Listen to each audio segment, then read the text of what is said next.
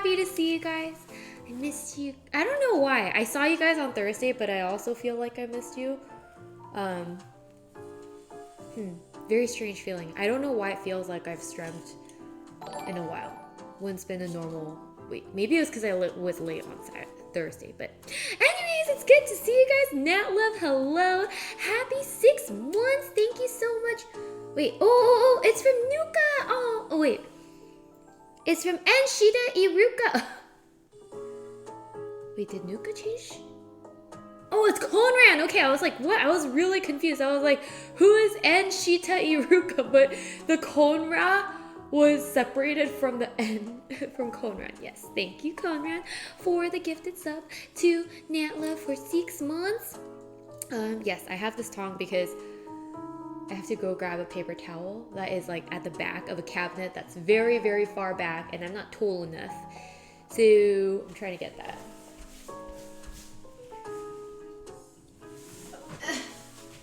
Oh, this is not cutting it either. I need a chair.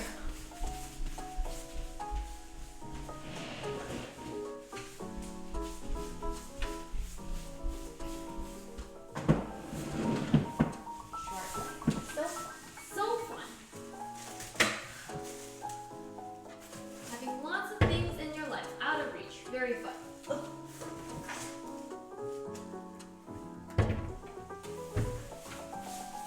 I got it.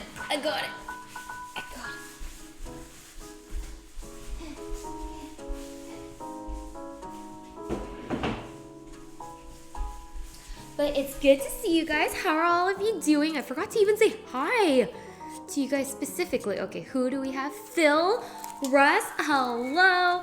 Hello, Instinct Woos. Hi. Hi, Jay Blair. Hello. Kevin, hi. Slow King, hello. Atreus, good to see you. Orson, hello. Volume too high, Irene. Okay, I'm sorry.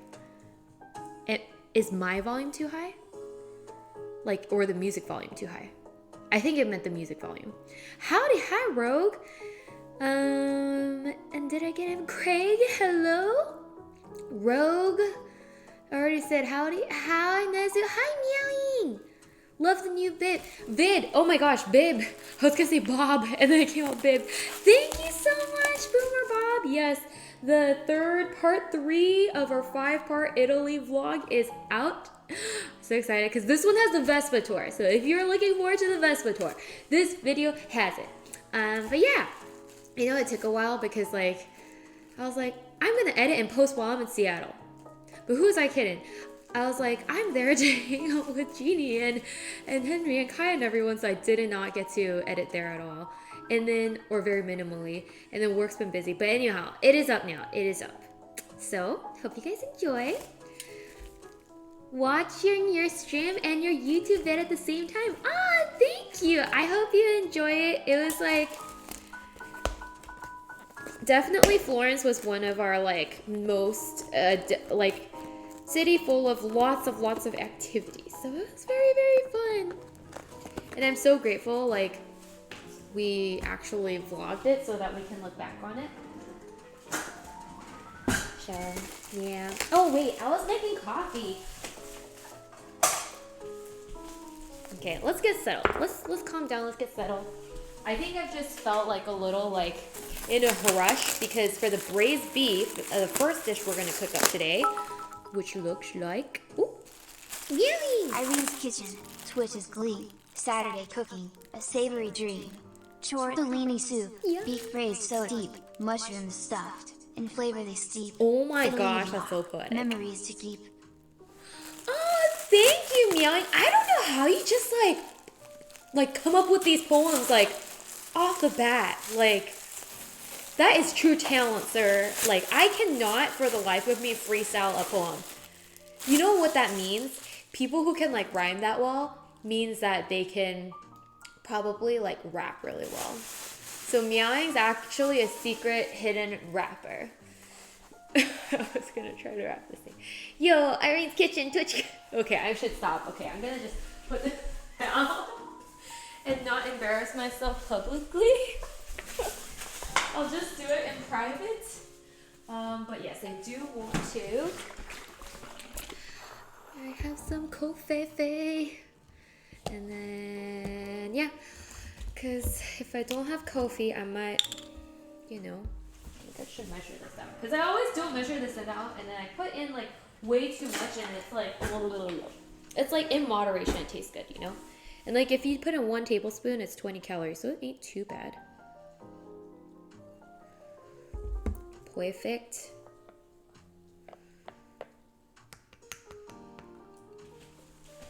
Okay.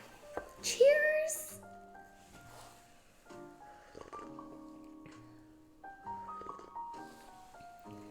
Bust out Rap God. See, I'm telling you, Meowing's a rapper. Now we know! Meowing's secret identity! Because there's no way you can rhyme so well when you're not just a natural freestyle rapper. Like, can normal people rhyme? Can all of you guys rhyme that well? I mean, you guys can pun very well too, so maybe it's just me. Maybe it's just me. But I struggle to rap. Like, yes, I struggle to rap and to rhyme. Okay, so the first dish we're gonna cook up today, the rest of this we can, like, you know, take our time.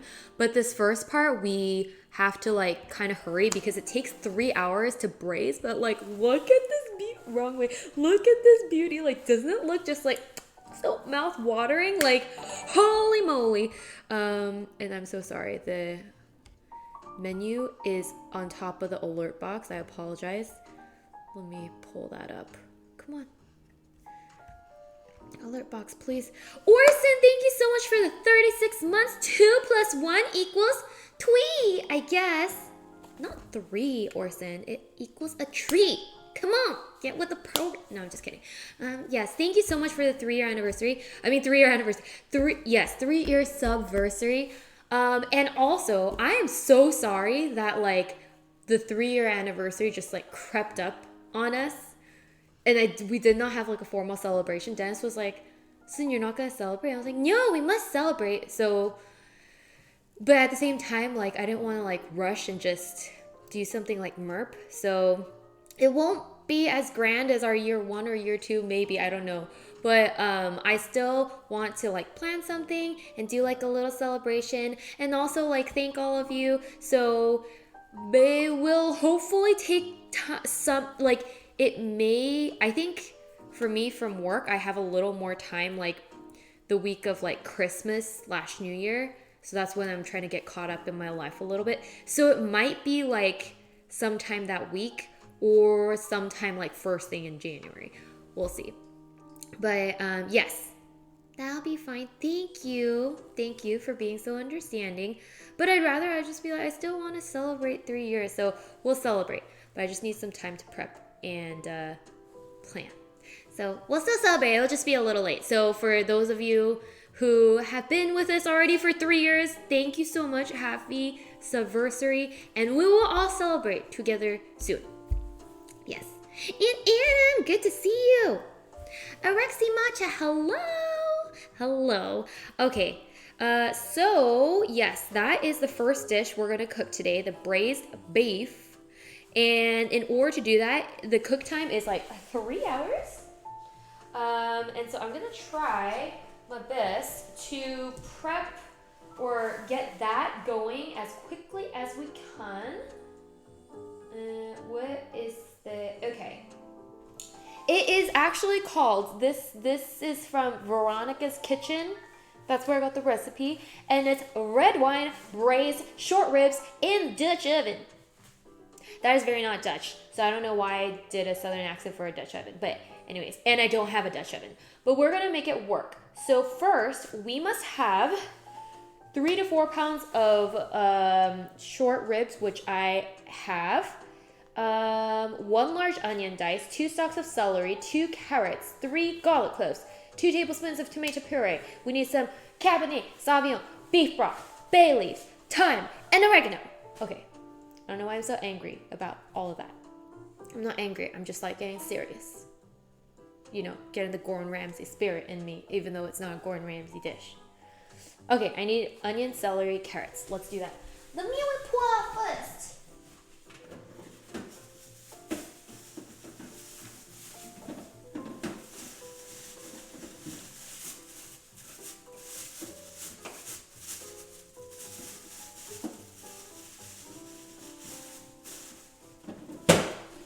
Okay, we got some onion, celery, and carrots. And then we need them all to be diced. So we'll go doing some hangry. Yeah, maybe that's what it is. 3 years and you're still growing into bigger, better, and beautiful stream. Oh, Craig! You're so sweet. Thank you. I don't know about bigger. I don't know if I've been growing very tall much, but I would like to. I think this year has been honestly a lot of like learning to balance everything because I just went back to work. And then I guess for further context, like the reason it's been kind of hard to like balance everything with work too is like as I was going back to work. So the reason I quit work was because it was taking over my life, right? And then I was like almost about to get promoted. And I was like, okay, well, if it's already taken over my life before I get promoted and I'm about to get promoted, it's going to really, really take over my life. Like I won't be able to stream at all these things. And then I quit for like 1.5 years, and I was like, you know what? I just need to have a better way of like putting things into perspective and not letting work take over my life, no matter what position it is. And then when I returned to work, I like got promoted to that position that would be more time consuming. So because of that, like that, and also I just need more sleep. I guess because I'm getting older or something. Because of all of that cumulatively together, that's why I think I've been like struggling to like keep everything balanced and like not like able to put in as much prep as I would ideally like into some streams and having to cancel last minute and stuff like that. So I'm very sorry. But thank you so much to those who have still stuck around. I am very, very uber grateful because I really look forward to coming to streams, like both on the weekend and on the weekdays after work. It's like a carved out piece of time where I get therapy from y'all, like lovely folks. I'm not saying that work is torturous or anything, but then like, you know, it's just like a time we can like all hang out with amazing people from all over the world. So that's a little bit of color, and that's kind of like, I'm not trying to make excuses. I guess, I guess like, it is kind of making excuses a little bit, but yes, I'm so sorry that the 3-year anniversary is delayed. And this celery is dying. But because of that, I extra want to celebrate because like, I feel like it could have gone bye-bye, but it didn't. Thanks to all of you being here, so I really appreciate that. Because I think if I ended up stop streaming, which was one of the things I contemplated as I was going back to work, I would have been very sad, and I would not have as much hangout time with all of you guys. So I really get to catch you live streams. Loving your hair. It looks great. Neon shadows. Thank you. I showered before strip. Thank you. Okay, so I'm just gonna give these guys a dice, and I need to like not take my sweet time with this because we got to put the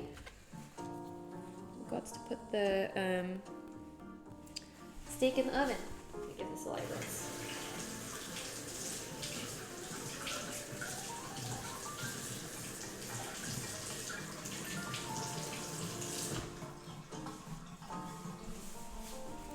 We all understand the real life sometimes takes over and takes precedence. I know you know, but we don't take for granted each time you decide to stream, and time we get to spend with you is a bonus special. Aww. Thank you, Adam. That's so sweet. And then just to kind of reciprocate too, not that I'm just saying this because you're saying that, Adam, which is so very sweet. I appreciate it. I like really appreciate your guys' time too, because like you can spend it anywhere else. You know, on a different channel that like maybe shows up like consistently, like reliably 100% of the time, or like, I don't know, like all those things. But you guys gift me with your presence here, so I truly, truly, truly appreciate it. Because everyone, you know, a lot of you too have just as busy of, if not busier, real life too, so I appreciate it. Anyways, I will more formally appreciate it on our 3-year anniversary celebration. Okay, time to start pa-choppa-chopping. Mrs. Supremacy, thank you so much for the millions of hearts. PK, hello! Good to see you, and thank you so much for the 1 year. My sub to Irene is like an emotional mirepoix for me. It's basis for tasty, tasty, happy. Oh, that's so sweet! Thank you. Oh my gosh, I got compared to a mirepoix! You guys are seriously also like poetic, punny, genius. I guess that's why chat is chat. Chat is like magical with their words.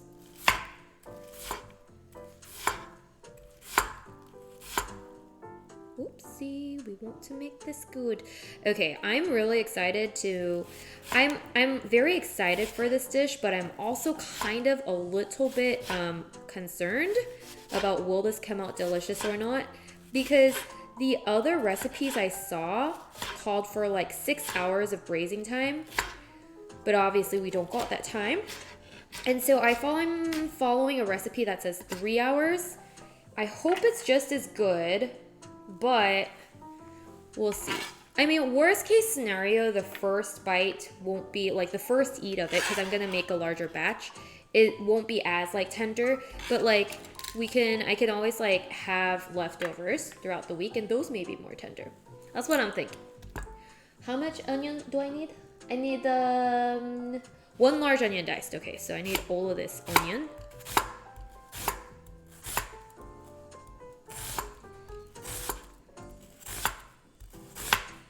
By the way, it is like so windy here in Southern California, or wherever I'm at in Southern California. It's like sunny but windy. I think I only use Twitch to watch your stream as the only time I am free and awake due to time zone difficulties. Oh, really, Natliv? Oh my gosh, I'm truly blessed to have your presence here then. Thank you. 6 hours, right? But yeah, apparently like braised beef, to make it soft, you need to do it like, you can't like hurry the process. You can't be like, hurry up and get tender. Like, you can't make the beef feel stressed. It needs to relax and like just like be in a light, you know, nice temperature spa for 6 hours, and then it becomes very deliciously moist and tender and like fall off the bone tender. Yep, so you got to give it time. They say all good things come with time. Yay. Yeah, so I hope this tastes good. I previewed what I'm going to make today to Dennis. I was like, I'm gonna, oh, yeah, I said, oh, I'm gonna make braised beef and then tortellini soup. He's like, oh, so you're making dumpling soup and like American kalbijim? And I'm like, yes, I guess you could call it that. But he was excited for the turnout. So I hope it turns out good. That way we can also eat it throughout the week.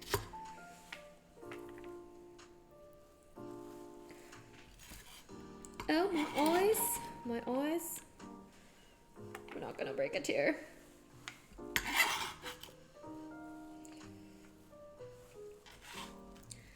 American dumpling and kalbijim, right, MZ? I was like, well, I'm sure if you say that.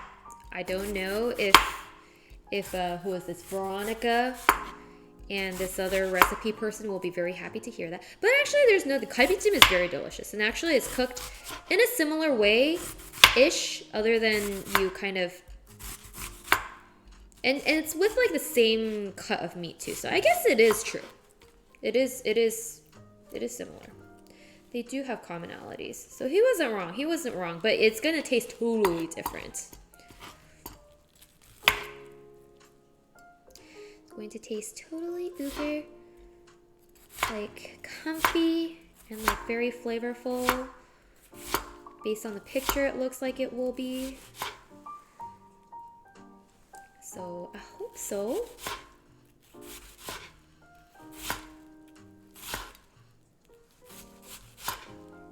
Okay. Hello, can never go wrong with galbijjim. Yes, I actually made galbijjim while I was in Seattle for the Crusade crew, and I don't know why, but that is like the traditional thing I make when I go up there. And then everyone liked it. And actually, basically, I cooked it the morning Jeannie did the IRL stream at the Seattle market. So then once we came home, it was kind of like going to be ready to eat. And then Henry was super smart and then decided to like put it on low heat for like 10 hours. So it was like super, super tender.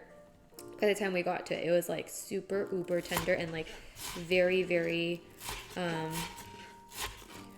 like it had soaked up the sauce very deliciously. So yes, I think the longer you cook braised beef, the yummier and tender it gets. And so I'm like, maybe I should get a crock pot at some point in my life, but I'm like, do I really need it? Do I want it? 10 hours? Yeah, I think it was even more because I cooked it, or maybe, okay, never mind. That's exaggeration. Because I cooked it at like, 11 a.m. or so. No, maybe like 10 a.m. or so. And then we ate it at, we ate it at like 10 p.m. 10 or 11 p.m. So yes, I guess it did get cooked for almost like 10 hours, maybe even more.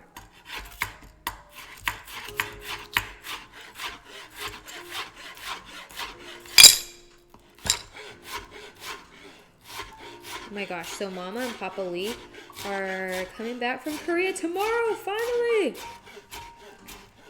And then I was talking to them because I was like, Mom, Dad, they said that Twitch is going away in Korea. But then apparently, like in Korean articles, I don't know if they're trying to create, like, they were trying to lobby it through use of articles.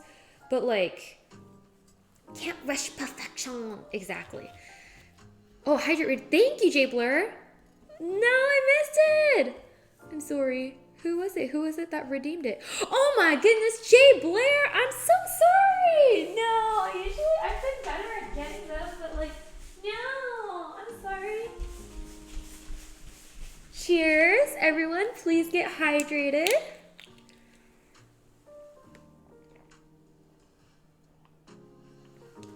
But so in Korea, the articles were saying, yes, Twitch announced it, but maybe it's like them putting their foot down so that they can get, and then maybe like, yes, Twitch absolutely probably is very serious about it, but maybe Korea will change their stance. I don't know. But I mean, I read deeper into the article too, and then they did say like they're helping the streamers move to other platforms. So I was like, it looks like it's actually really moving. But then apparently, like, on Korean articles, it makes it sound like something that's going to get worked out. So I'm like, really confused. I don't know. Boyfriend, Irene, what's your name in Korean? Oh, it is Ingyung. It's really hard to say in English, I guess. It's Inkyung. Ingyung. Jeannie's is easier, I feel like, but anyways, yeah.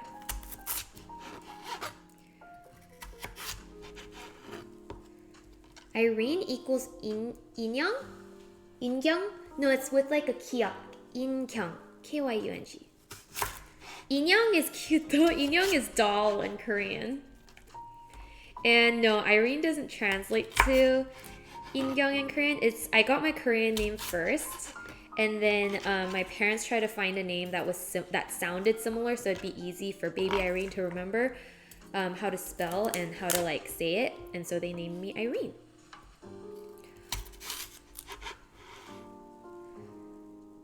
But Korean streamers, it is very heavy. Yeah, yes. But that's why I'm just thinking maybe it will get resolved because they have time till February. I don't know. But anyways, yeah, Mama and Papa Lee coming back. And then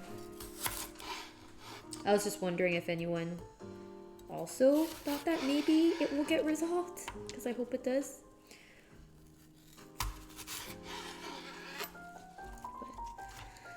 With VPN, if they want to change it, better do it quick, because Twitch will exit Korea in Feb. Yeah, that is like in 2 months.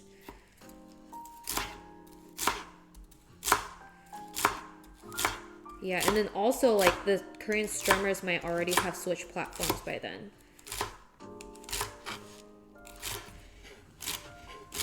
So maybe not. I don't know. But like the Korean article apparently said, even though that's what was published, like because Korea is the 4th largest market for Twitch, even if the profitability is lower, they will likely work something out. But this was like Twitch's ultimatum, saying like, we already announced it to our, I don't want to form, actually I should stop, because I feel like I'm like creating a conspiracy theory, which probably is not true. That article is probably very optimistic about the situation, but who knows what will happen. I guess we'll find out by the time February is here. Yeah. Some are deciding to exit streaming as a whole. Really? Oh my goodness.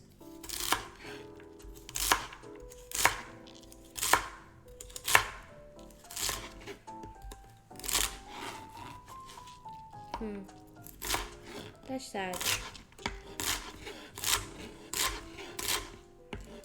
That is definitely sad. Well, anyways, okay, I'll switch topics so that I don't like say false information nor aggravate the situation. Although I brought it up, so I'm sorry. But yeah. Our mirepoix is kind of like imbalanced because I have way too much onion. I think I did too much onion, but that's okay. I think onion kind of like shrinks, so.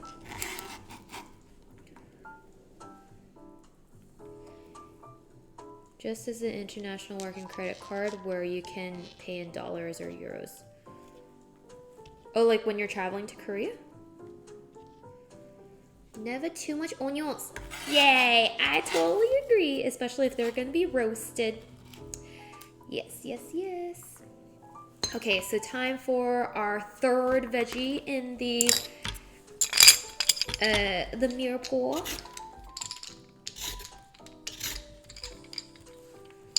Visual credit cards from Wiser Revolt first. Oh, I see. Hi, Pants. How are you? Also, sure, I forgot what I was gonna say.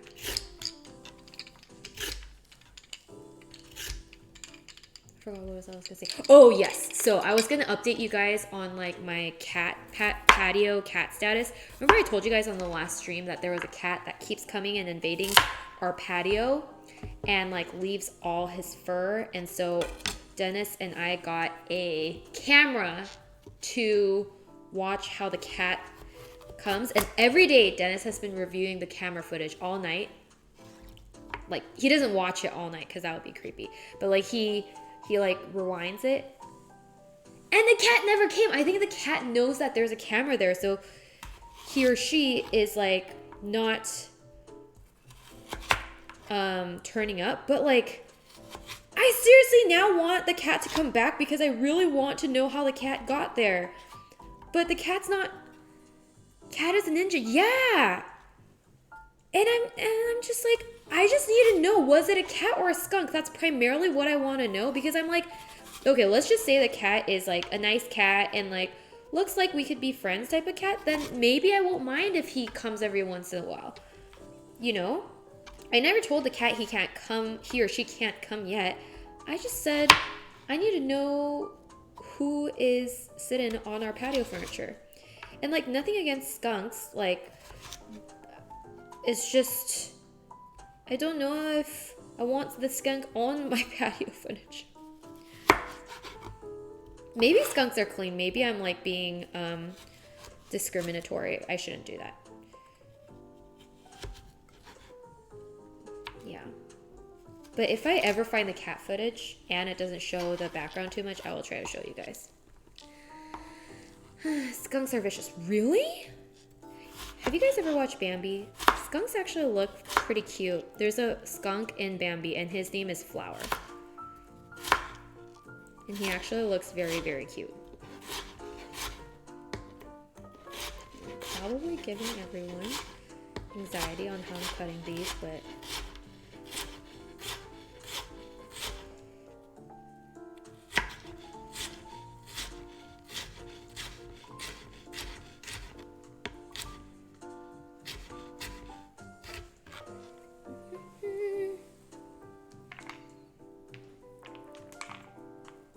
skunks are vicious. They eat meat. What?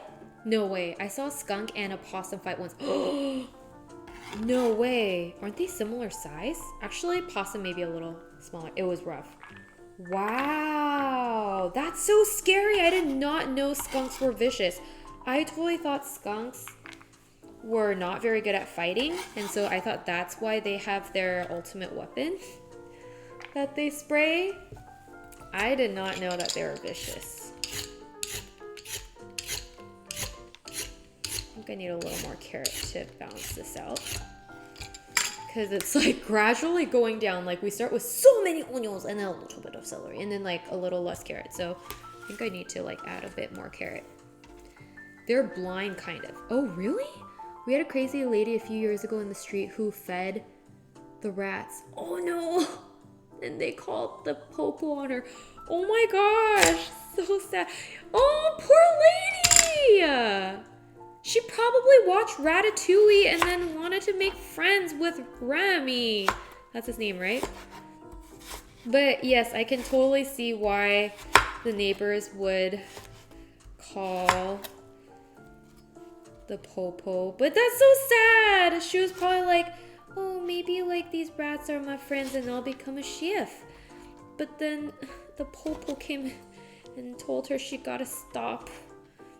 She's like, but they're my friends.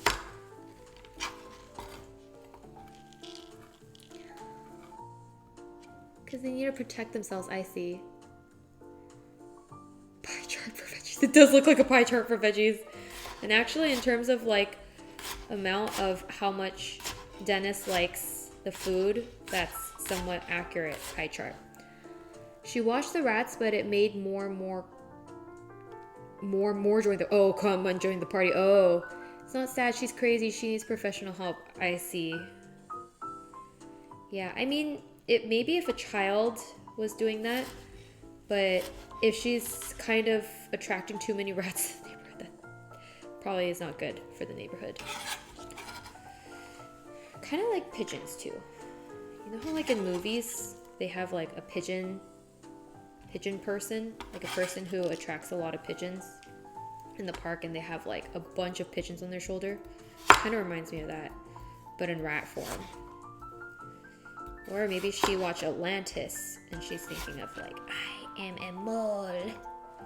Oh, but that's not a rat, that's a mole. Moles and rats are different.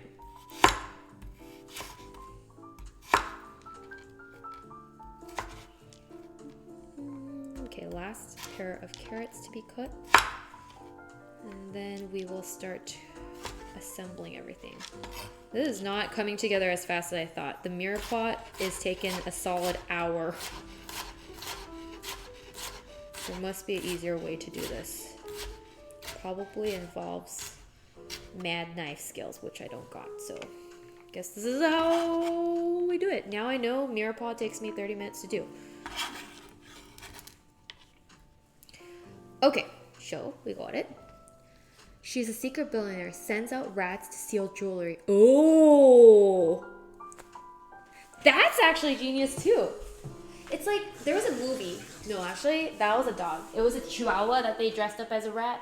I was thinking of Enola Holmes. Okay, let's see. What do we do next?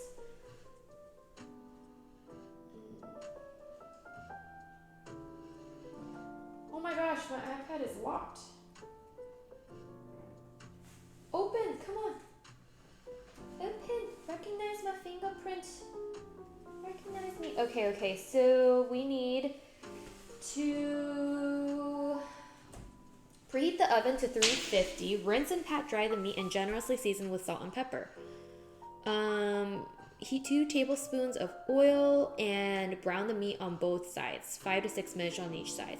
Then add the blah blah blah or translucent, then add 2 stalks of blah blah blah, add 3 cloves smashed garlic, and cook for a few more minutes. Stir in.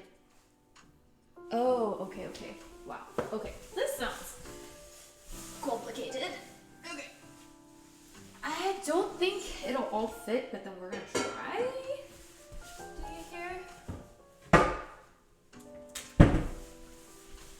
Okay, so I've got the meat.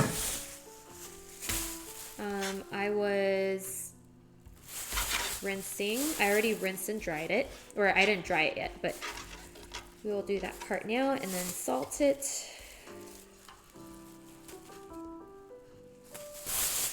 Cook it.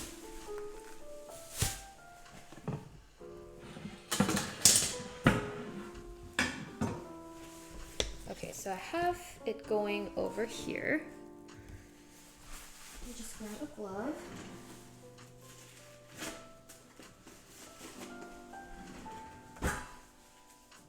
Generously seasoned with salt and pepper. Okay. Too many onions, that's what it is. Oh. Forgot you were anti-onion fan too.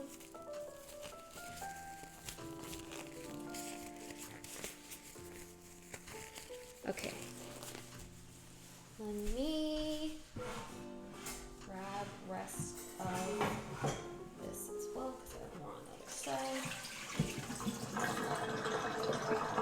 Okay, so I got some bone-in short ribs, and then I kind of like drained their blood for a bit. They're all rinsed, so I will salt them and then pat them dry. Ooh. Okay, I need to move this cart. Paper towel. Need paper towel. Ooh.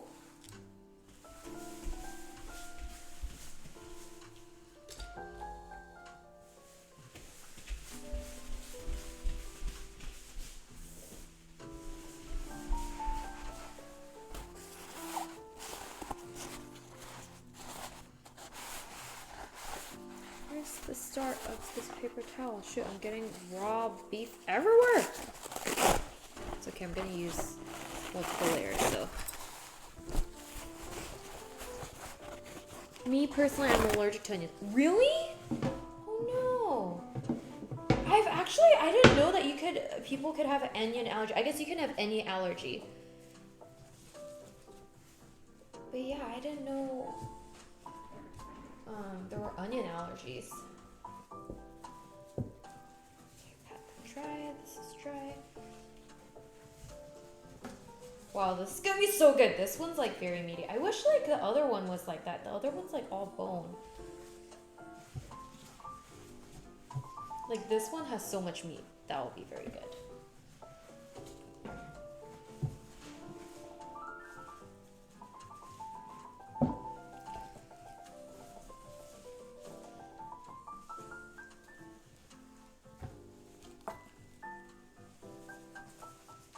I think they want you to pat it dry because it needs to kind of like form a crust on the outside as it cooks, hopefully. So drier it is, the better it can establish a fond.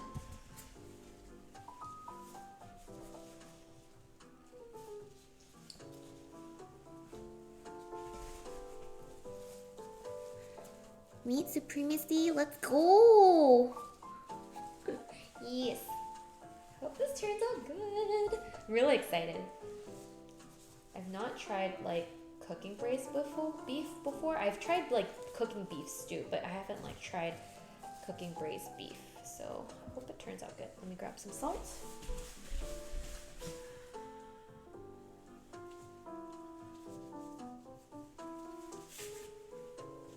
Salt and pepper. Pepper. Where's pepper? Okay, here we go. generous amount of salt, apparently, right?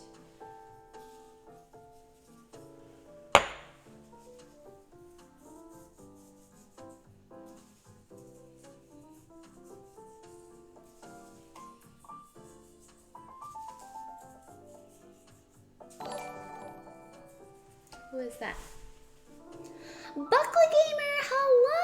And thank you so much for the 2 years. Thank you.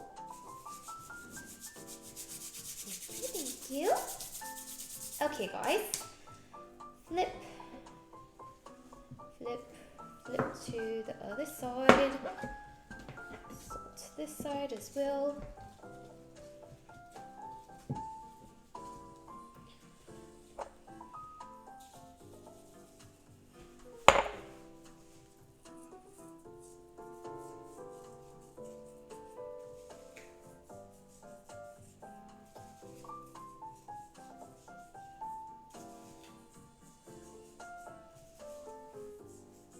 I do want to generously salt, but I also don't want it to be so salty that we can't eat it, so I'm gonna like try to. And then also these guys, I'm just gonna do the side a little bit because, oh, it is thicker.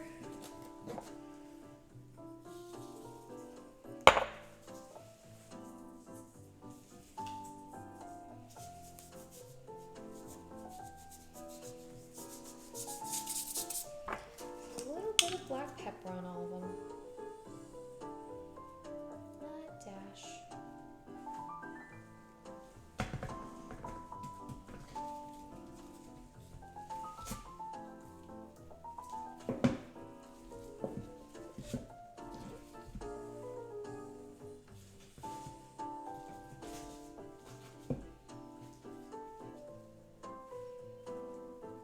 Okay, cool.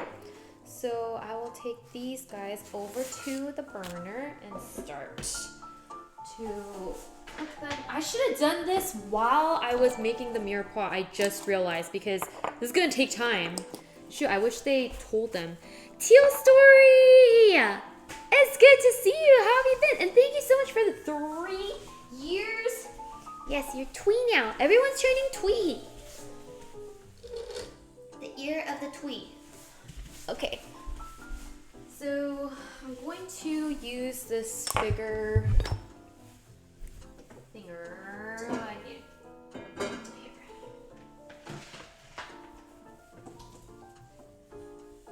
Okay, let's turn this on. Pan going. Get some oil.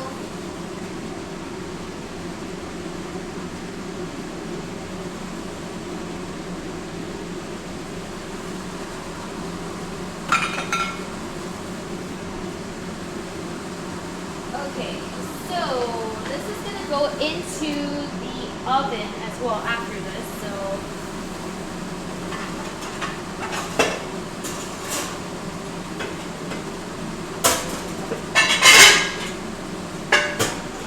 pretty sure this will fit everything, so I'm going to go with this because I want to try putting it in my air fryer oven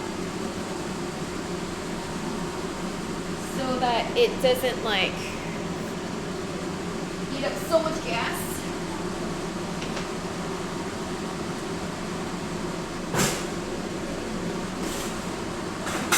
No, it doesn't fit!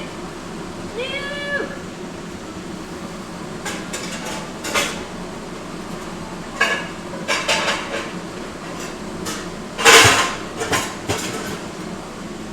This fits, but there's no way that that's all going to get in there. No! Okay, we're going to have to use the big oven. Bust out the big oven. It's gonna be hot 3 hours. Oh shoot, okay, I need to put in the meat. Oh, let me open up the window because I don't want to get a fire alarm.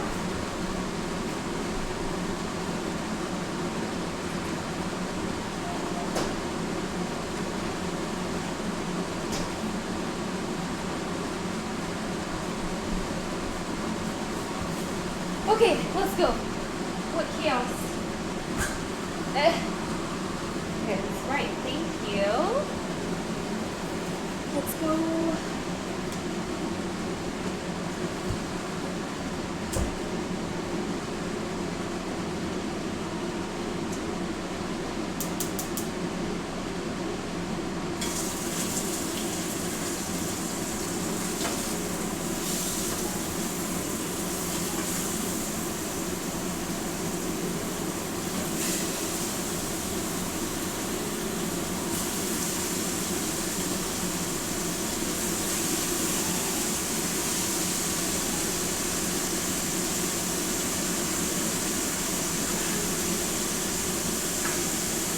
Okay, I'm gonna have to do them in 2 batches.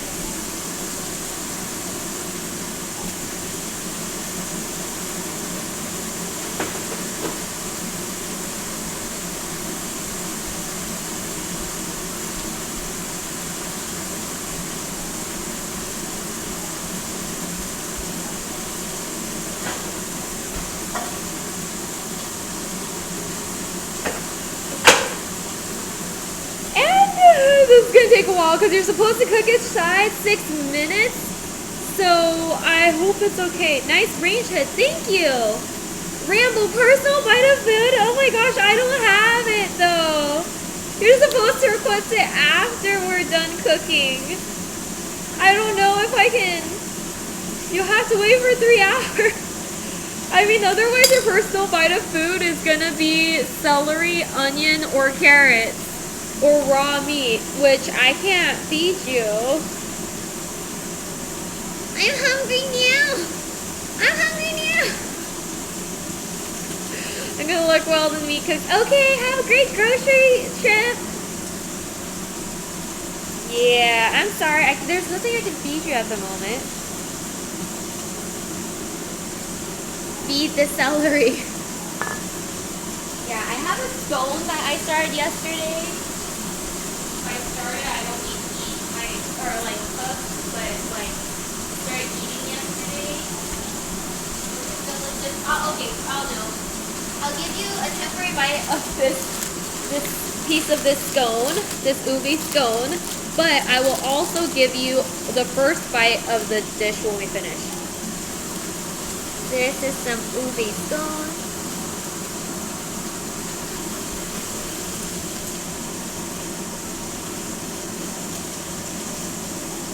That was personally for Rambo, only. It's actually really, really uber delicious.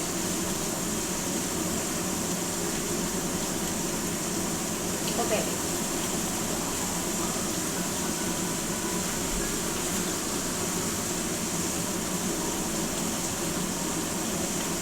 No, fly speed, buckle gamer, stop. No, stop, that's only for Rambo. I said no. No. What I feel like when I'm talking to Ian. Okay, it's supposed to be like 6 minutes each side, but turn the beef iron, okay.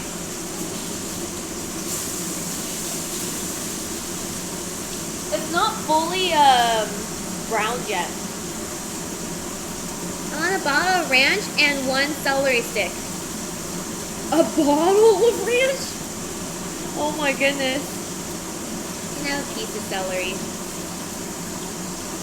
I personally don't love eating celery.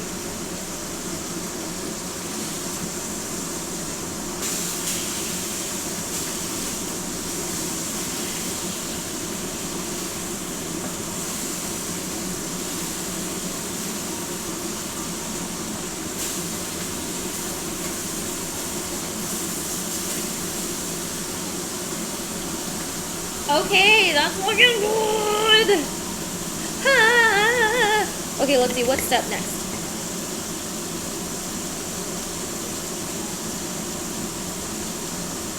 So we gotta hit the run. We need to add 3 cups of beef stock later. So let me prepare the beef stock.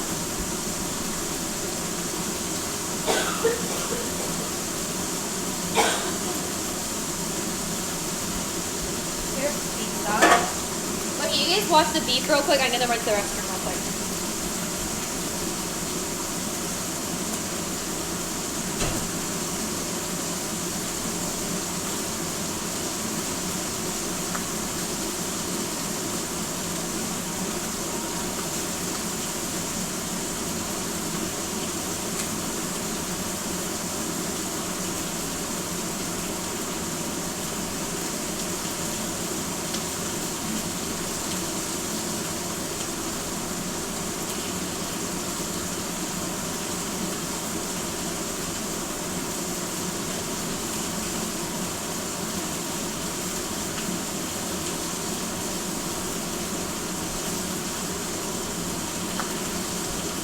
Okay. Is this beef turning out good? I'm gonna plate and set it aside.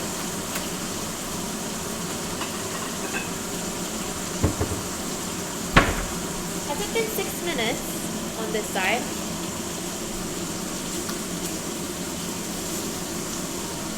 Okay, I think that's fine. Actually, maybe a little longer. But yeah, it's supposed to be 6 minutes on each side. Watching the beef. Thank you. But maybe since we don't have a whole lot of time, maybe we don't do it that long.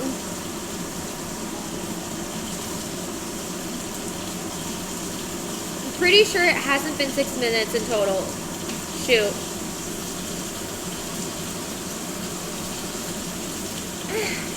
Did it take that long for it to brown? We're beef watchers. You guys are. Such great beef watchers here. It smells really good though. Okay, you know what? We don't got time, so we're taking it off. And then, because it's gonna cook in the oven eventually. Ultimately, I think what we want is just the fond, one of the two. That meat's trying to pick a fight with me. I got beef with the meat. By the way, I don't hear any music. Has the music paused? Oh, the music's going. It's just the fan's so loud. Okay. That's pretty good. That's good. Okay, we'll be happy with that.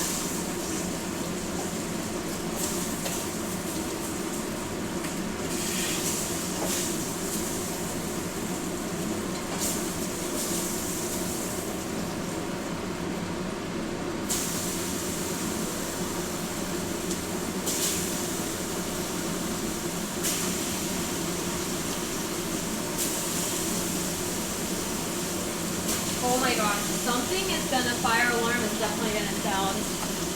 This is kind of concerning, but we'll just go with it. We gotta show you how the beef turned out. Look at that! Doesn't that look good? I mean, it's raw, it is raw, but it looks so good thus far.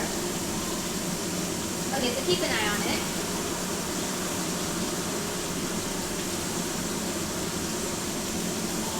Keep an eye on it. Food is always a victory with beef. Yeah.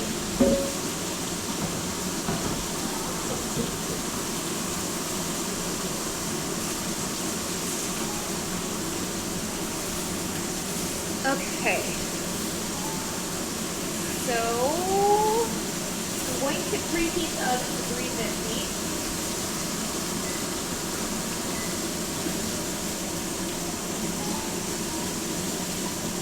Okay. Add 1 diced sliced onion, cook for 8 to 10 minutes or until translucent and soft. Then add 2 stalks, diced celery, and 2 carrots. 3 to 5 minutes. Oh my gosh, this recipe takes forever. That's okay. That's okay. I get first bite. You do. You do get first bite, Rambo. But you might have to wait like 3 hours. Looks pretty decent thus far, right? I'm excited. I hope this turns out good. You know what? Instead of, you know, lazing around, I'm gonna start prepping the next dish, which I'll show you a preview of what it's gonna be. So our tortellini soup looks like this. It is a It's a sausage tortellini soup. And so I need some Italian sausage, some small yellow onion diced. Oh man. Can I use part of that? 3 cloves of garlic, 3 tablespoons of flour, 1 teaspoon of dried basil, a lot of like different sauces and stuff. So maybe I just measure that out. Because I need, how much tortellini do I need? 2 cups of tortellini.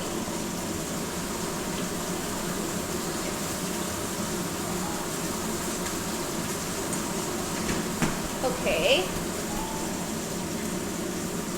Maybe I just prep the... add basil, oregano, cayenne, hot sauce, mustard powder, pepper, and red flakes. I'll prepare those. Okay, and let me also flip this. Hopefully they're not burned.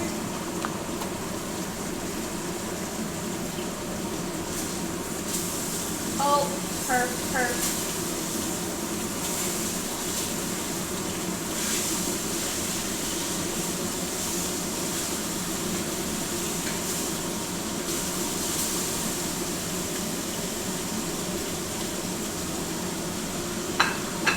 I'm seriously so scared the fire alarm will go off, so I'm like bracing myself right now.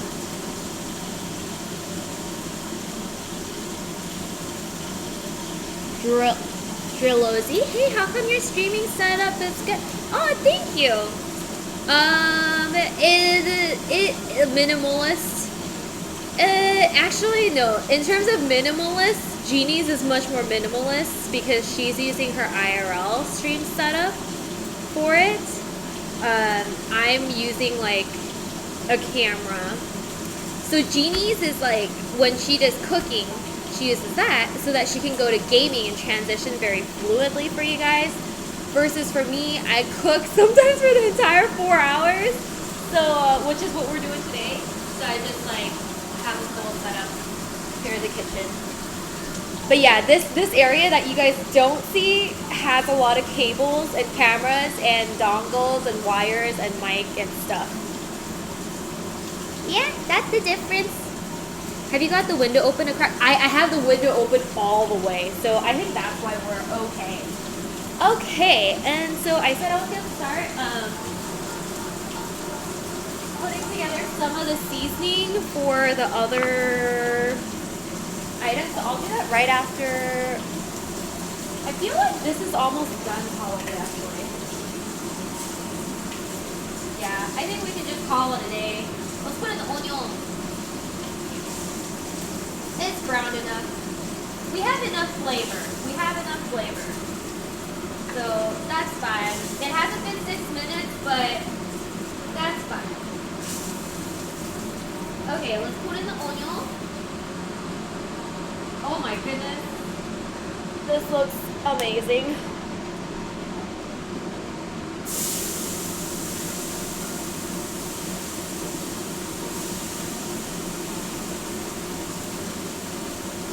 I shouldn't have mixed everything.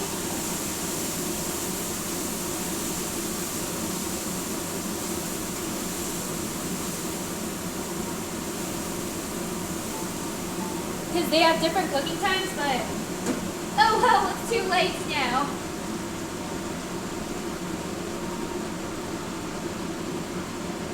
You know what? Just throw the whole thing in. Who cares?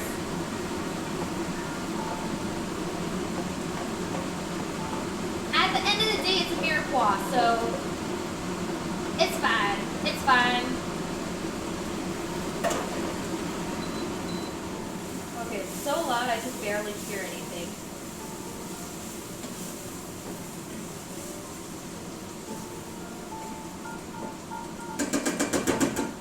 Okay, so we'll have that going. Oh my goodness, look at this! It looks so good. I mean, it's raw. It is raw and just brown on the outside, but it's gonna be so good! So that's going, and then in the meantime here, I am putting together basil, oregano, cayenne pepper. Okay, mustard powder. Okay, let's see, basil.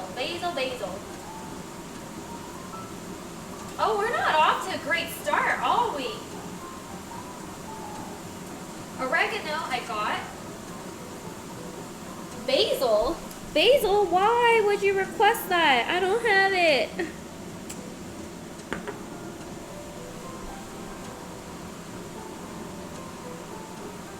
Cayenne pepper.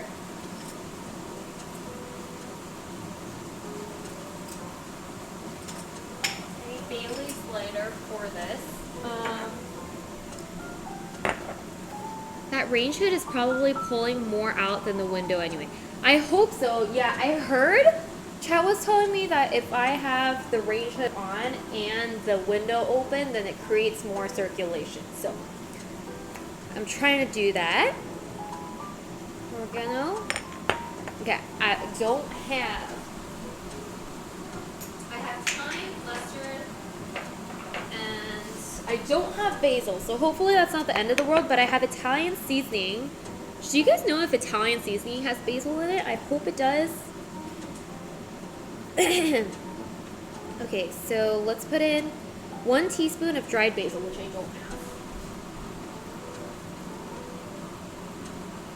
Do I have it? Let's see. I have celery seed. Why are there so ground coriander?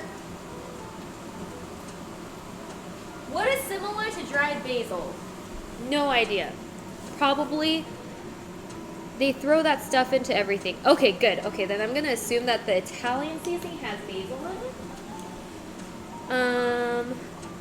This honestly smells like it has oregano in it and everything. So I'm just like, can I just use Italian seasoning and take out the? Because this half teaspoon of oregano is asking for 1 teaspoon of dried basil. So I'm just gonna put in 1 teaspoon of this. And that will count as the oregano and the dried basil. Okay, and the mirepoix needs a little bit of a stir.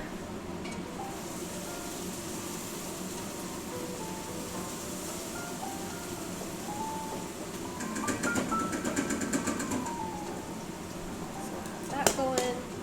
And then meanwhile, we will measure out our stuff. So we'll keep an eye through the overhead camera for that. And, well, you could just read the label. I would, except I don't have the label anymore because I guess that's why you should keep the label. I didn't keep the label. Okay. How much oregano? Only half teaspoon of oregano. I'm afraid this has... I'll put 1.5 because Dennis won't love it if the whole thing tastes way too strongly like oregano. So we'll do that. I'm trying to look. It doesn't look like it has thyme. So, okay, so basil, oregano got taken care of with that. 1 pinch of cayenne pepper. We're gonna go with Ankle saying, so hear me out, and then go with a little bit more than a pinch. In its original container. Yeah, it's not in its original container. Google, basil and oregano are the base of the seasoning and provide great... Oh! Perfect. We were right! Thank you, Pants. We were right. Okay, so not too much cayenne pepper because it's very spicy smelling. But it's also like it's a huge portion that we're making, so maybe it's okay to be generous. Okay. And then you need some 1 teaspoon of hot sauce, half teaspoon of mustard powder. I didn't even know mustard comes in the form of a powder, but apparently it does.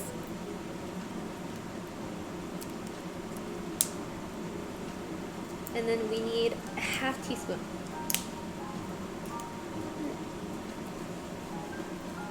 Half basil, half oregano. Okay, perfect, because it asked for 1 teaspoon of basil and half teaspoon of oregano, so I put in like 1 teaspoon whole. So hopefully that'll be good. Because Dennis doesn't love oregano. So I won't overdo it with that. Okay, so we need... Wow, this is like out of... Usually when you get a spice jar, like it's not filled all the way to the brim because it's expensive. Like, they filled it all the way to the brim. Okay, half teaspoon. Oh, it smells like mustard, but in powder form, I guess. Mustard powder. And then 1/4 teaspoon of pepper. We're gonna eyeball that.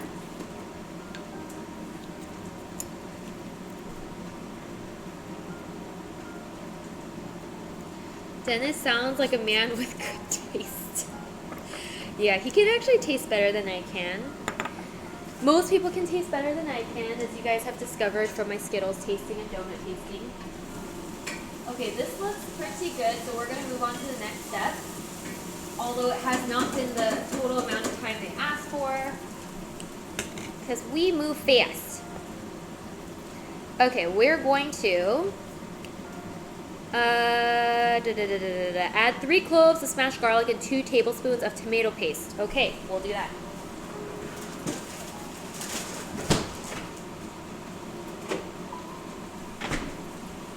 we're gonna add lots of garlic, because the more garlic, the better. We all know that. That's just like common sense. Irene sense. So this is definitely more than the recipe calls for, but I'm gonna go for it. Go for it. And then it says 2 tablespoons of tomato paste. I am too lazy to measure that out, so you're just going for it. 1, 2.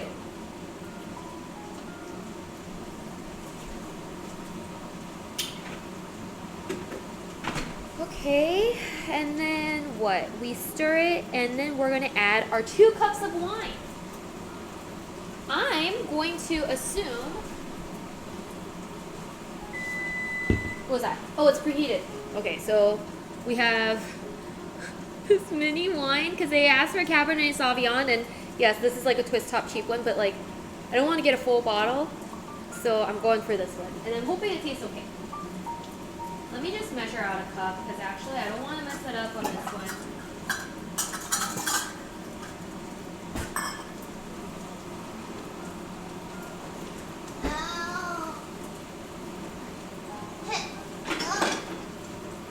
Oh, by the way, you guys will be very proud to hear that I have actually bought a can opener now. And I bought an electric can opener this time.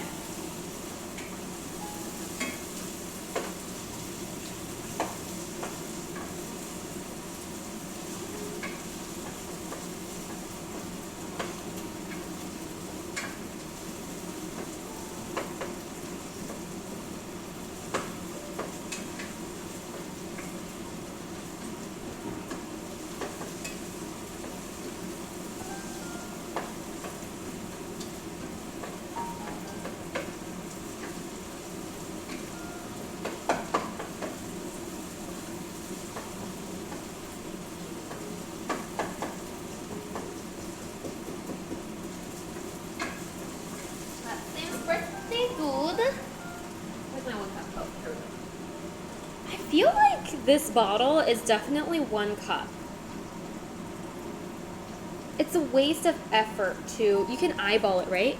This is probably 1 cup. Oh, I know, it says 240 milliliters. This says how many milliliters? How come it doesn't say the milliliters? It must.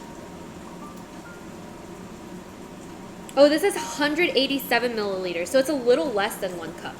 Less than 1 cup. Thank you, Phantom. 187 milliliters, so I need more than 2 of these. Because it asks for 2 cups, right? It asks for 2 cups of wine. So how many, if this is 187 and it's asking for 2 cups, do I need 2.5, guys?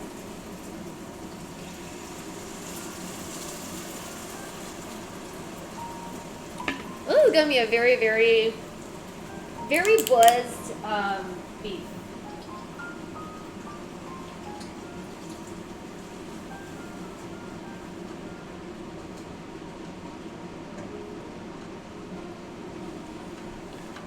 $250 milliliters is 1 cup. Yep. So then if I do 187 times 2, that's what? 200. No. So I need 500 milliliters. Couldn't fit 3 more milliliters. Yeah, to get to 190. Wait, 250. Oh, I need 2.67. Okay, thank you, Pants. So I'll put in another half bottle. A little over half bottle. Magicians here.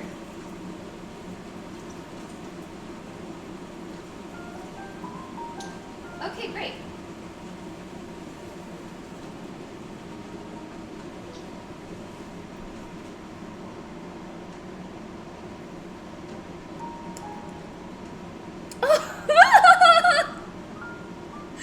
Guys, maybe I have cheap taste.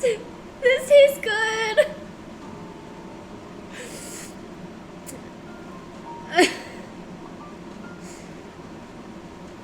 Maybe this is not bad. This Sutter Homes Family Vineyards. It's a family vineyard.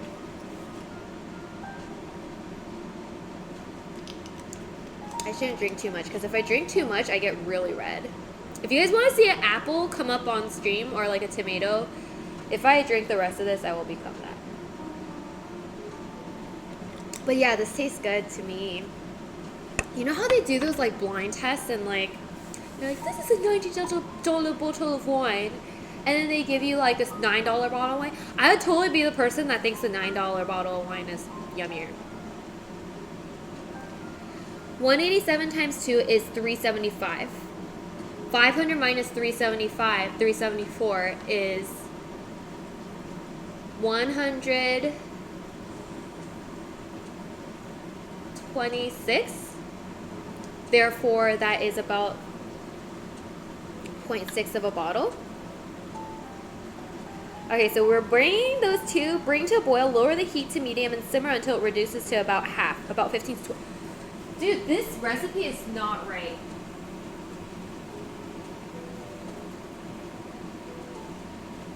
The recipe says it takes like 4 hours to cook this thing, but it is definitely taking longer than 4 hours to cook this thing.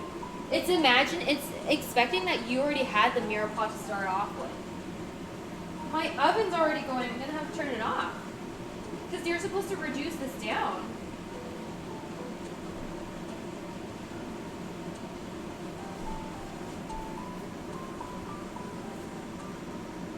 Gonna dance on the kitchen counter. Tomato Irene, that'll be a sight.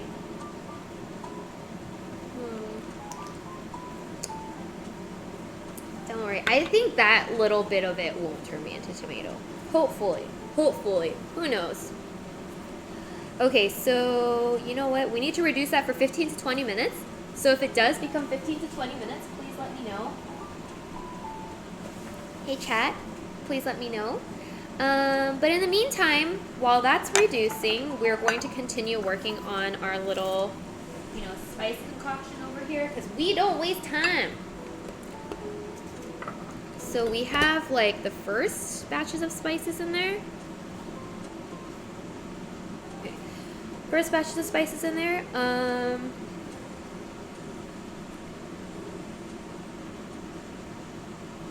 So we have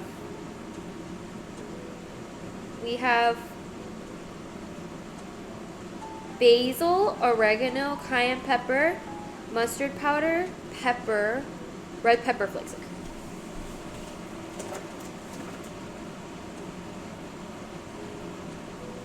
Shoot. Oh. Crushed red pepper flakes. So for crushed red pepper flakes, it is asking for 1 pinch. That looks like a pinch. 1 cup of heavy cream. Okay, so this is good.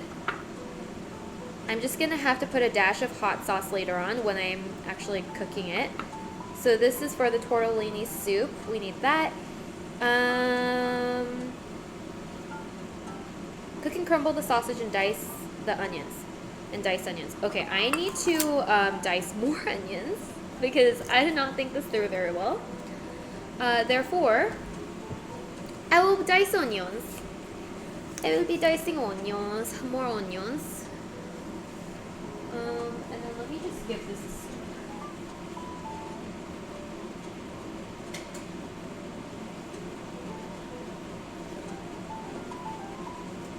Because I did realize, like, it is super important to cook out your alcohol.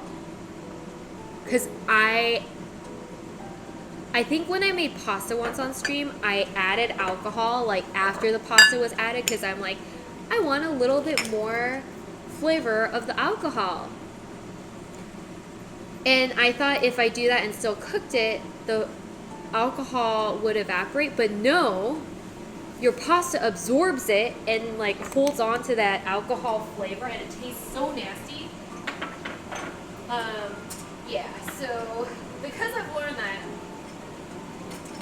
I realized that actually cooking off your alcohol is very important.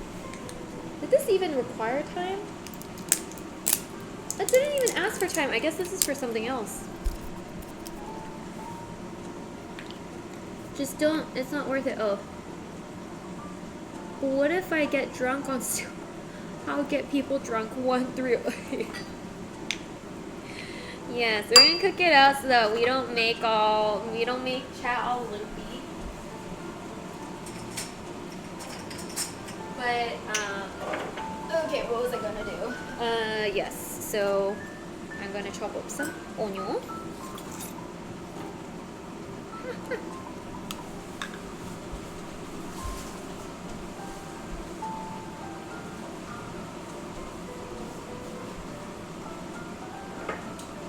Onion! There we go.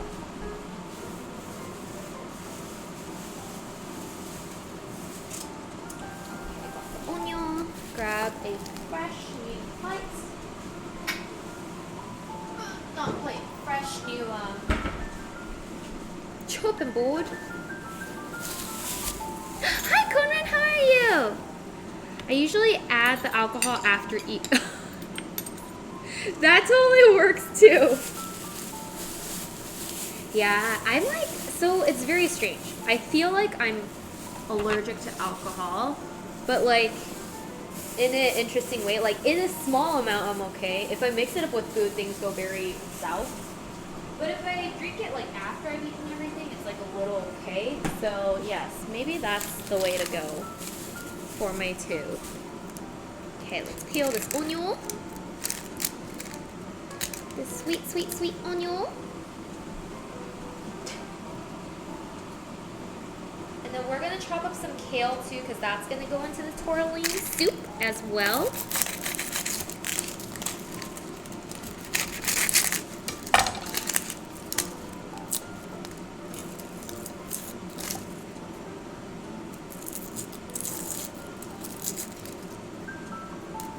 Stir the mirepoix. Oh, thank you. Oh, it is reducing. It is reducing. That's good. It's not like fully reduced yet, but thank you. What would I do without all of you guys like supervising my cooking? It's like, you know how they say like this, do not watch this without adult supervision. For me, it's like, don't cook this without chat supervision. Could get dangerous. Haley, hello, and thank you for redeeming Sip Your Water. That is a great idea, especially when I'm, oh, I mean, I didn't drink a lot of it, but sip it on other stuff. So here is to hydrating. Get hydrated, everyone.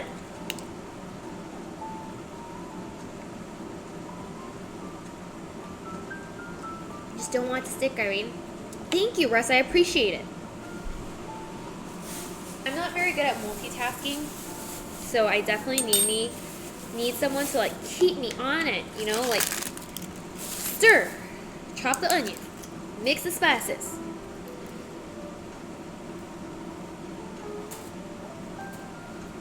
Okay, onion.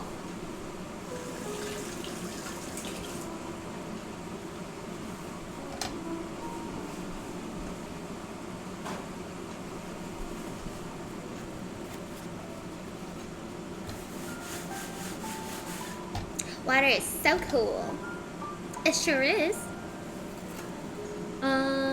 By the way, I mentioned I got a Henkel's International knife set a while back, and you wanted me to let you know how they are. I love them, but of course I'm not a pro chef. Really? I'm so glad it went well.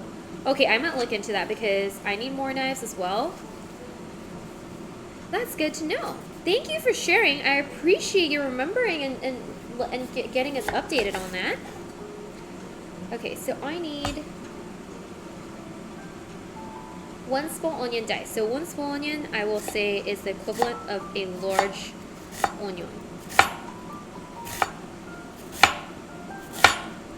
Hope you are cooking many delicious dishes with your new knife set. Can't go wrong with steel from Solingen. Solingen. Where is Solingen again? Is that in Switzerland?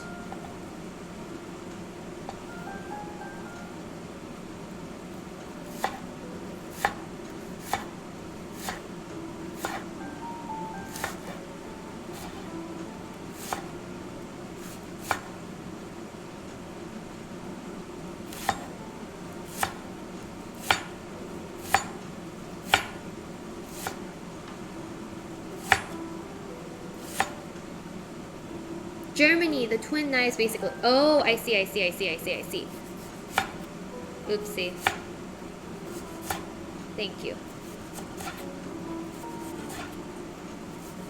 Oh, Dennis and I were talking about, like, oh my gosh, we had so much fun in Italy. Like, we want to do another European trip, and so we're trying to decide where would be next. But, like, it's so hard to decide because there's so many, like, countries that we have not visited.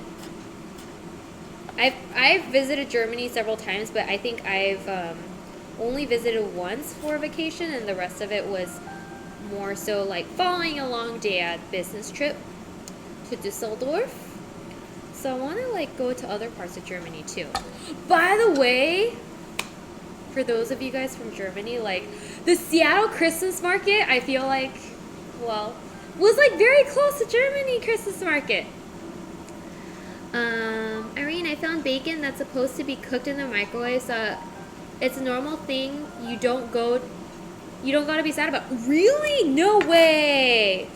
They found it out. They found out cooking bacon in the microwave is a thing.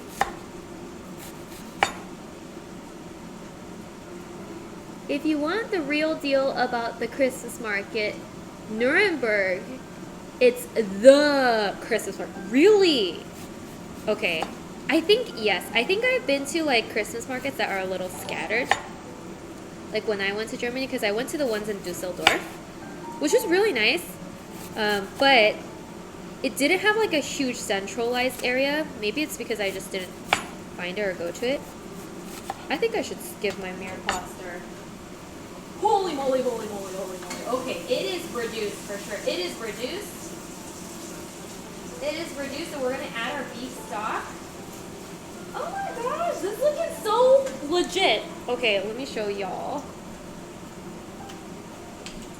Okay, this is looking pretty legit. Like, it looks really dark, so you can't really see what it looks like, but it looks pretty legit. Doesn't it? Hopefully it's good. Oh, Leafy Pew, hello, and thank you so much for the 34 months. Thank you. Okay, I'm going to move on to the next step here so that I don't burn it. So we're going to, we did the wine, and then now we're going to add 3 cups of beef broth. And we're going to use, okay, so I need 3 cups. Each cup is 240 milliliters. So 240 times 3 is 720. So just not all of this. Therefore, I'm going to just use the cup and not mess it up. Beef broth.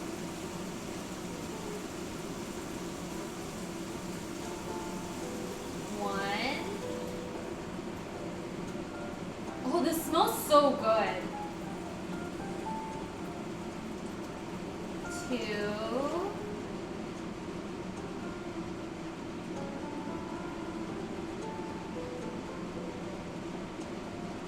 3. You know what? I should learn to like calculate this in advance of grocery shopping because I bought 2 of these because I thought it would be enough, but it would have been perfect. 720 milliliters, correct? Yes. Clearly, mental math ain't my forte. Takes me forever. But I do that, and then add bay leaves, thyme, and oregano. Okay, oh, that's why I had it. Okay, so I need 2 bay leaves. After I add back the meat, let me give this a little stir so it's not stuck.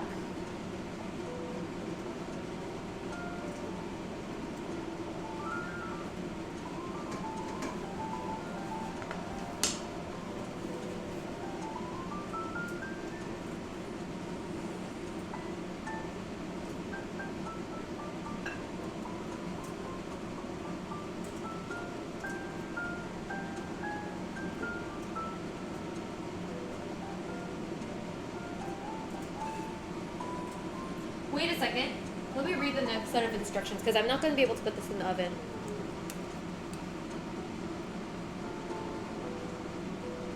Okay, we're going to put this into the oven. So I'm going to actually just move this all into a dish so that we can put it into the oven.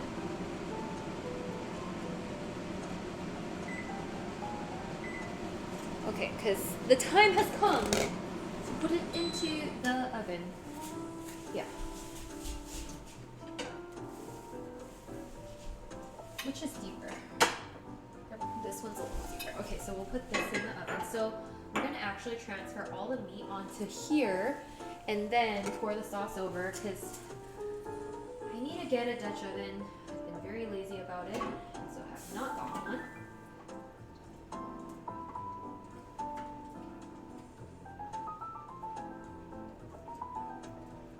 Oh my gosh, this is gonna be so good.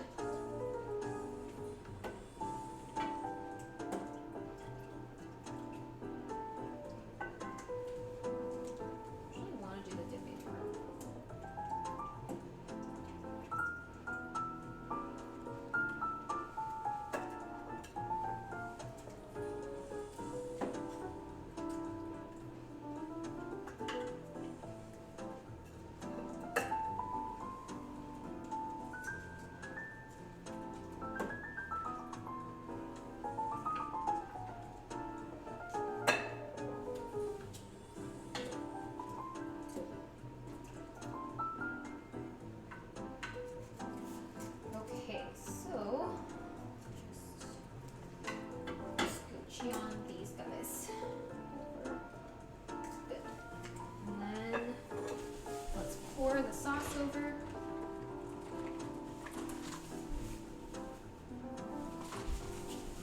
Don't risk it, Irene. Don't risk it. Why would you do that? Oh, I thought that was my platter. Oh, the full thing. Yes. But the first bite goes to Rambo.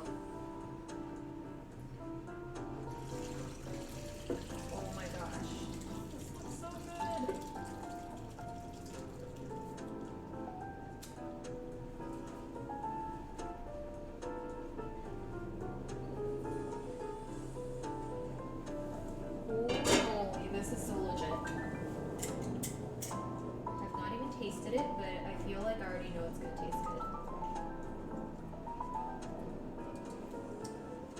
Okay, and then we're gonna add a few bay leaves.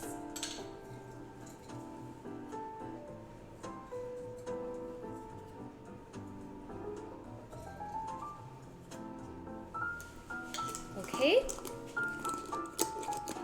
Is the glass oven safe? Yes, it is. It is. I've cooked multiple things on this. It was like the Pyrex or whatever it is that is oven safe. Thank you for checking. I appreciate that, Mr. Supremacy. Cover with lid and transfer to oven. Cook for 2.5 to 3 hours. Okay, so we still have time. We can make it. We can make it. If we do the 3-hour one. I need foil. Where is the foil? So the bad thing about not having a Dutch oven is that you're supposed to have like, you know, the heavy lid that keeps everything together, which we're not having right now, but foil will be good enough. I'm just gonna double lid the foil so that it's like, you know, kind of acting like a lid, like a legitimate lid.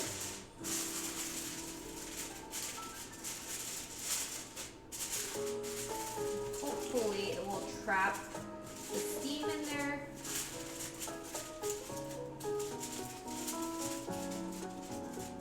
I'm gonna put it on a baking dish in case it overflows.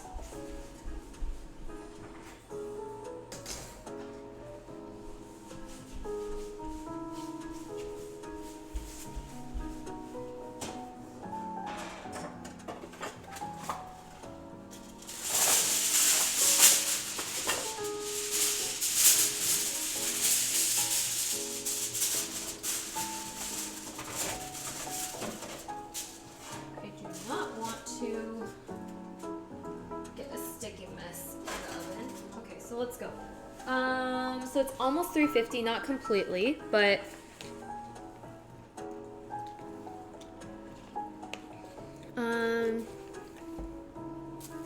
This gonna turn out glorious. I hope so. Don't know about the cold water, but as long as your oven doesn't greater than 900 C, it shouldn't be fine. Cold water? Am I supposed to put... Oh, the glass, I see. Okay. Well, here we go. I'm gonna put it into the oven.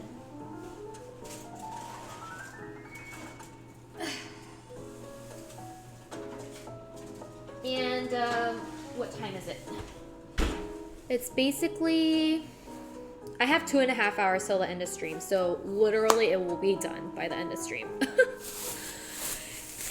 We're gonna cut it close, I guess. But let's work on our next dish, our tortellini soup, so that if it does not finish, we can still have our soup to eat. You missed the first part. I said I put not special glass, like draining glass in the oven and back in cold water dozens of times and never managed to crack it. Really? Interesting. Okay. So I have watched recently, you know, like I like watching the Great British Baking Show. So, what is it? Not Amazon. Netflix chose to recommend to me to watch, I forget what it's called, like Blown Away, which is like the Great British Baking Show or Great British Bake Off, but like, it's for glass blowing. And then through that, I did realize too that like for glass, yes, it is very fragile, but to actually melt glass, it needs to be super, super high temperature. I think like 5,000 degrees or something. Wait, that doesn't make sense. 5,000 is too high, like 500 degrees. 500 degrees. No. That doesn't make sense either. Anyways, it needs to be pretty hot. You have more than enough time. Oh, thank you, MZ.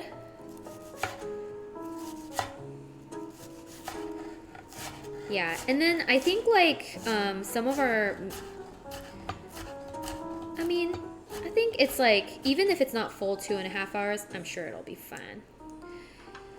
Okay, so a tortellini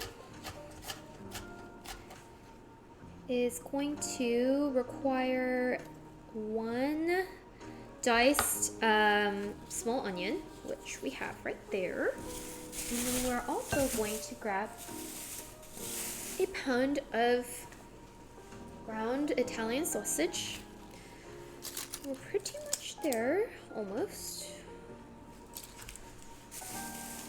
So I'm going to transfer this over because we also need kale, which now you guys are like, Irene, you're pushing it with the mirepoix, with the celery and carrot, and now you're giving me kale? I quit. I leave. Don't care about your braised beef. I'm peacing out. So it could, yes. But it's going to be good. That's what the recipe said. Maybe I'm just lucky with my glass purchases and always gets the ones without flaws in them. That could be true, yes, because I think the temperature change is supposed to probably, like, those weak spots in the glass would crack. And I guess how thick it is. Kale, what's that? No! To take it back to taking another Euro vacay, I'd suggest maybe trying one where you hit multiple countries at once, like UK and Ireland one, or Scandinavian one where you're seeing a bunch of pieces on one trip. That's a great idea, Adam. I think we'll probably, that's like probably what we'll do, because like when we went to Italy, we're kind of like, we want to stay in one country for a long time, because when we went to Italy, we spent 2 whole weeks in Italy and we had such a marvelous time. So we're like, staying in one country for like 2 weeks sounds amazing because we had such a great time there. But at the same time, we could definitely do that, where it's like, hit up multiple countries in one go. Trip through Europe. But now I see why people go on trips for like a month minimum if they do multiple countries and stuff, because there's just so much to see and do and eat. Even though I was like in Italy for 2 weeks, I still felt like it was not enough time. Yeah, people in Europe are so lucky. You guys can just like travel to different countries very easily. Okay, so now comes out the forbidden vegetable that you guys all love. The kale. Oh.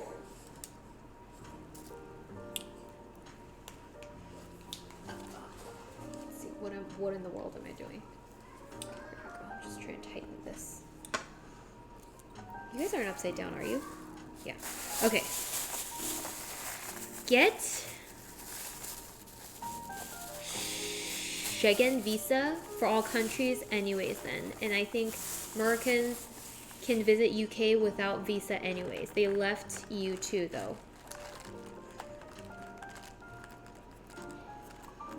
Enough? Yeah, I don't think we need visa to visit Europe for most countries. How much kale do we need? We need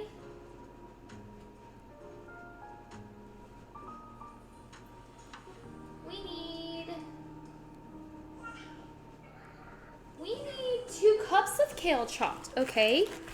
I think 3 of these will be probably enough to fill 2 cups of chopped kale. Oh, these kale look so interesting. Plus, if you don't have it already, found a small business, put the trip on the tap for tax deductions because it's a business trip for content. That's true. If I make a vlog there, but also I don't know if I can do that anymore though because of my current job. So I'm like, I don't know if I can be counted as like a consultant or having my own business, but anyways, whoa, look how waxy kale is. Do you see like the water droplets just like moving around? Yeah, tax season ain't fun, which is coming up, I guess, in March. Okay, so I'm just going to slice up the kale. I've never cooked with kale at home, so I'm kind of excited. Oh wait, I lied. I have cooked with kale at home for like rice at one point. That doesn't seem to be the safe way. But I've never put it in soup before, so I'm excited. Want to know something fascinating? The name killer whale doesn't mean kill humans. No, the name is switched to the real name is whale killer. Whale... oh my goodness. I see. So the whales are the ones that have to watch out.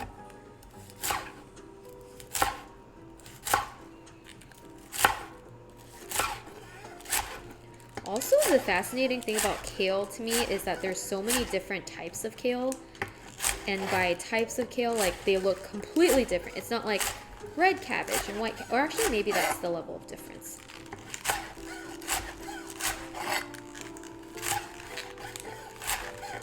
Actually, now that I chop it, this is starting to reduce in size. But I think this is 2.5 cups.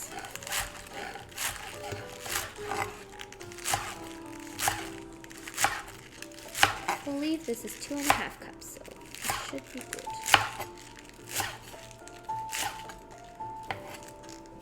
I think for kale, it's good to add to your soup and stuff because it doesn't wilt as easily. So apparently a substitute for this recipe would have been spinach. But I wanted to try following the original recipe. I had like kale salad yesterday as part of like a side from like a Mediterranean shop. And it was so delicious, so we're going for it. Who waxed kale? Yes. It's going to reduce a lot and more once you cook. That's true, yes. So I think this should be good. It looks like a lot, guys, but it'll disappear magically. So now we're going to cook up the dish because I think I have all of the things that need to be sliced. And then I'm just going to recycle the pot I use. Where did this go? Oh, here we go. Put this away. Oh, do I need garlic? Ooh. I do need a garlic. Every recipe calls for garlic, of course. You should know better than that, Irene. Okay, so I got a cube of garlic.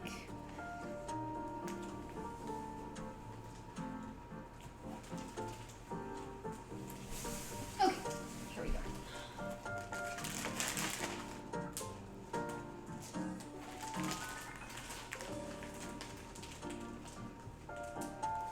Okay, let's go. I'm going to give this a light rinse.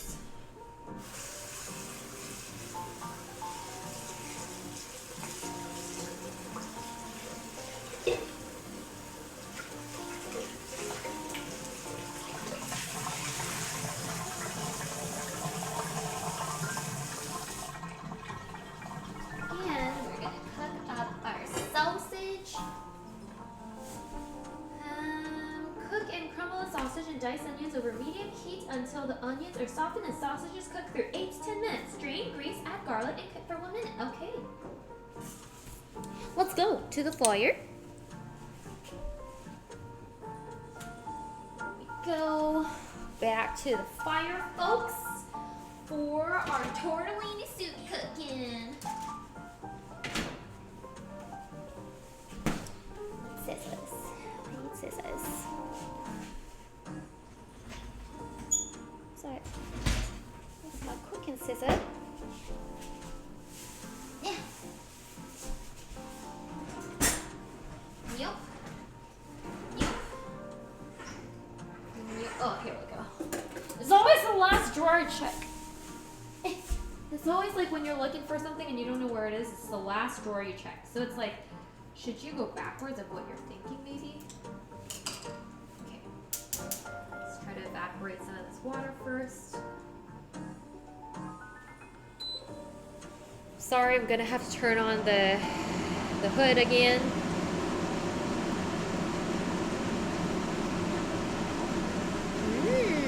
I guess you could decide what you call good weather. Oh, how do you go to the UK during good weather? It's not like you can go for just a few hours each. Oh my goodness. Okay, but is that really true? Like, does UK actually have that many gloomy days? Like, I feel like maybe it's over exaggerated on. Is that like an over exaggeration, or is that like? Sure.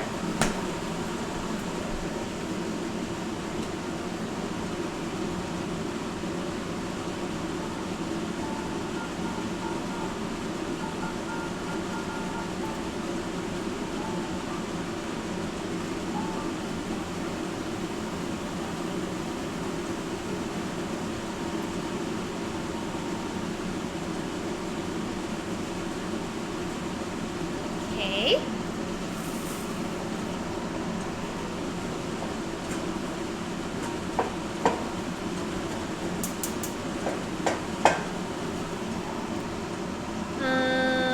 UK weather sucks, Irene. Really? Are people in UK actually saying that? Yes, it does. They rain like 90% of the time. Feels like good weather is an exception. Oh.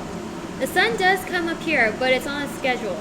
I was in London a few times. It's always like the worst days in Germany. Always wet and windy and rain, and it's really. Aww.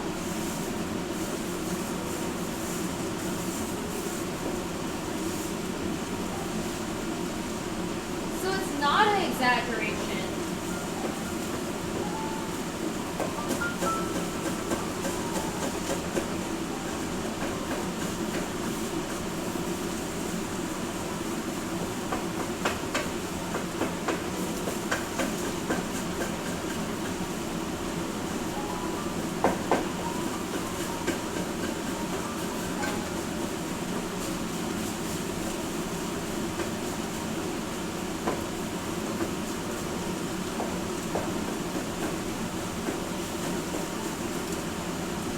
So then, how do people in the UK stay happy? Germany, me when it's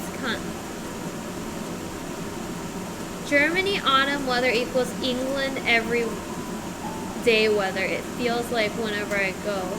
It's like 85% of the time, rain is likely to happen on more than 3 days. Wow, no, UK weather terrible. In 2 ales, it's horrible. Every time you'll get weather is in the summer. Oh, Wales, oh. Here, first person experience right here. Oh, I see. I wasn't there since they left you. I see. With great effort. Oh my god. Really? Okay, maybe then like you don't need sunshine to be happy.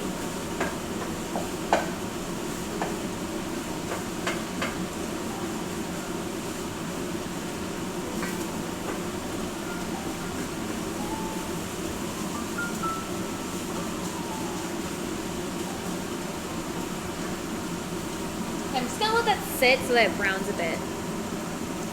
Wonder if I'd be able to survive in the UK. I actually wanted to like move to the UK for 2 years. I did not know the weather was that extreme.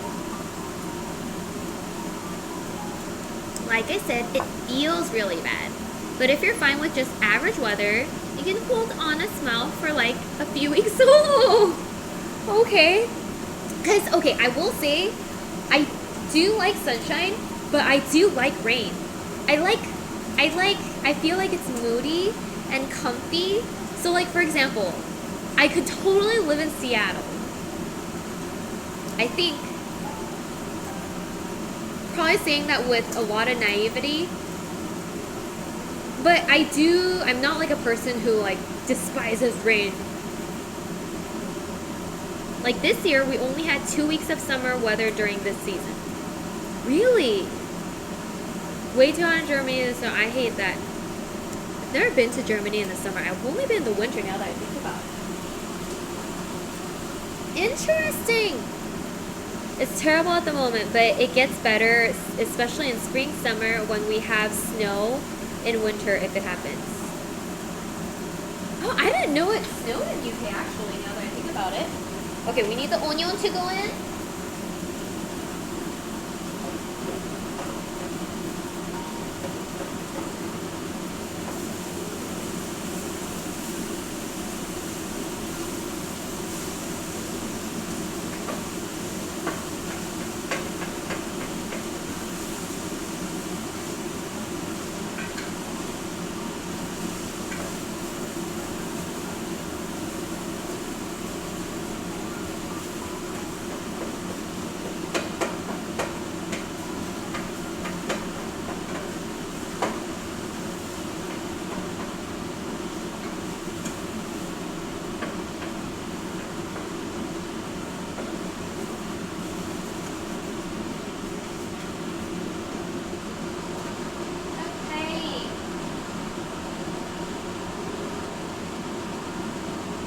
Oh, we need flour because we need to make a roux. So we need, how much flour do we need? We need 3 tablespoons of flour, okay.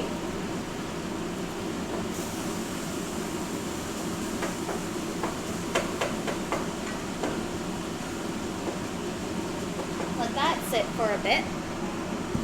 3 tablespoons of flour. My phone is confused because I never changed the language between English and German. So it's like, what the hell you want to write? Oh. I see. So if you write in German, then the phone would... So it's trying to autocorrect, I see. Tevu! Hello! It's good to see you! How have you been? I like cold and clear blue sky winter days when I don't have to go outside. There is that like crispiness in the air if you live in countries or states that have 4 seasons. I definitely don't get that crisp. Actually, no, sometimes I feel like we do get crispy.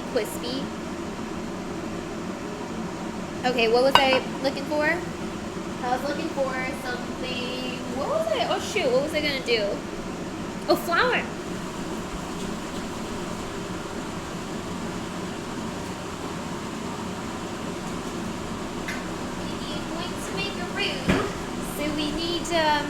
3 tablespoons of flour.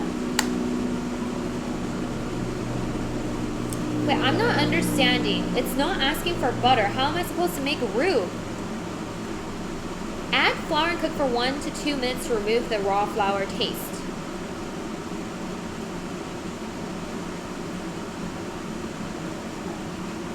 Wait, let me read this.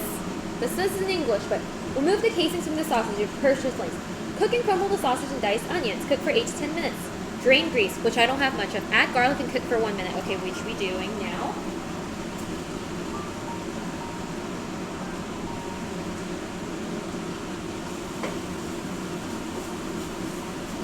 Then add flour and cook for 1 to 2 minutes. Okay.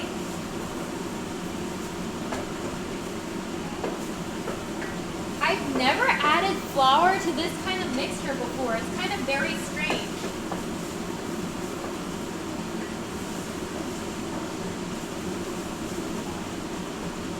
To add flour to a pan that doesn't have any oil?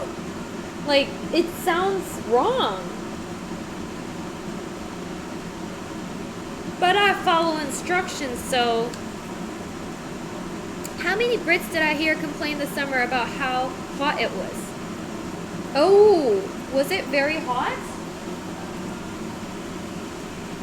Oh man, so during the summer it's hot, and then during the winter and not the 2 weeks of summer, it's gloomy? Like 3 tablespoons? That sounds like a lot.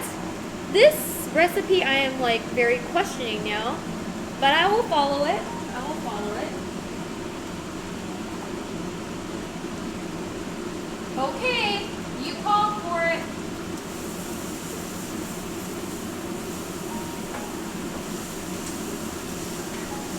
This seems like a really bad idea. Does someone want to stop me? I guess you're adding some liquid afterwards, basically making roux now. That's true. I am going to add it afterwards. I am going to add stock afterwards, but it just feels so weird. But okay. 1. Oh, I got flour. 2.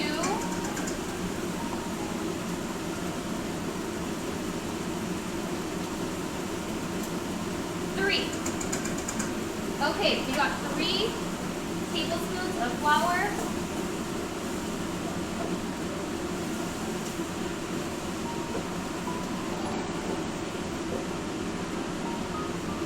Apparently I have to cook it for 2 to 3 minutes to get the flour taste out. This is very weird texture now. You know what this feels like? You know, like when you've like eaten too much peanut butter, or like something that's making you feel so thirsty, and it's like killing you, and you're like, I need water. That's what it feels like right now.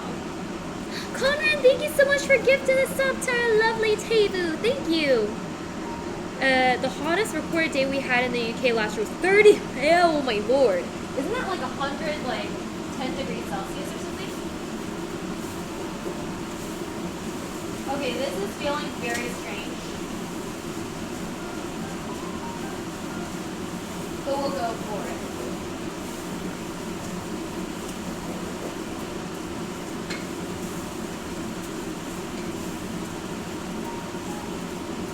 Okay, and then it's saying to add the spices and stir to combine. This also feels weird that I'm doing this before the broth, but okay.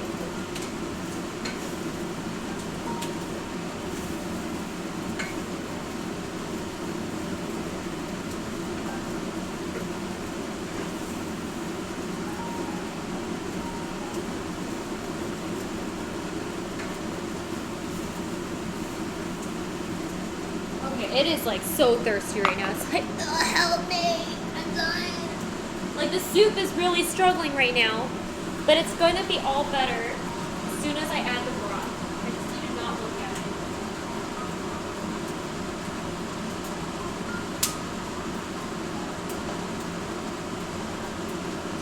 Okay, so it's saying I need 5 cups of chicken broth.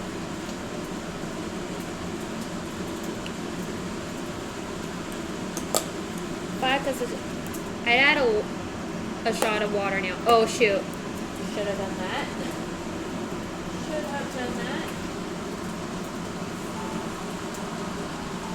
Okay, where's my cup? Okay, I need a cup, I'm burning this thing.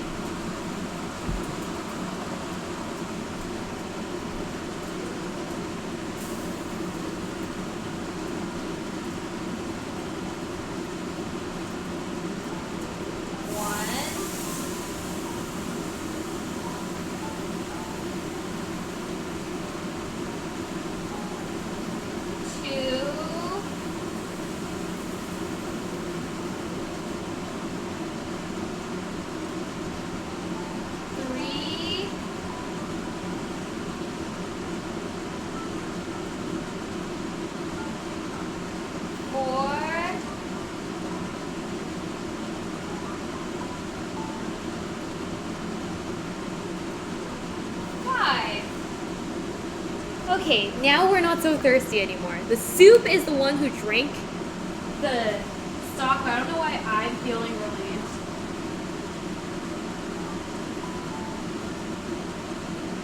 Oh shoot, there's definitely burnt bits at the bottom.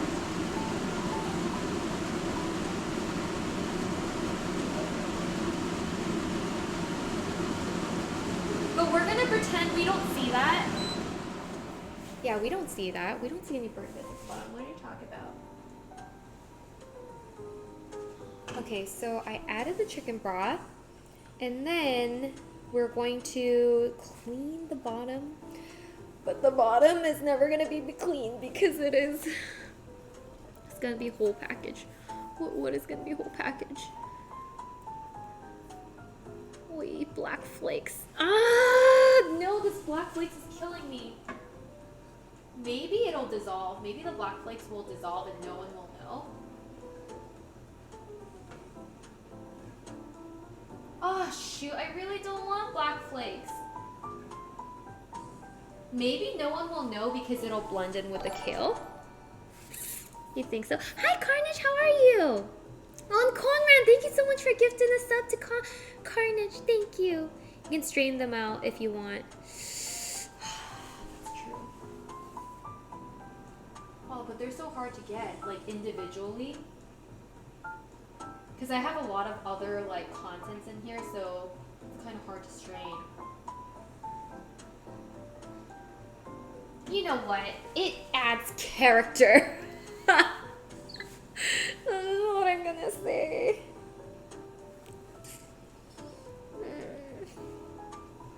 I have a question. If Dennis is gonna eat this later, should I add his tortellini to his portion of stew later? Probably, right? Yeah. It adds character, I think. That's fine. It's fine. I mean, I'm sure we've all eaten burnt stuff at one point in our lives. Right? Probably because pasta doesn't take that long.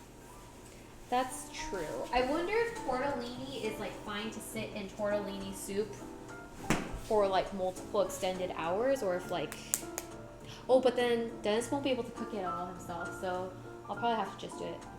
And then he'll just, it's okay, like it'll just have like extra absorbed sauce.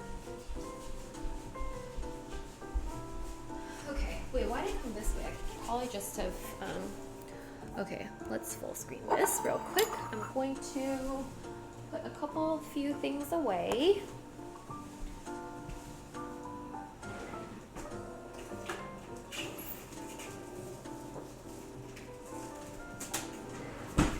And we have to add heavy cream to that thing. We need 1 cup of heavy cream, which we're gonna add eventually. Hi Ice, how are ya?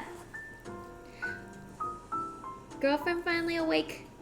See you later. Okay, bye. Have a great day. It was good seeing ya. So I think it'll be okay. Oh, you know what? Like it's starting to like blend into the soup. It's not visible. The black flakes are like, I think if you saw stream, you would know and notice it. But like, if you're not the one who cooked it, you might not notice it, you know? It's that kind of situation going on. Okay, so while this is getting ready, we are going to prepare our third, I was gonna say document, third dish, which is a stuffed mushroom. Well, you know what? The good thing about this tortellini soup is that it comes together fairly quickly. I think I'm going to add this to my like rotational cooking, weekday cooking. Oh, wait. Let me just, it is starting to boil already, so I'm going to actually add the cream now. Okay, so I need 1 cup of heavy cream.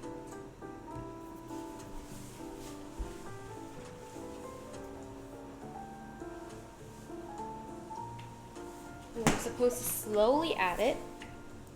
Slowly stir in heavy cream.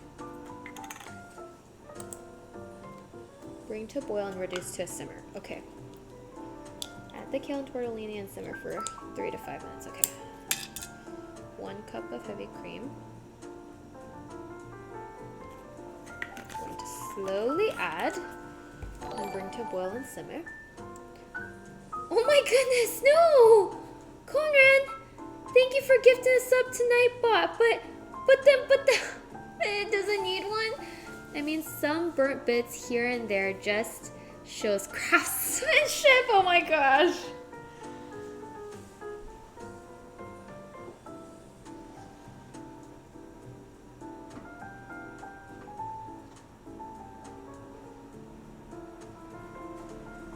Oh, Tebu, I actually have a question. Because you're a professional, or you must be professional, because I don't know how else it's that great. You're like a professional baker, right? Either baker or like pastry chef. Because all of your like baking creations I've seen on the cooking channels were like amazing.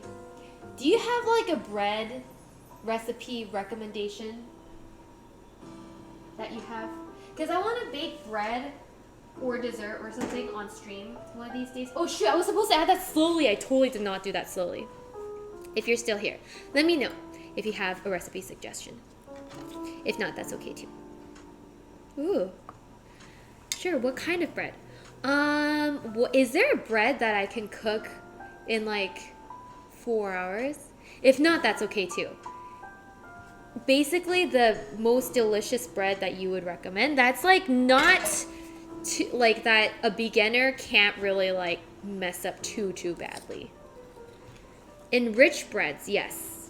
Oh. Enriched breads means that it has, I think that means that it has yeast in it. I don't know. I should know this. I watched like 8 seasons of Great British Baking Show, but I still don't know. But yes, if you could suggest whatever is your favorite bread recipe, I would definitely like to try making it on stream. Oh, you know what? I kind of wanted to make, so when I went to Seattle, apparently, like, oh my goodness. A lot of people in Seattle are into baking. Or it's just like Jeannie's neighborhood. Because like both Kai and her neighbor are super into bread baking. I saw a bread that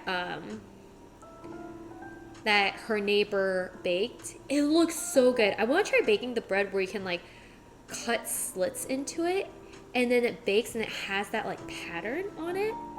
I want to try making those kind of breads, but I don't know if those kind of breads require like overnight what do you call it, proofing and stuff. But yeah, and it looks so pretty. I know how to judge if a bread is good or not. I think, oh, The pie. I've seen Paul and Prue judge during bread week before. Thank you, Conran. It would have totally boiled over. Holy moly. Okay, so now I think I put in the kale. I think that's like pretty. Good thing we have a camera looking over it. It was like seriously about to boil over. giving you guys anxiety? How is it that there's more and more of the black things coming up than like as we go? How is that even possible? Okay, add the kale and tortellini. And then we're pretty much almost done. Then we'll make the mushrooms. It's like an afterthought appetizer. It's a thing. You eat the appetizer afterwards. Basically has butter, sugar, and stuff that is mixed into full gluten development.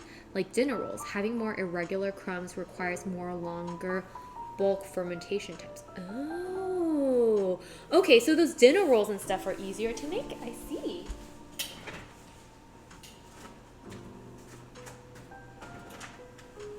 Okay, so maybe I have to start off with those before I move on to the fancy things.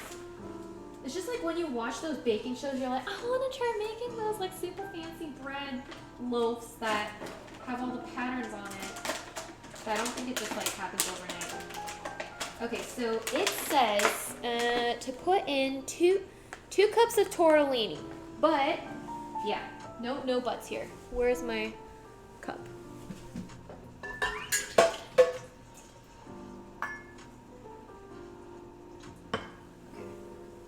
So let's put in 1 cup.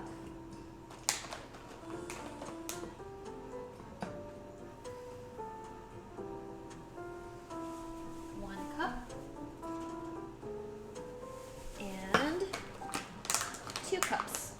Hey chat, please set timer for 5 minutes.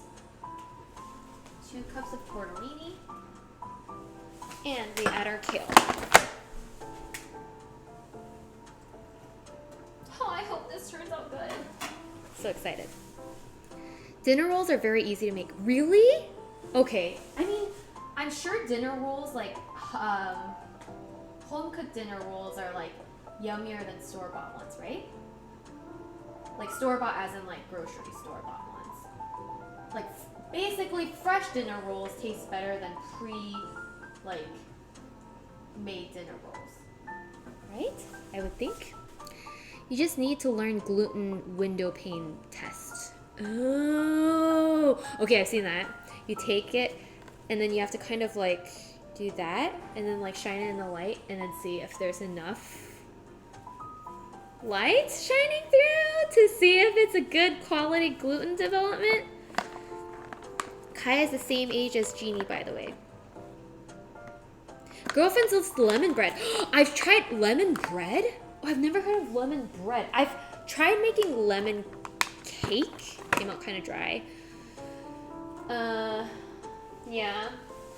Man, baking is not my forte, but that is definitely a hobby I would want to take up. I just need someone to eat it. This is the thing, I need someone to eat it. And then I don't know how to, like, the hard thing about baking, I feel like, is you can't taste test. So that's the hard part. Versus cooking, you can taste test as you go, you know, like you can add some additional salt if it's not seasoned properly, or you can add like additional, or like you can add additional water if it's too salty. Oh, I don't see the black bits as much anymore.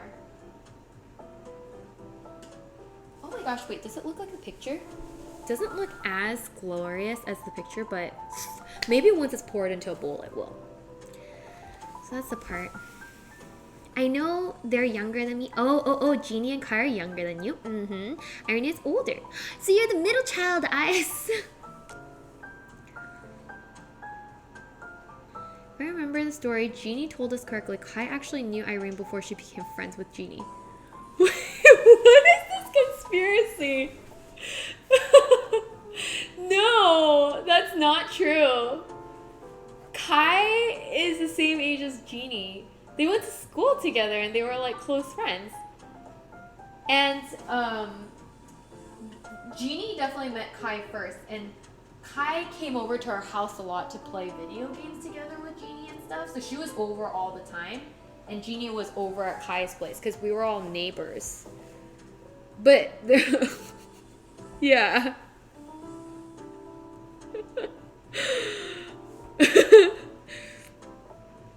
Called out. for your lies. No, I mean, I don't know if but honestly, like, my memory's not great either, but that's how I remember it. Don't completely trust me. I'm not trying to lie, but I'm just going off memory. But I also am not a person with great memory, so don't fully rely on me, but that is my knowledge.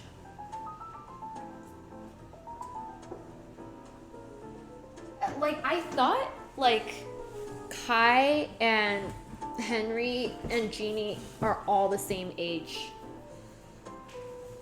But I might be wrong. Okay, I'm going to give a quick rinse to our spoon.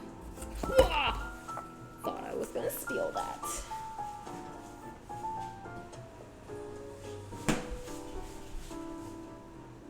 Okay.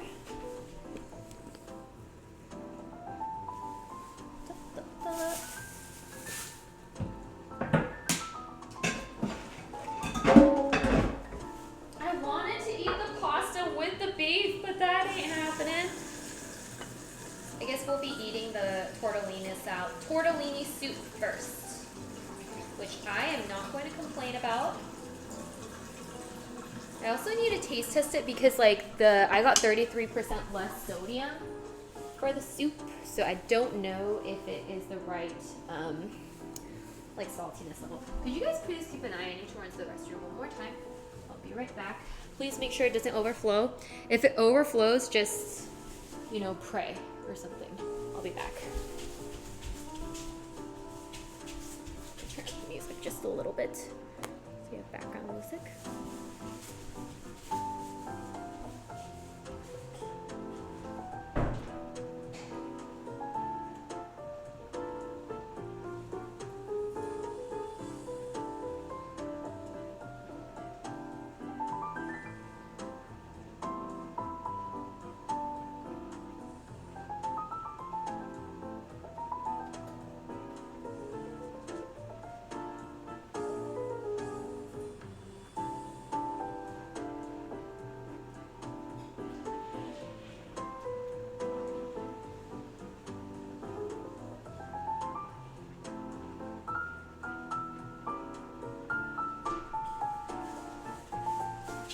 Okay, I don't think it's overflowing.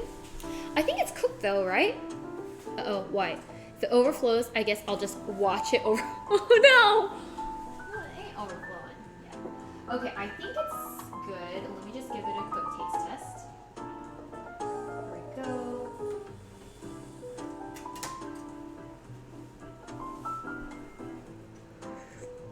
Timer, beep beep. Thank you.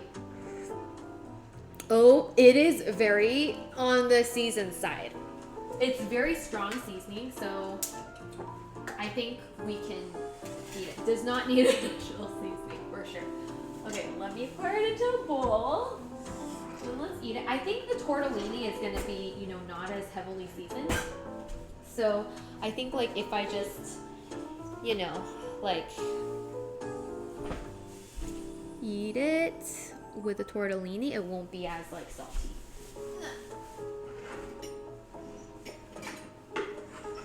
Okay, let's go. I'm excited. Okay, there gets some sausage and some kale and some tortellini. Woo! This looks good. Some of the soup or the sauce, whatever we'd like to call it.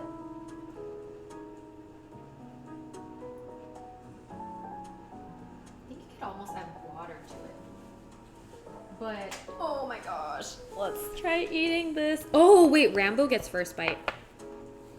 If Rambo's still here, I don't think Rambo's still here though. I don't know if oh, Rambo said Rambo's going to the grocery store, or was that someone else that went to the grocery store? Shoot. Irene was born in 91. Oh, my age. Yes. I'm 32. Almost at the tweet tweet. I'm almost tweet tweet, but I'm currently tweet tweet. Okay, guys. Here is our tortellini soup. Sausage tortellini soup. If Rambo is... Oh, Rambo's here! Okay, perfect. Rambo, here is the first bite. personal first bite, so everyone must step away because this has been redeemed by Rambo, and Rambo has been waiting for like 2 hours to get this bite. Here's your bite of Italian sausage tortellini soup. Please enjoy. I hope you like it. Here comes the choo-choo train. Yes. Woo! Over the plane. Yay! Okay, let's try it. Ow! Okay, Rambo ate it, so can you eat it now? Holy moly, it's hot. I just burned my tongue. Mmm! Okay. It's very good.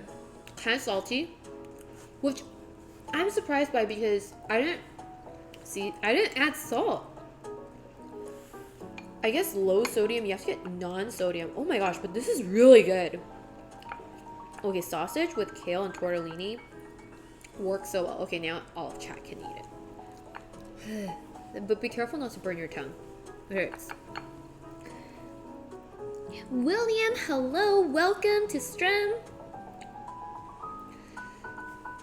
It is also like pretty spicy too. There's like that kick of spice from the cayenne pepper we added. And so it's very, very yum.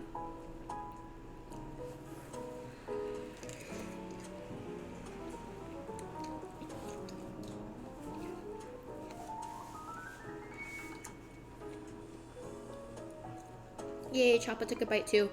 Everyone else is like, I don't like kale. But honestly, you can't taste the kale. It just adds texture to the dish. So it's very, very good.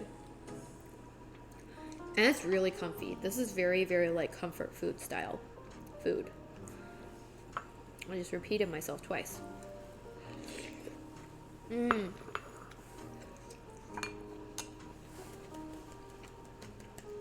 I'm not a soup person, but that does look delicious. Yeah, it's almost like a pasta rather than a soup. I do think I'm going to add more water though, just in case. Because Dennis is very sensitive like to salty things.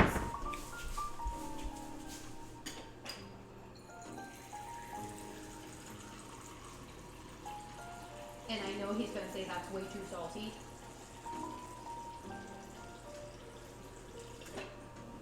So I know adding pure water is like sinning, but I'm gonna go for it.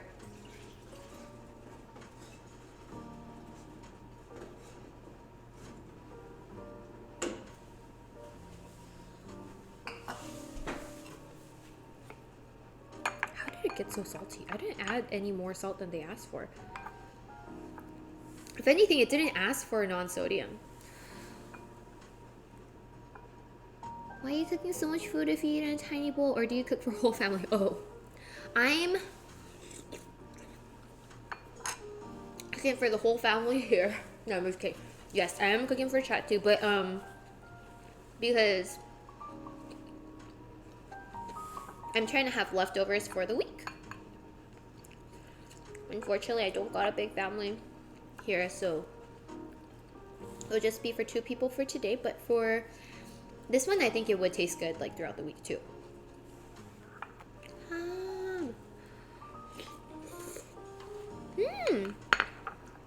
Korean donut hellos. Oh, you're right. I think tortellini has a bit of seasoning in it too. It is very delicious though. I think the stock itself is pretty salty.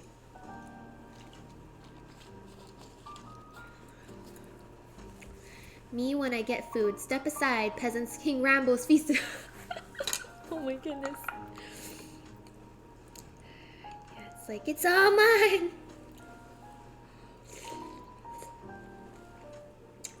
By the way, salt is not the sodium that's bad for you. Really? Interesting. I did not know that. I always thought sodium and salt were equivalent. Like, salt is a powder form of sodium. So I thought both of them were just Na. Nah. I actually just finished eating some classic spaghetti. Ooh, delicious. A lot of soup stews taste better if you are able to let it sit for a day or two. Next day chili is the best chili. I totally agree. I totally agree. Next day chili is best day chili. Best chili. Salt is sodium chloride.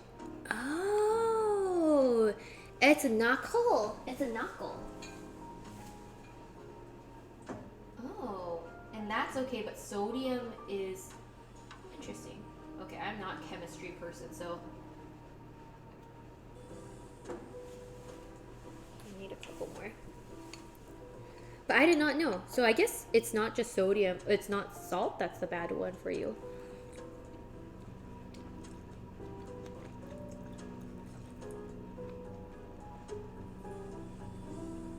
Wait, what? Chlor is actually poisonous, and so is sodium. What? What? What? So salt is poisonous?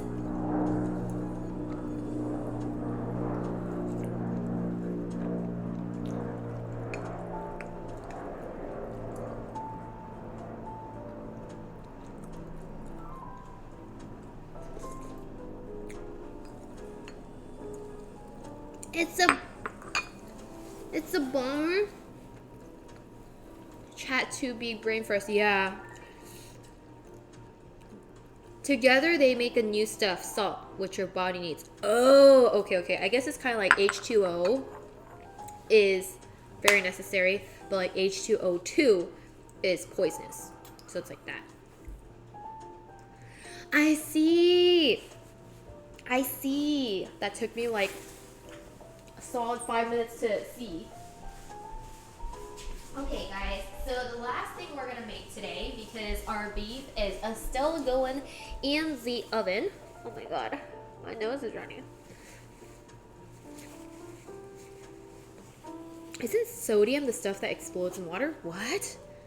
Sodium explodes in water? Okay, we're gonna let that sit. We're gonna make stuffed mushrooms. Which you're like, isn't that an appetizer? Shouldn't you have cooked that first? Yes, in hindsight, I totally should have. As to why I didn't, I don't know. But I do need to clean up a bit of this stuff, so I might need to do a little bit of that first. Am I getting bitten here? Why is it like... Here. Did I tell you guys I got a new apron? Ta-da! Oh, you can't... Oh, there's nothing in the back. But, yeah, I got a new apron. It's like pink. Oh my god, I'm colorblind. It's like red. I thought it was orange, but I guess it's red. Is this? Oh, I think it's coral. It is coral, and it is super windy outside.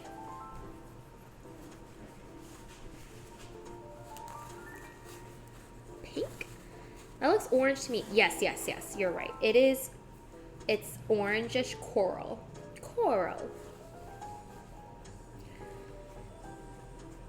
Okay, at least it looks orange to all of you. That's good. It is orange, but is it orange or is it... It's orange. Okay, it's orange. It's orange. You've heard of toothpaste that contains flour. Pure flour will eat its way through concrete. What? So if I put... Oh wait, I forgot to check on my glass. Speaking of flour, let me check out my flour. Flour can eat through concrete? That's crazy. Okay, so my friend gave us like this plant that's a flower. And it's been on Thanksgiving. And it's supposed to grow into like a purple flower. And I've been watering it every 2 days as instructed to, but it's still not growing. I've given it so much sunlight. It's not growing, but it's also not dying. So it's frustrating. I'm like, are you gonna grow or not gonna grow? Like, could you please make up your mind? And it's like kind of very limp, so I can't even water it very like aggressively, otherwise it just like droops over. So I'm not sure. It's supposed to grow into a purple flower. Like, I can't even tell if it's alive or not. But if it's not alive, I think I would be able to tell fairly quickly, right? Oh. Like, it just kind of looks like cilantro, honestly. It's supposed to be a flower. It looks orange. Uh-oh. Plants grow slower in the winter. Oh. But this guy has, like, grown only 1 centimeter in the last 3 weeks.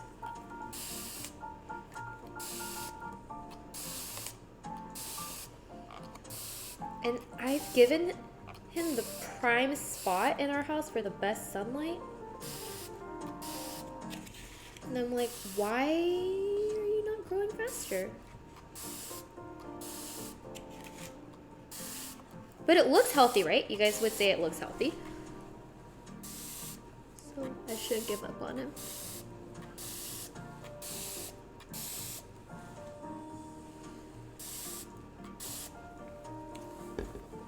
Could be how short the days are. It's probably hibernating.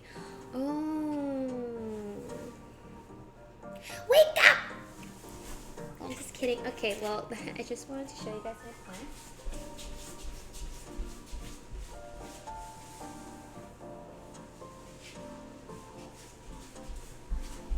And then, let's see. I said I'm going to clean up a bit. What plant is it? Okay, are you sure? Okay, so, let's see. Let me try Googling purple flower. Purple flower. There must only be a certain number of purple flowers, right? Oh, I think it's either a salvia or a clematis. No, not that. Oh, I think it's this. I think it's supposed to... Wait, no. It looks nothing like this. It's not this one, right? Wait, nope. You guys can't see it there. Here, I'll just look for it here. Maybe I should type in purple flower baby and then see what it looks like. Purple flower.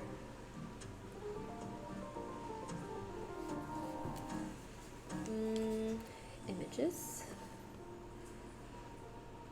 Oh, you know, maybe it's that one, like this one to the right, like in the middle right. Maybe it's that one. Lavenders, Irene? No, she definitely didn't say lavenders. Ooh, let's see.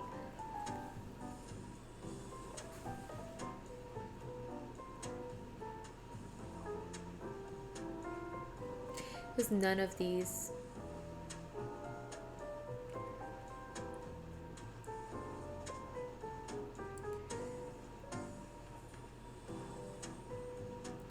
Maybe it's something like that. 11 best purple flowering plants to add to your garden. Oh, I think it is this. As to what kind of flower is that, I don't know.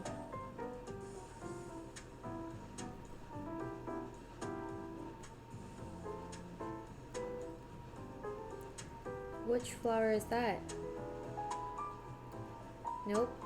Nope. Nope. Nope. Nope. Oh! Delphinium. That actually sounds like what my friend said. I think it's delphinium, maybe? Growth lamps are pretty cheap and very effective. Really? So growth lamps are more effective than natural sunlight? I think it's delphinium. Sounds very familiar. Growing conditions. Full to part sun and well-drained soil. Okay, I have that. Cool season perennials that come back year after year. It is cool right now. Well, why aren't you growing? 4 to 5 feet tall. Okay, it's Definitely not that big, but I think it's a baby delphinium or a larkspur, but I don't recall her calling it a larkspur. So I think it's a delphinium, but a baby delphinium is what it is, I think, based on what I remember hearing. But I might be completely wrong, and it might be something very not delphinium-y. Nickname it Belle Delphinium. Belle? Belle Delphinium? Oh, quiero. Sorry. Belle Delphinium. Is that a pun? Belle Delphinium. Delphiniums are apparently toxic to humans, it said. So maybe not that. Okay. Yes, your friend has gifted you a toxic plant for Thanksgiving. Wonderful. You know, I kind of want to bake a cookie. Maybe we ditch the mushrooms and then we bake a cookie. Do I have the ingredients to bake a cookie? Maybe we bake a cookie. Okay, we might bake a cookie instead of the mushrooms. If I find the glove somehow. Where is my glove?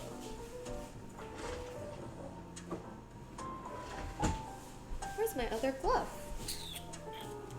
I don't know. Meow. Meow. Right hand, left hand. Oh, here. I found it. I'm blind.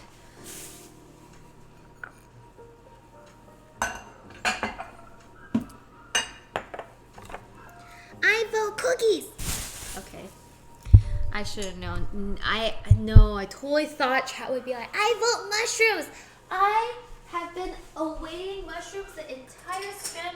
I can't believe they're not cooking the mushrooms. I quit. Like, I can't imagine you guys saying that, so I should have known you guys would all say I vote cookies. Let me see if I have the ingredients for cookies. Also, if I want to make cookies, I need to I want to kind of wait. Let's see. What kind of cookies do you guys think I should cook? Maybe let me see. What ingredients do I have? Do I have brown sugar?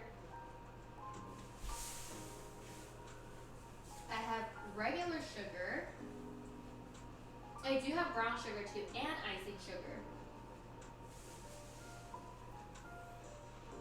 Okay, that's a great start. I have baking soda and baking powder, so we can make cookies. I just need to know which cookies we're going to bake because, let's see. I put onion and kale cookies. Okay, let's see. Cookie recipe.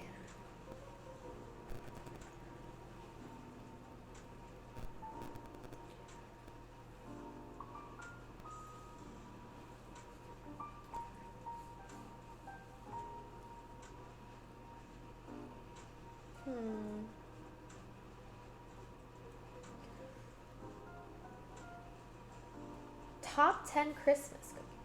I think those are chocolate chip cookie. Maybe I should just make a chocolate chip cookie. Do I have chocolate chips? Let me check. Chocolate chip cookies? Yeah. Because last time my chocolate chip cookies went so bad. It was like, it was quite scary. Okay, I do have chocolate chips. I do have a bit of chocolate chip here. So we can make chocolate chip cookies. No more sugar. Oh, too sweet. Too nice and throw. Sugar cookies? I guess I could do sugar cookies. I just haven't made like a sugar cookie that tastes as like soft and moist and delicious. Like a lot of the sugar cookies I've had cinnamon roll cookies. Holy moly. Jeannie kept got it's like, let's set that time in a minute. I need a cinnamon roll in the oven to fill me up. And then so that song is stuck in my head. Maple brown sugar cookies. Holy moly. Brownie cookie recipes. Brownie cookie. Brownie cookie? What in the world? It looks like this. Wait, that is too blinding. Brownie cookie, M&M cookie. I do have M&Ms. I don't like M&M cookies though for some reason. Look at this brownie cookie. I say you make one of each. One of everything. Brookies. What are brookies?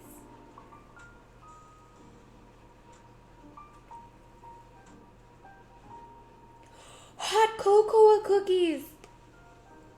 This was a dangerous path we're going down right now. Lemon cookies. I mean, brownie cookies sound pretty darn good. I might go with that one. Cinnamon roll sounds good too. Brookies is brownie cookies. Oh! Let's go with Brookies. We're gonna make brownie cookies. Brookies. This looks like mouth-watering. Like, how could you not want to make that? If you don't, then you're not human. How to make brownie cookies. Oh, okay. When you read the recipe, you may be tempted to cut short the mixing time. Please don't do that. An exclamation point. Okay. So we'll do that. Let me see if I have all the ingredients. Recipe. I am seeing my friends today, so I can give some to my friends too. Brownie cookie recipe. Let's see. 45 minutes prep time? Okay, maybe we can do that. Why is this so complicated?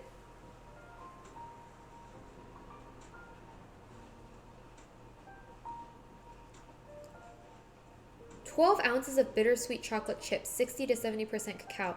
Melt bittersweet chocolate chips and butter in a heavy saucepan over low heat, stirring." 12 ounces? I don't have that much. Maybe we can't make these. No, there goes our brookies. There goes our brookies. 12 ounces. How much is 12 ounces?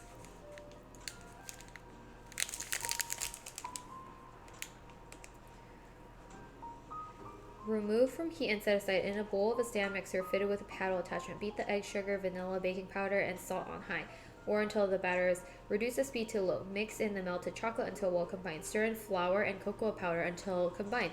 Add nuts if using, and mini chocolate chips. Cover the batter and chill for 30 minutes. Preheat the oven to 3. Okay, this ain't gonna happen. We're gonna go with the chocolate chip cookie. Slow prep. I bet they are fermenting chocolate beans themselves. It almost sounds like it. But it's because they need the batter to chill for 30 minutes. Let's go for chocolate chip cookies. Let's go for chocolate chip cookies. One that does not require melting of chocolate. Snickerdoodle cookies. What are snickerdoodle cookies? Those actually sound really good. Soft and chewy. Okay, 2 large eggs. Flour. Baking soda. Brown sugar. Cinnamon. Cream of tartar. Shoot, I don't have cream of tartar. What in the world is a cream of tartar? It's complicated because otherwise you'd have them every day. That's a good way of thinking about it. Can I substitute cream of tartar with something else? Okay, in any case, I need to get some of these bowls clean for us to be able to bake a cookie. So let me do that in the meantime. If anything, what I can do is try baking the brown butter cookie. It is just acid that coagulates protein slightly faster. Oh. I see. You don't really need it. Oh, okay. Coagulates proteins faster. So would it make it extra chewy? So if I don't have it, because it's asking for 1.5 teaspoons of cream of tartar. Can I substitute it with something?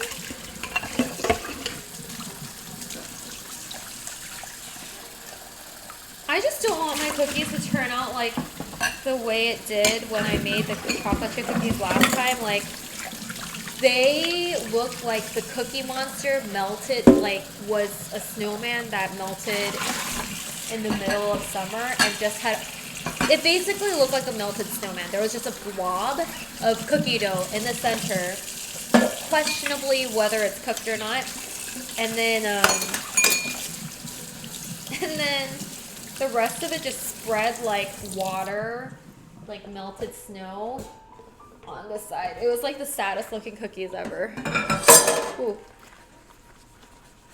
But maybe this will work. Chocolate is a tricky one for baking since it tends to collapse in on itself. Interesting. Okay. Huh. Yeah.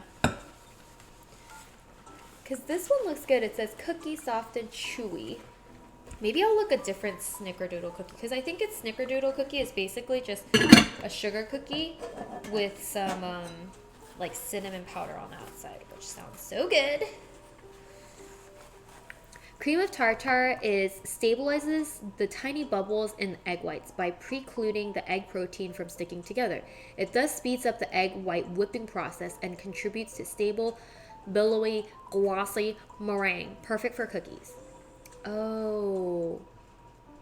If you have the recipe posted. Okay. I see. So, I don't know if I have ability to post... but let's see. The recipe is from the Food Charlatan. Oh, I know. I'll show it on my phone. What am I doing? Best snickerdoodle recipe. Perfectly soft and chewy. Let me know what you guys think here. I'll pull it up. You guys can review the recipe while I... Snickerdoodle cookie.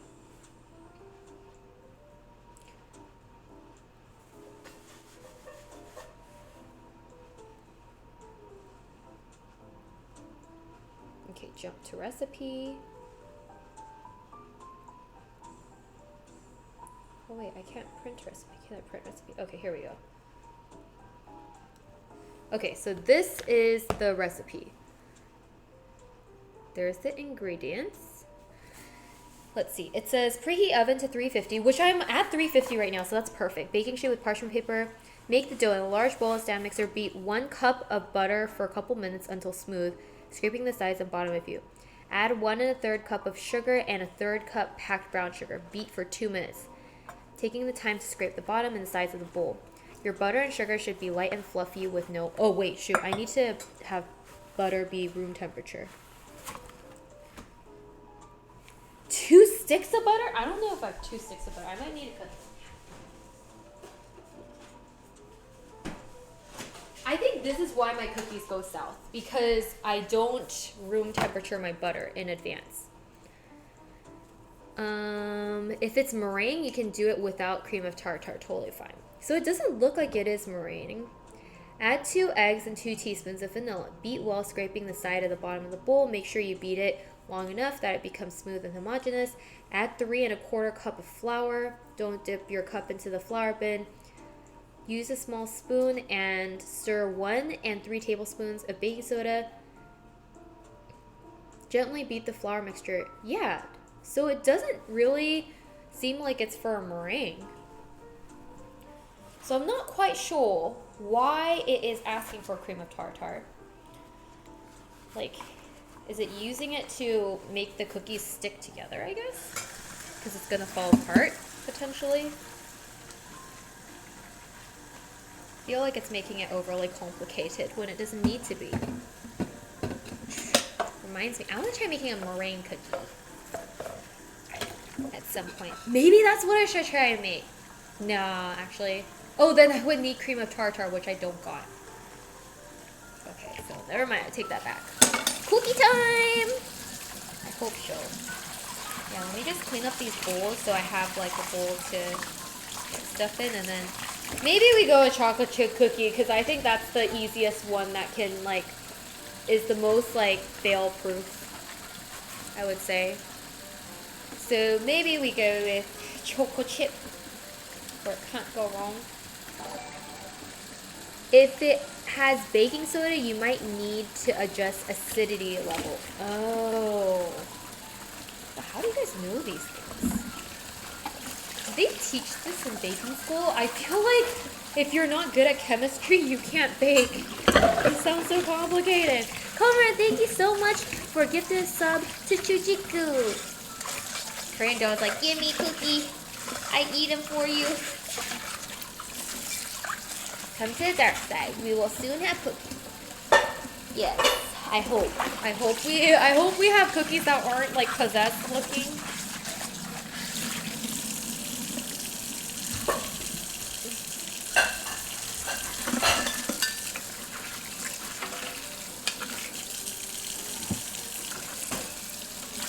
Baking is all about experience from failed experiments. That's the part that's so sad. Cause like when you're baking, you want like a super delicious dessert or cookie or something. And so if you fail, like you're left feeling very like empty. So that's the part I'm not looking forward to. But we'll see. Maybe I'll try the brown butter cookie recipe that I tried. Because, like, when I did the brown butter lace cookie with Genie too, holy moly, it turned out really salty. It was good, but it was very salty. So, like, even cookies are hard to bake. Maybe that just means, like Conrad said, like, you need to practice. If you want tasty baked goods, have your granny make them. Yes, that's the foolproof way. Ask for Granny's delicious home-baked goods. Although in my case, Granny doesn't bake. Korean grannies don't bake. Korean grannies will cook you delicious food, but they don't know how to bake. Some homes don't even have ovens in Korea, actually. Now that I think of it. I don't even know if my grandma's house has an oven.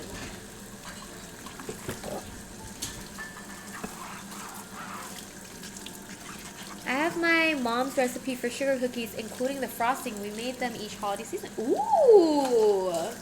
Do you guys make, is that like a soft sugar cookie or like, is that a sugar cookie that is like super soft and chewy?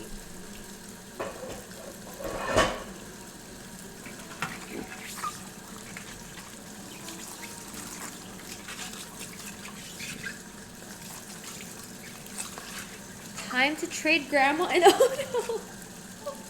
It's like, grandma, you're not meeting the checklist, the most important checklist item for grandmama. We need a baker. No oven, don't work for us. Okay. I'm sure whatever cookie we end up making, it'll taste fun.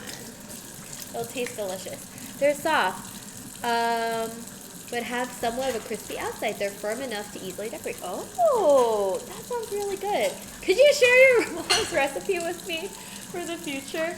Because I also want to make like decorative sugar cookies too. Okay, let's do this. Let's do this. Let's try making the snickerdoodle cookie. Did I say snickerdoodle or chocolate chip? I forget which one I said I'm gonna make, but Grandma Lee is going to call you and chew you out. We mostly bake with nuts and honey, at least during the season. Oh, that sounds delicious. Honey. I've never tried putting honey inside cookies. Okay, I got time. I'm almost done, almost in, almost in. And by the time we're done baking our cookies, I feel like our beef will be ready to eat too.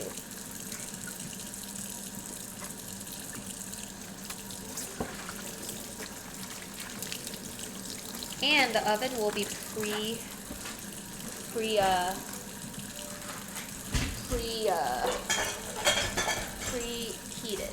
too.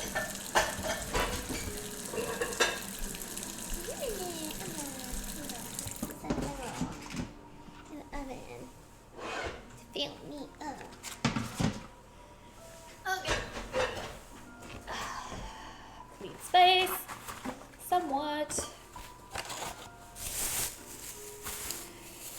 Okay, so maybe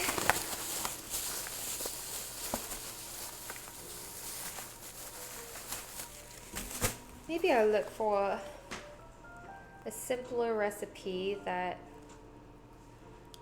classic chewy, the best snickerdoodle cookies. Soft and chewy. Let's see. This one's a different recipe. 1 cup of unsalted butter. Granulation, 2 large Okay, this recipe is also calling for cream of tartar. That's so weird. Maybe it's something to do with chocolate chip cookies, with this type of cookie where you need cream of tartar. Because like these are 2 separate recipes and they're both calling for cream of tartar. So maybe I have to pick a different cookie. Maybe snickerdoodle cookies require cream of tartar for some reason.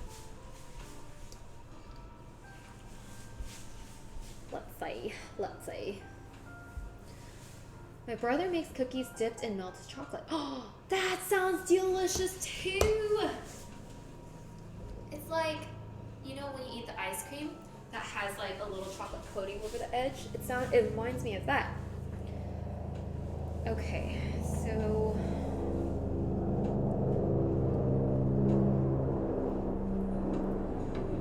let's see, maybe this one. Please don't say cream of tartar. I'll be very frustrated. This one calls for cream of tartar too.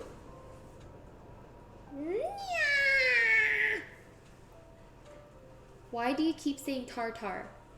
I mean, how do you call it? It is tartar. This is cream of tartar. Okay, so this ain't the cookies. Chocolate chip cookie recipe. What? It's tartar? No way. That's not how they spelled it here. It's tartar. I'm calling it tartar. Cream of tartar. Okay, look. All the recipes spell it. Here, I'll just show you this. All the recipes spell it cream of tartar. So clearly I'm not the only one who doesn't know how to say it. See, that one says cream of tartar. This one also said cream of tartar. See? Blah, blah, blah, blah, blah. Cream of tartar. They all spell it tartar. It's tartar, but tartar, but with an R. What? It's pronounced tartar. Oh, so it's spelled tartar, but you call it tartar. Not confusing at all. So if I go into a bake shop and say, hey, excuse me, could you please pass the cream of tartar? They'll be like, what in the world are you saying, lady? Pretend there's an E at the end of that. Tartar. Tartar. Tartare. Tartar. Tartare. Who made that word? Seriously. Okay, let's just make chocolate chip cookies. Chocolate chip cookies, can't go wrong with chocolate chip cookies. That's beginner friendly. The best chocolate chip cookies. Should we do that? Bakery style chocolate chip cookies. Soft batch chocolate chip cookies. Ooh. Chocolate chip cookie cakes or... Ooh, perfect chocolate chip cookies. The best homemade chocolate chip cookies. There's too many options here. The best soft chocolate chip cookies. Ooh, that sounds good. Easy chocolate chip cookies. Chocolate chip cookie that requires cream of tartar. No, I keep calling it tartar. No. Who made this word? The Brits again. Tata. Best cookies. Okay, these don't... Brown butter chocolate chip cookies. The perfect best ever brown butter chocolate chip cookie. That's where I went wrong when I tried to make brown butter chocolate chip cookies last time. Oh man, whose recipe do I follow? Spoiled for choice, yeah. The issue is Joanna Gaines chocolate chip cookie. Can't go wrong with that. Because all of this is saying they're the best chocolate chip cookie. How am I supposed to know which one's the best then?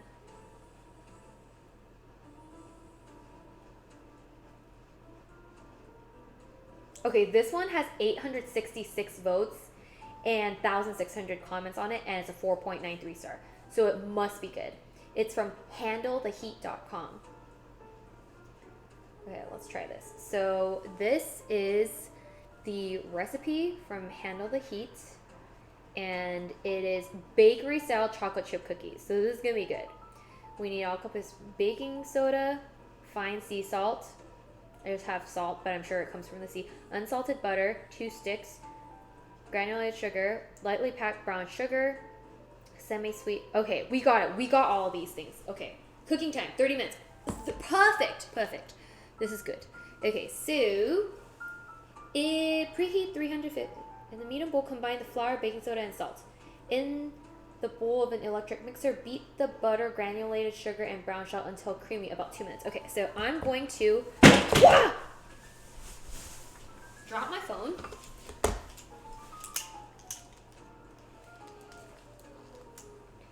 Let me take a picture of this and then send it to myself.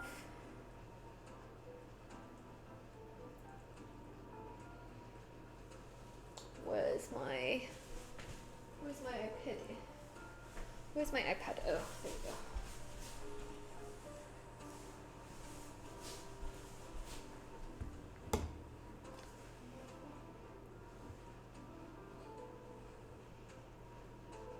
Okay, great.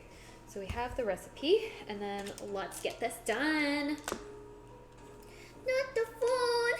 Oh, sorry. Just don't drop chat. Okay. And well, you guys weren't in the phone while I dropped it, so you guys are fine. You guys are fine. Okay. Let's see. Let me just create more space here. And then let's chop up some of this butter so that we can cream it more easily. Because it definitely ain't room temp. I wish there was a way to like make your butter room temp faster. Do not put tartar sauce in any cookies. It's a crime. But it's so delicious. Why not? Why not? I love tartar sauce. Okay, I have a question. Then is tartar sauce for like fish, you know, like tartar sauce? That one is called tartar, right? Not tartar. It's tartar for that one, right? Maybe that's where I got confused, because that one's called tartar sauce and not this like fancy tartar sauce. Tartar. That one I'm pretty sure it's tartar sauce.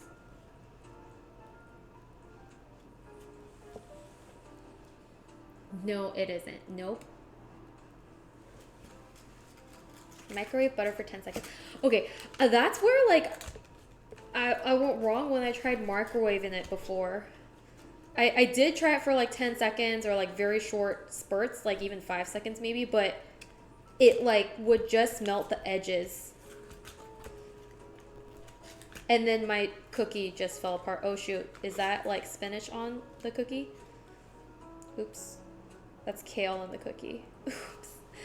Disregard that.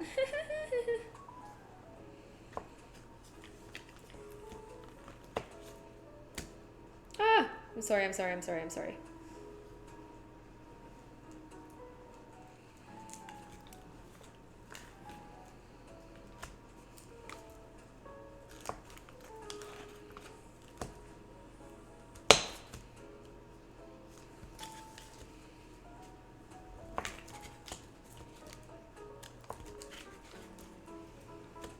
Don't melt butter, room temp to get airy emulsion. I see. Yeah, I'm trying to, it's just, I should have taken it out earlier, but hopefully like cutting it in cubes will make it get to room temp somewhat faster. And then like the whipping process will also get us there. So there's one, there's another one.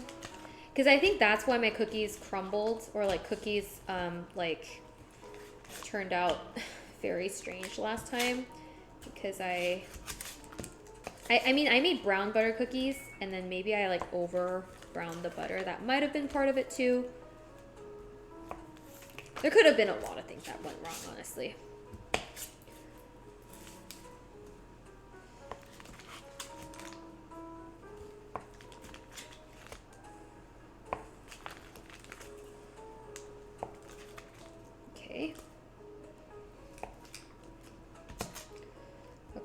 I'm going to have the butter just cream for a longer time, and maybe that will make it soft enough.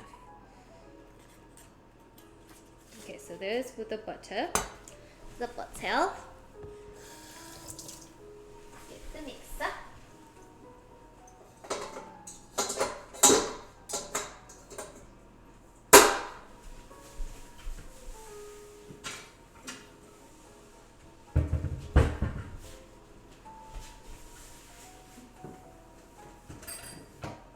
Wait, where's my paddle? Uh-oh. Whoa, where's my paddle? Oh, here we go.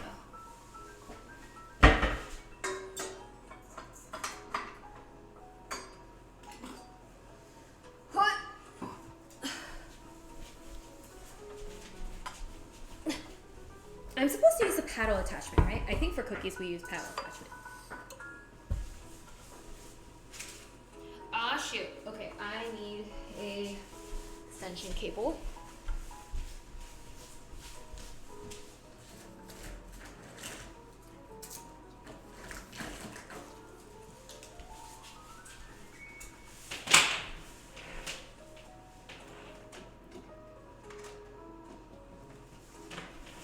Okay, here we go.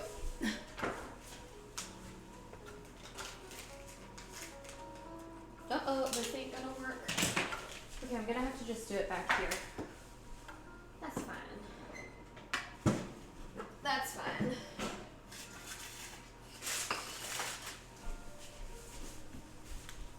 No.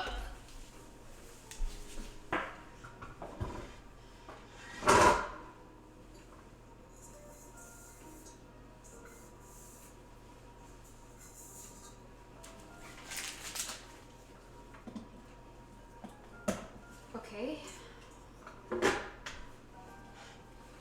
Okay. Best way to get cold butter is to dice it and let a mixer beat it for a minute. Oh, thank you, Conrad. Okay, perfect. Thank you. Thank you. Okay, so we're gonna beat it for a minute or two. Here.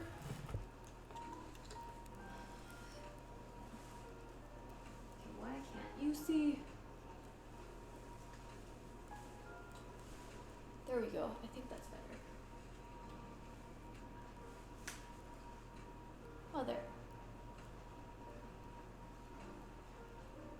Okay, great. We'll have the butter beaten while we measure out the other ingredients. 2 sticks of butter. Cookies use paddle. Thank you. Okay. Paddle we got. Let's get it going.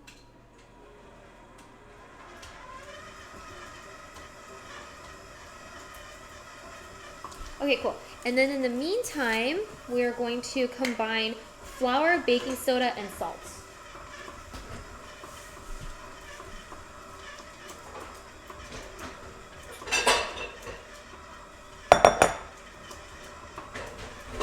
I'm going to dry this.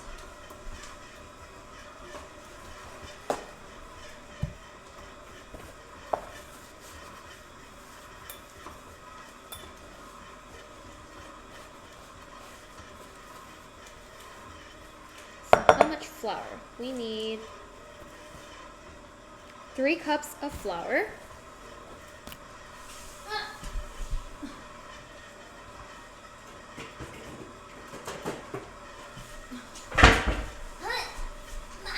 Oh my gosh, I almost hurt my neck.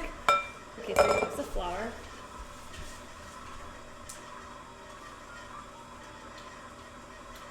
Where did I put the flour? Oh, over there.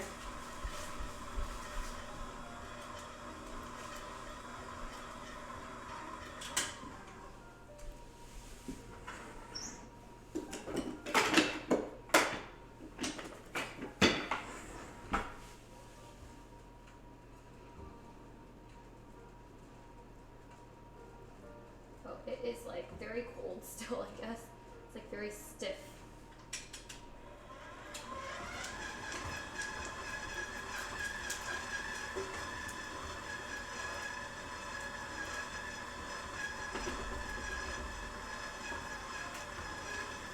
Okay, so Just throw in brown sugar and use hair dryer. Really? I've never heard that before. Hair dryer, huh?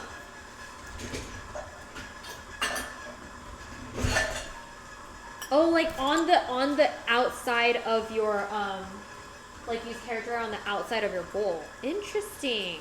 That kind of makes sense. Okay, so let's put in our flour.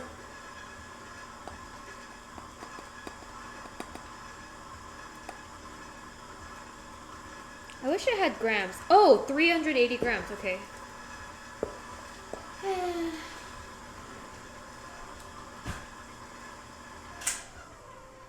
think we can just let it sit for a bit.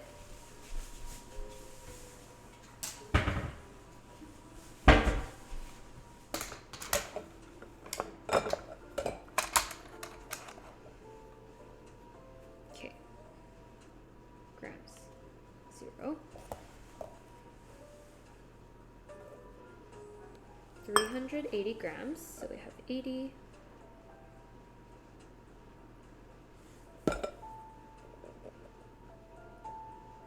Whoa, this is gonna be a lot of flour. Guess we're making a lot of cookies. Shoot, do I even have 380?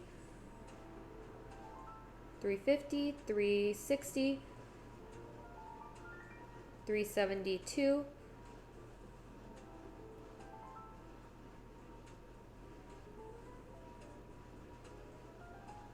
376.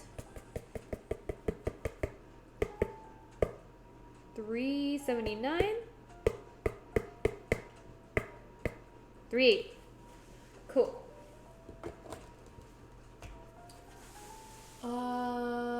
Oh, sugar in bowl already helps getting the butter foamy.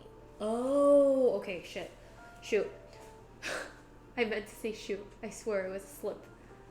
But I need to add sugar because I only have been doing butter. And it is not soft. It is definitely hard, not foamy. I apologize. Did she put the sugar in with the flour? No. I didn't put in the sugar with I didn't put the sugar in with the flour yet. To here, I was supposed to put in flour, baking soda, and salt. So I'm going to get the baking soda and salt. Hope baking soda doesn't go bad. I already swore. Yes, I'm sorry. That I swear was a slip. Tongue twisted. To 1 teaspoon of baking soda. Okay, that I can do. Because it's a half teaspoon. So I can get 1 teaspoon of baking soda. Okay, I looked. Sorry, guys.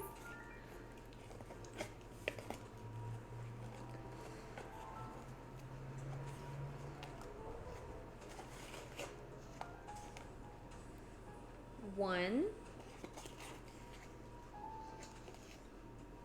2. She swore she didn't swear. Oh no, this is just going south and south and south. Okay. So I need another teaspoon of sea salt.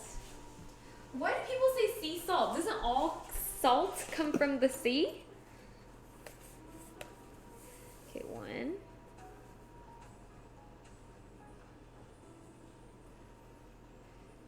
2.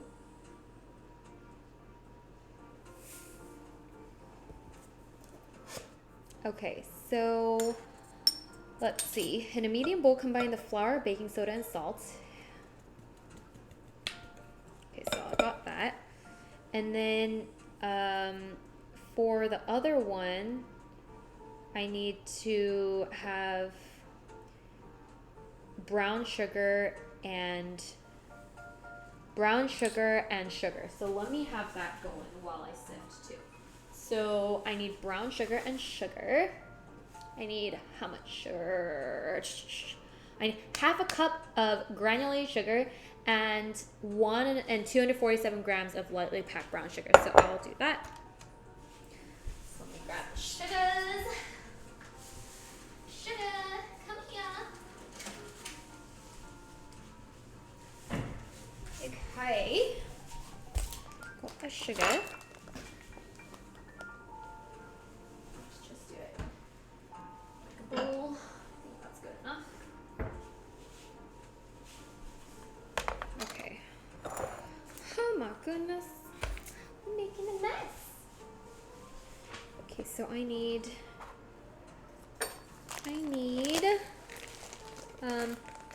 247 grams of light brown sugar. This is dark brown sugar, so I don't know how that's going to interact, but let's hope it's fine. Some of those C's don't exist anymore. Oh, what? Really? Always look at the expiration date of salt you're about to. What? Salt expires? Salt expires? When? Since when? It doesn't have an expiration date. Mine don't got an expiration date. It says trusted since 1848 for quality, but it don't got an expiration date. Uh-oh. Mama Lee, Irene swore. No, don't tell on me. It was an accident, I promise. 247 grams.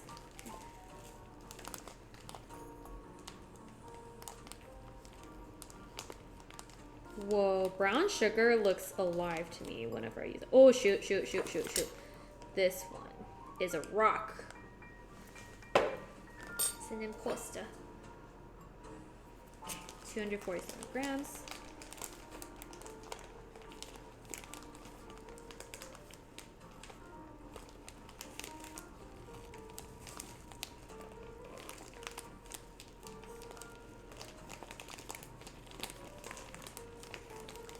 Come on. Cooperate. Okay, we got 244. 247. Okay, 249. So gotta scoop out just the tiniest bit. 248. 247. There we go. Okay, put this in.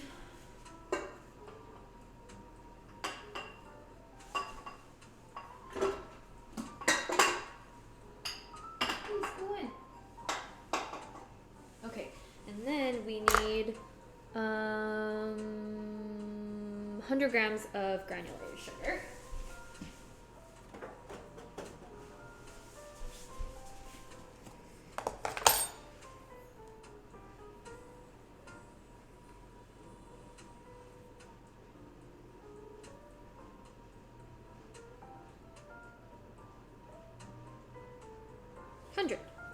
Great.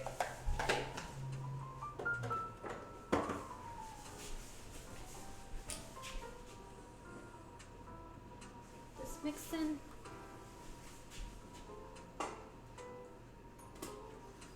Please let this cookie turn out good.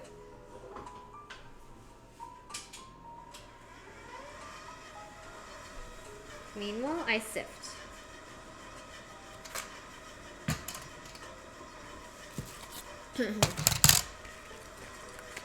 Doesn't expire, but in Germany it has a date. Really? Okay, so why here in America do I not have a date? Or like maybe I'm just not finding it.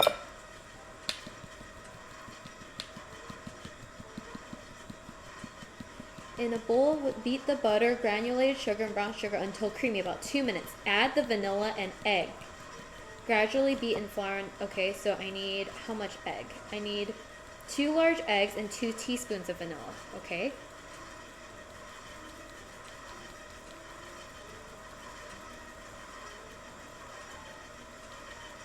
Why isn't it getting creamy? Do I need it to be maybe like beat faster?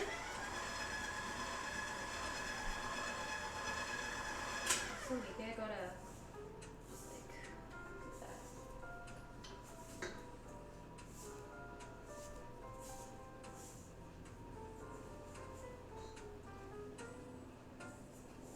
a video that you're supposed to like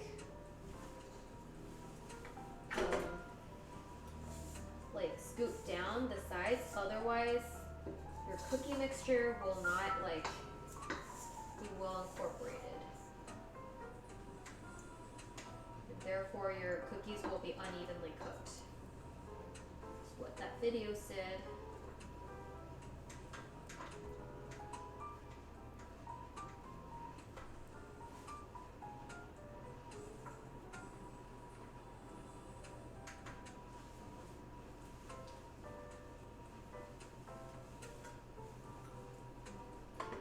Nowhere near light and creamy.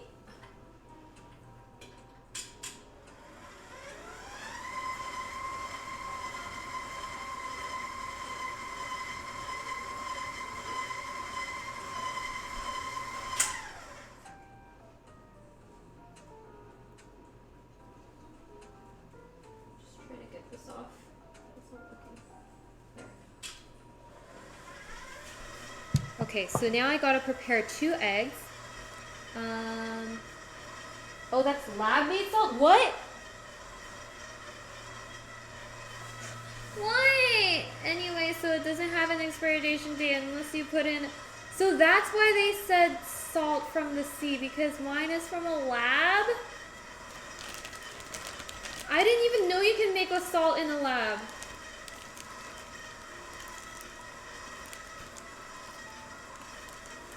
Oh, Himalayan salt best before September 2024. Dried from the ocean about 36 billion years ago. Expired. Oh my god. So funny. I did not know. Okay, so I got my flour. I need to add 2 teaspoons. Okay. I need my vanilla.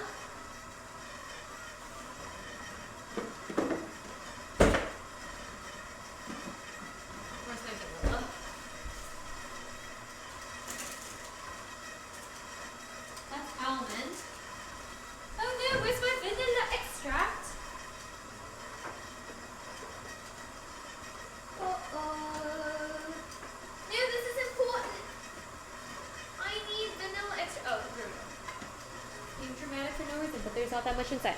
Okay, I need vanilla extract. I need 2 teaspoons of vanilla extract, and I need 2 eggs, 2 large eggs.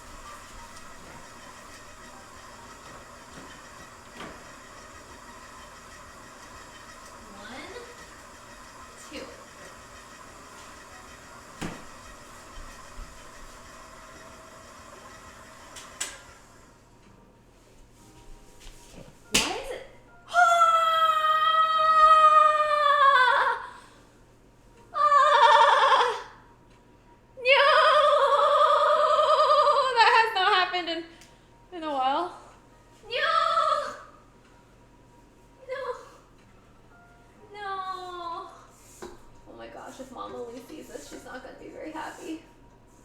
She's not the one who has to clean it. I don't know why I'm thinking she won't be very happy. I think she'll just be like, oh my gosh, poor girl.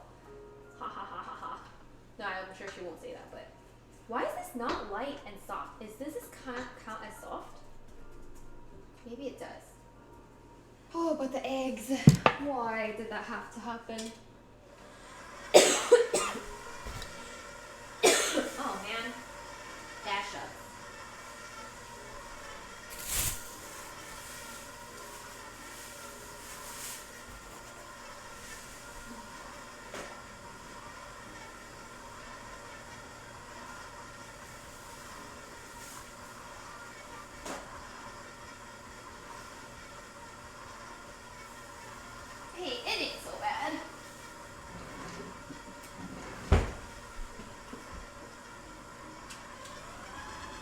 Do you guys think that's fluffy enough for me to add the eggs?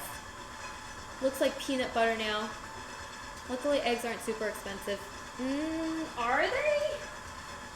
Not super expensive? Okay, maybe it's good enough to add an egg anymore. No, it's not good enough to add an egg?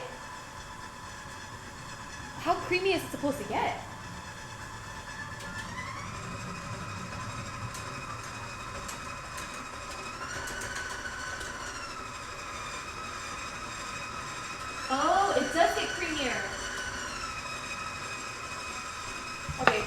playing with like them while that freezes.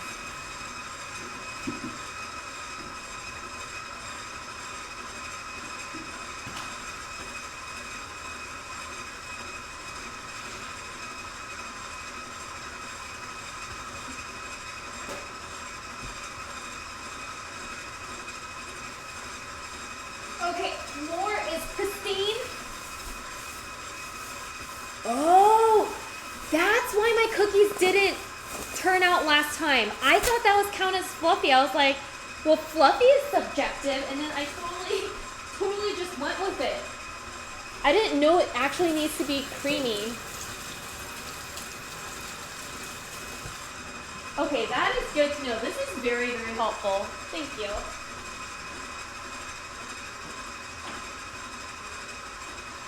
Okay, this time we won't drop our egg.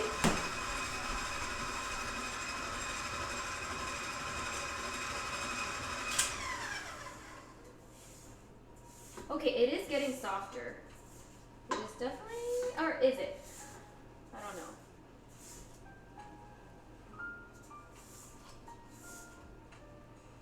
We'll let it run longer.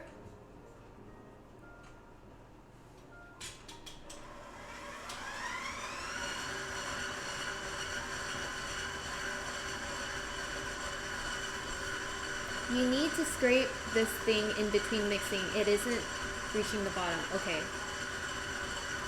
My wife made PBJ cookies the other day. Ooh, is it delicious? This is why hand mixers are far superior to stand mixers. Hand mixers, you can get it there and make sure you don't miss. Now I'm seeing, yes, and now I'm seeing why hand mixer would have been a better choice for this. I did not think that through. But at this point, it's kind of like, do I want to get out a hand mixer? I kind of don't. Am I going to need to? Otherwise, this is going to go bad. Why do they... So, maybe you can't make cookies on this kind of thing.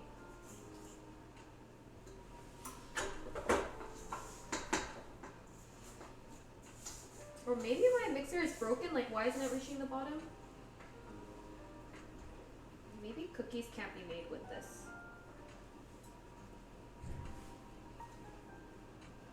But I feel like in YouTube videos I saw them make cookies. Ugh.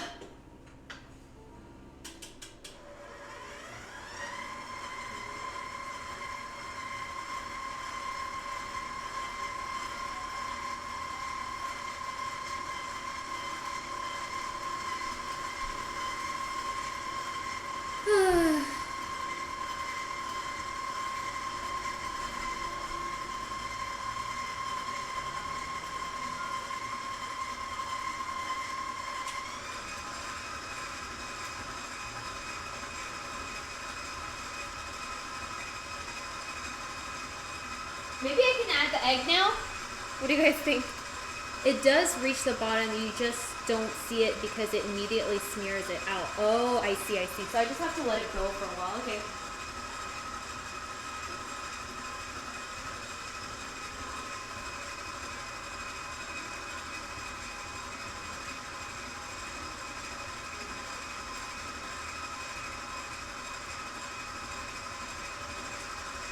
So I just let it go for a while? I remember having to do this by hand. Shoot. Oh, well, I messed it up quite badly then. Well, let's just eat soup.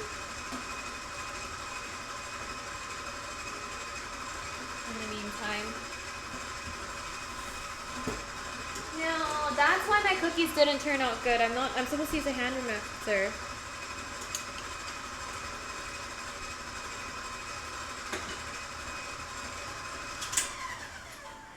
I feel like that's not even doing anything.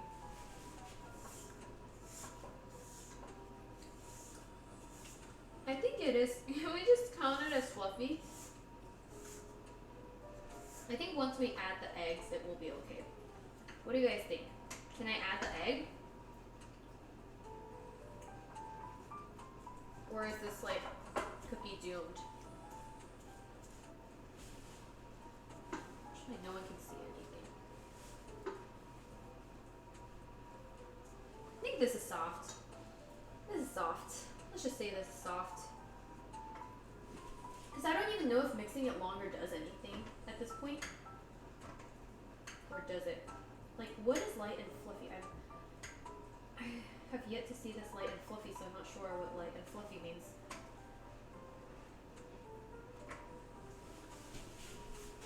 The paddle can't get it creamy because it doesn't mix in air. Oh. I see. Okay, so then I guess this is the best it's gonna get. So we'll mix in the egg. And the, I'm sorry for if I'm hurting anyone's, like, eyes looking at this cookie. I'm not mixing it the proper way. I'm going to put in the egg now. I'm going to put in the egg now. I hope I'm not making a big mistake.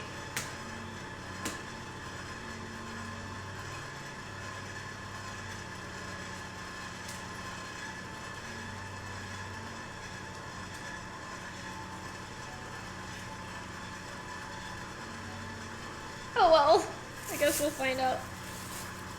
It's like mixing with a knife. Oh, I see what you mean. Shoot.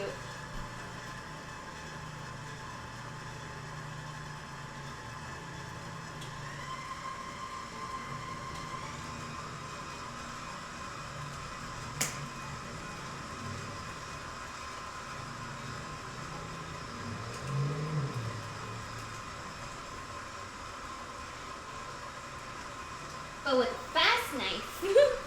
Maybe that does something.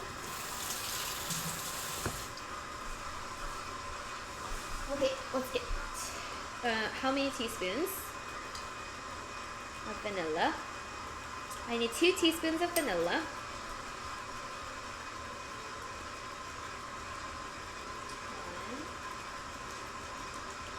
1, 2, 3,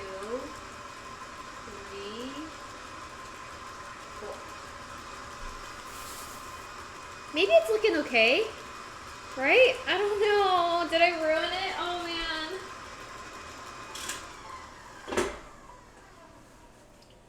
Shoot, it should definitely have been mixed with a hand mixer, not this.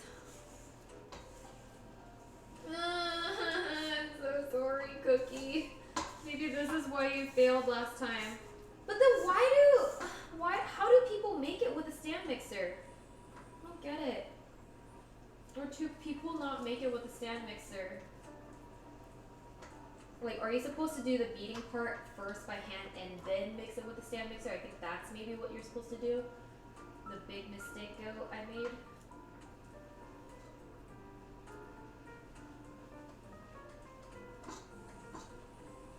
Man, how do grandmas do it?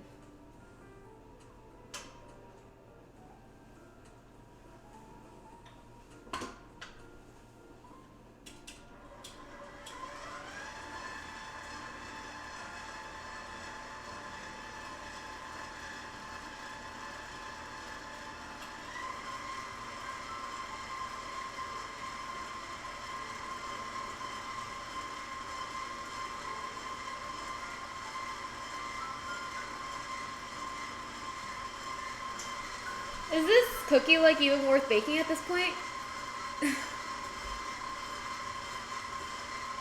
Oh, the patch size is too small for this tool. What is patch size like? You mean the portion I'm making is too small?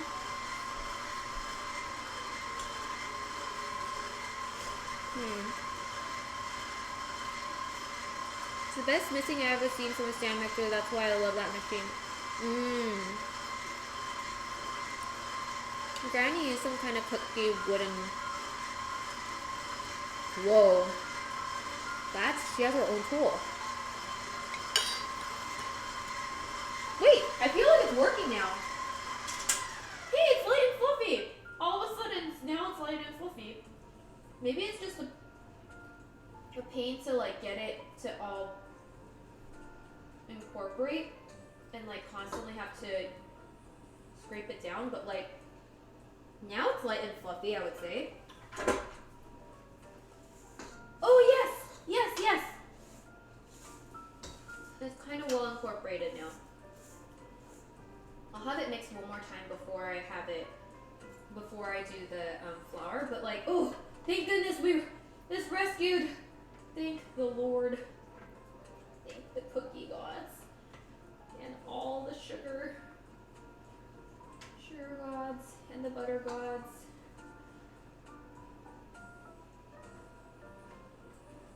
Okay, thank goodness.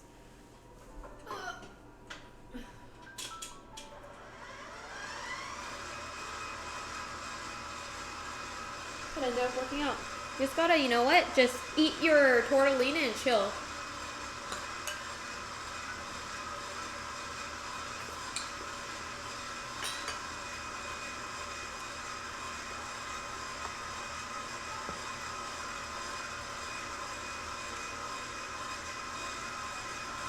Oh, also the eggs were supposed to be room temperature. Everything's supposed to be room temperature.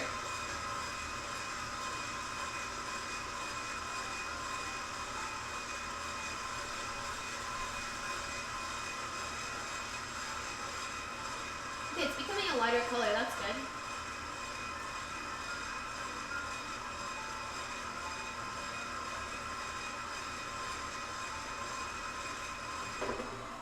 Oh, shoot. Definitely not supposed to do that. Okay. Okay, oh. Butter is super well whipped now. Butter is very well whipped. It came out later in the process, but came well whipped.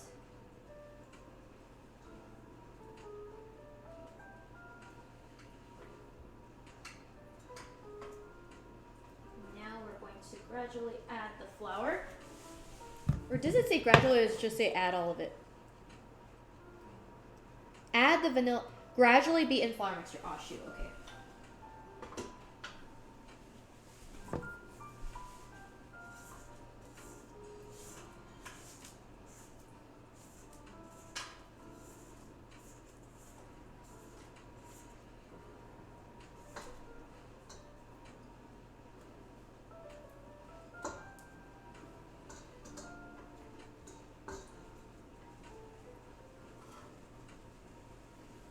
Okay.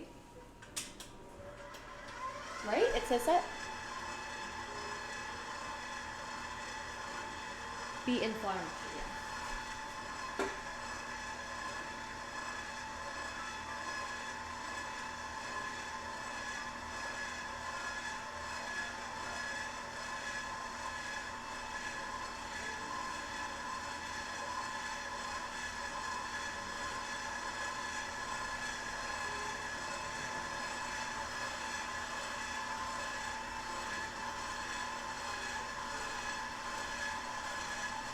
How long do I bake for? 11 to 13 minutes, okay. Also, it does say, if time permits, wrap it in plastic dough and let it sit for 24 to 72 hours. Then it's much chewier, but at this point we don't have time. Do not overmix flour. Oh shoot, okay.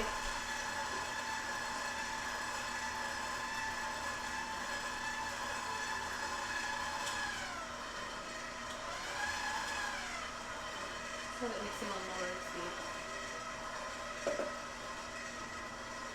Gotta mix it in quickly. Don't overmix it. I didn't know that was a thing.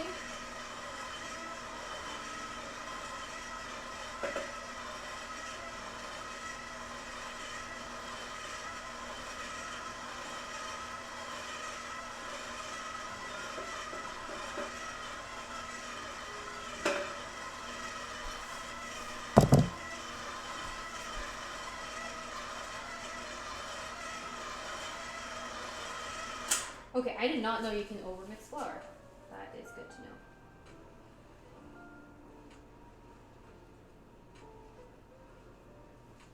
Let me just scrape everything down one more time so that it combines, and then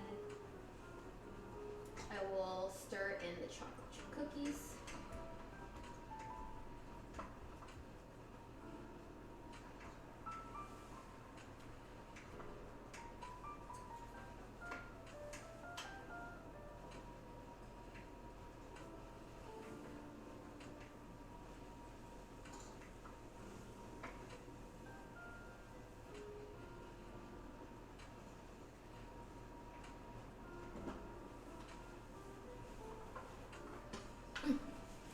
doing this right? You can chill the dough to prevent cookies from spreading on the tray. Oh, that's why it's spread out on the tray.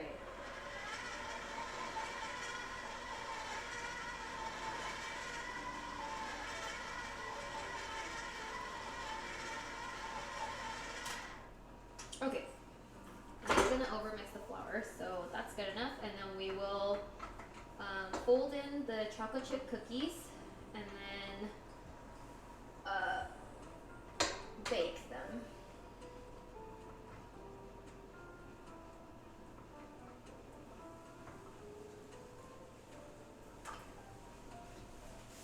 Wash my hands.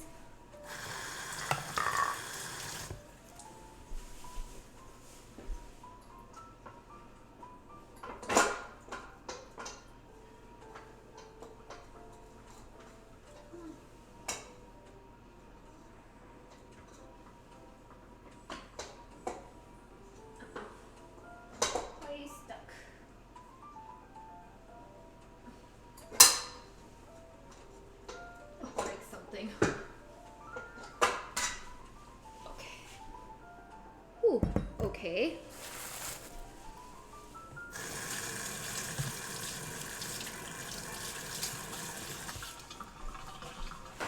Oh man. Okay. Like making the simplest cookie on earth and still struggling so much. Maybe baking is not my thing. Chocolate chips, yes.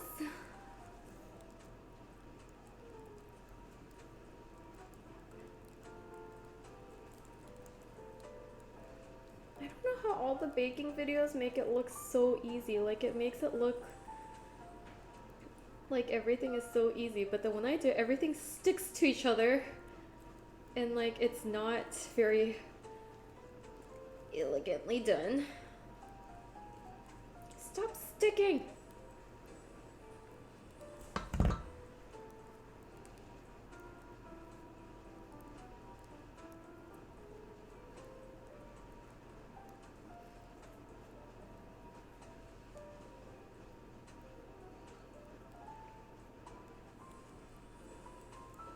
Okay, that's good enough. Whatever.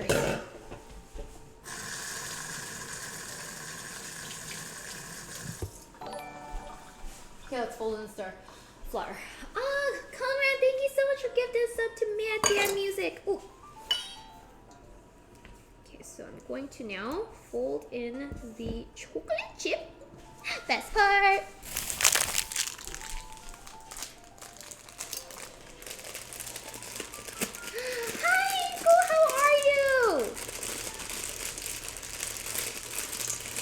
Okay, hopefully that's enough.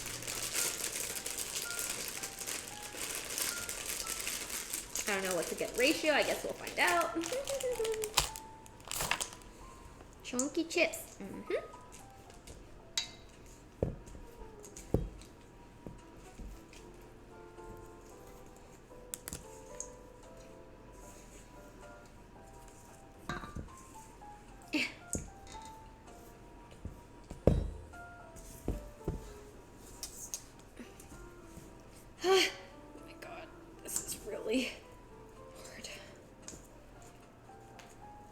Is it supposed to be this thick, the dough? Okay, you know what? That's good enough. Let's go. Let's put them on a tray and stuff them in the oven, cause I need some chocolate chip cookie in my tummy.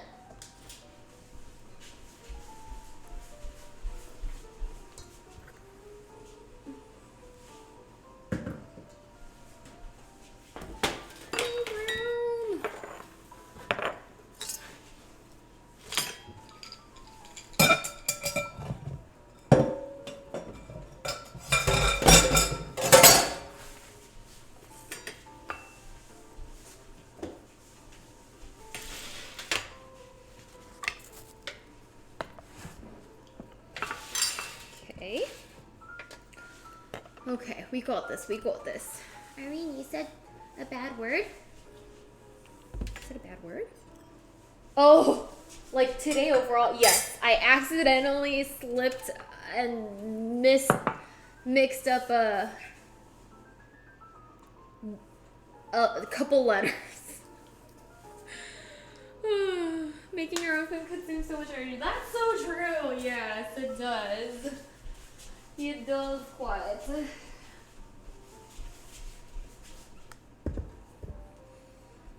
Time to rest the counter. Okay. We are going to pray that this chocolate chip cookie works.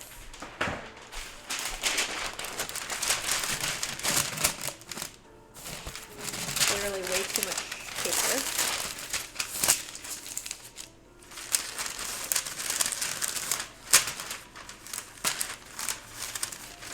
All that work means an extra good cookie, right? I hope so, Anna. I hope so. And this time we had some tips and tricks from professionals, experienced cookie masters. So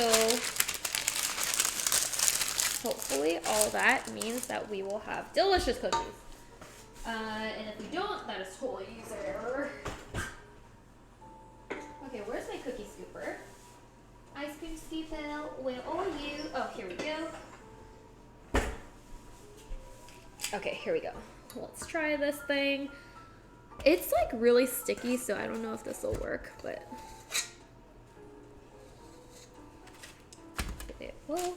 Also, I think this is gonna spread a lot because I didn't freeze it. So we'll leave generous amount of space between cookies because all my cookies tend to stick together. The worst cookies are always at least okay. I hope so, yes. That's what I'm hoping. Okay, I think these are spread out enough. No, you have to like really spread it out as if the entire cookie is gonna eat up one cookie baking sheet.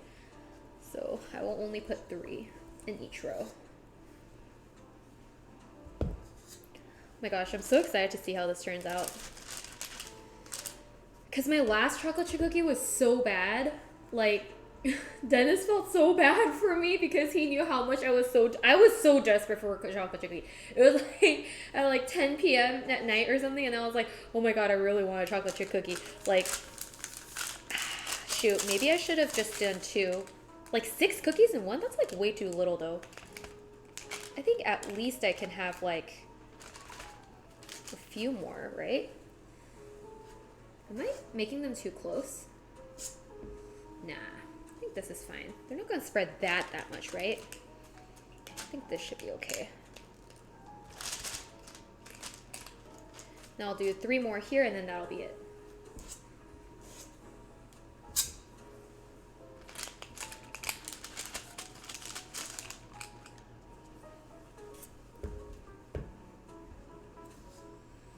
Worst case scenario, this whole pan will just be one giant cookie. But what's so bad about that? What is so bad about that? Do tell me.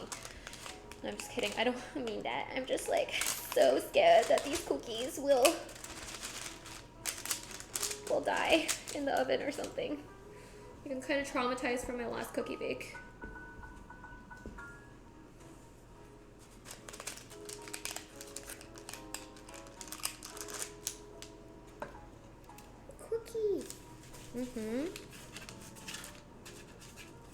Okay, there's so much room. These cookies should be fine. If you guys like spread and join together, then you guys are mean cookies. Mean cookies. Okay, guys. Hey, chat. Please set alarm for 12. Wait, let's see how many. It says 11 to 13 minutes, so 12 minutes. Please set alarm for 12 minutes. Please turn out okay. In the meantime, I'll put the rest of it on another cook tray. And I'll put it in once those come out and we're enjoying it. 12 minutes start. Thank you, Korean Donut. These are weird looking stuffed mushrooms.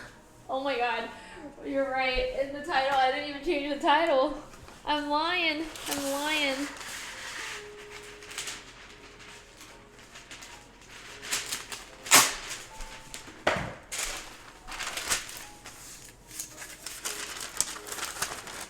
Oh my gosh. What do you guys think? What do you guys think? Do you guys think the cookie will turn out okay, or like are cookies doomed? Did I do something like so critically wrong that the cookies are gonna explode, or like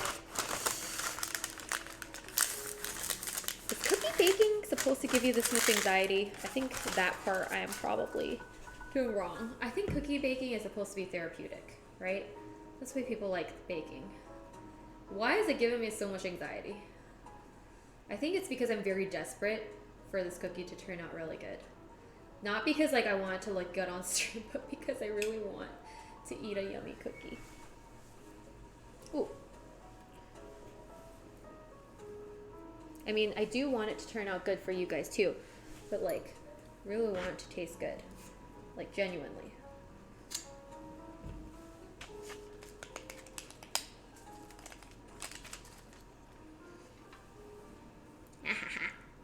Shake and bacon. Looks good, tastes good. I hope so. I don't know if it'll look good, but hopefully it'll at least taste good. Just grabbing just the rest of my batter.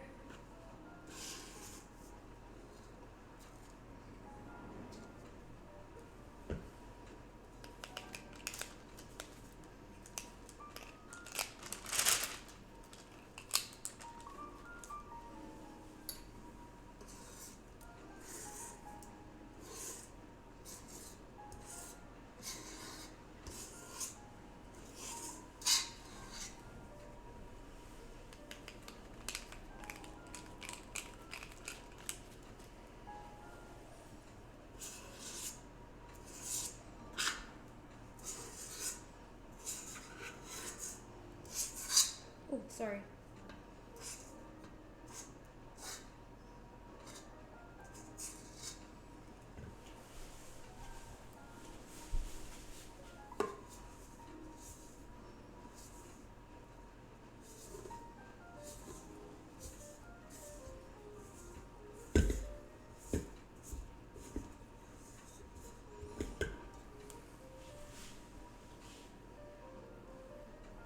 Peanut butter.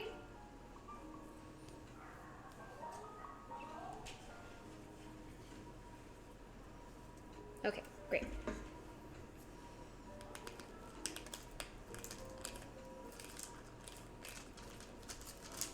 Come on. Oh, shoot.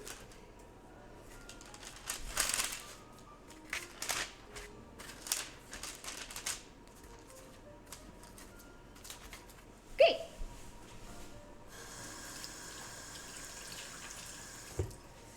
For these guys, since I'm waiting anyway, I will just put them into, ooh, the fridge.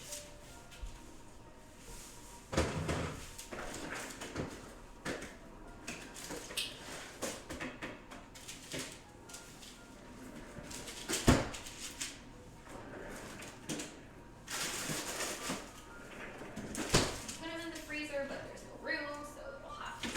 Fridge will have to do.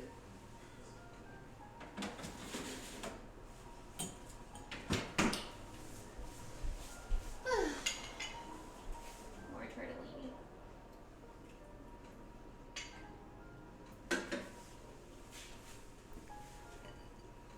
Tortellini stew, anyone?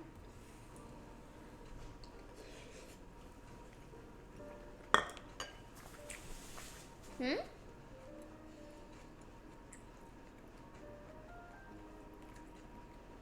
Walnut ice cream?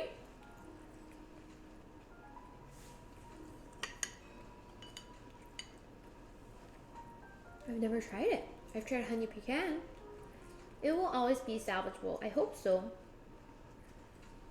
I guarantee they will be the best bubbly cookies. I hope they turn out okay. Okay. I think we have 5 more minutes on the cookies. When we take out the cookies, we'll take out the beef too. Many to say Irene cutie. Hmm? Kiwi?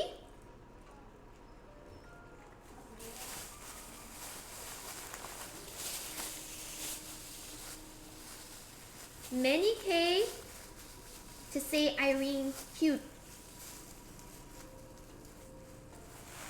Manny? Manny K? Did I say? I'm sorry, I didn't get that one.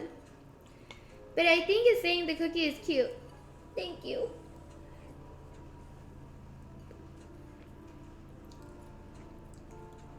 Oh.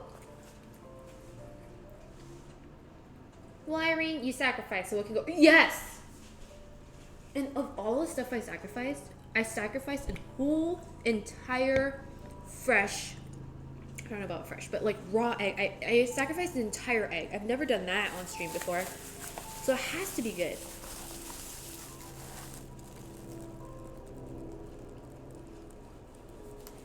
Oh, a menu 1K to say Irene. Cute. Aw, thank you. I get it now. I got it. Thank you. Thank you. Hope the cookies turn out cute too.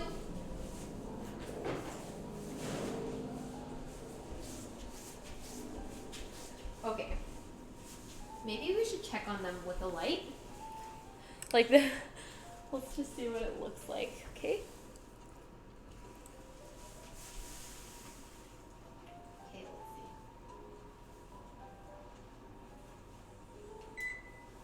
see. Okay. Not a bad start. They're not spreading too much. That's not a bad start, don't you think? That's not bad. Is that bad? Is this good? Is this how the cookies are supposed to go? I think so. I'm just gonna say I think so. I think that's how the cookies are supposed to go.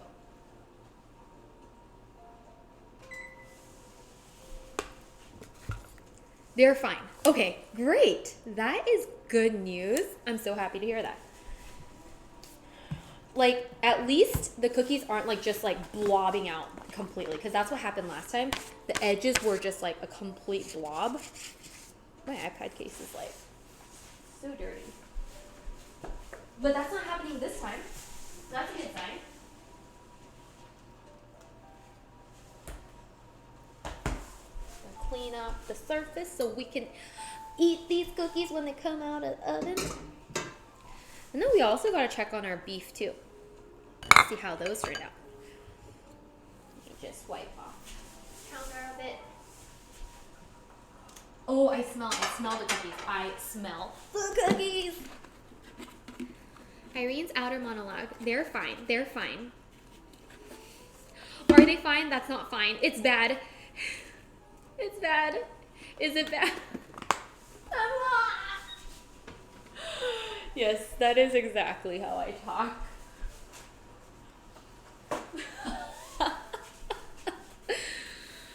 Oh my god. Who bruised the beef pile? Did I say bruised beef? Braised beef is getting ready. Our beef is getting ready. I hope it turns out good, the beef, because it's been in there for like a couple hours now.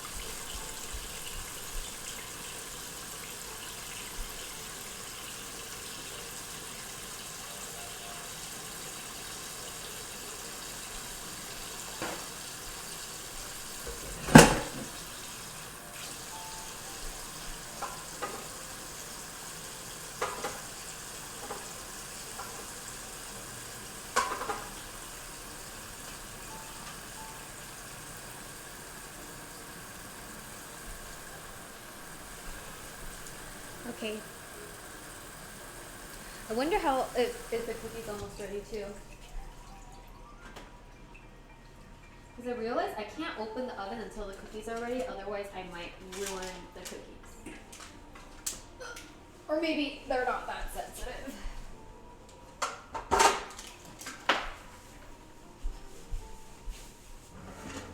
I should have bought milk. We need to eat the cookies with milk. Didn't bring milk. Do I have milk? I might have milk. It's very essential that these cookies are eaten with milk.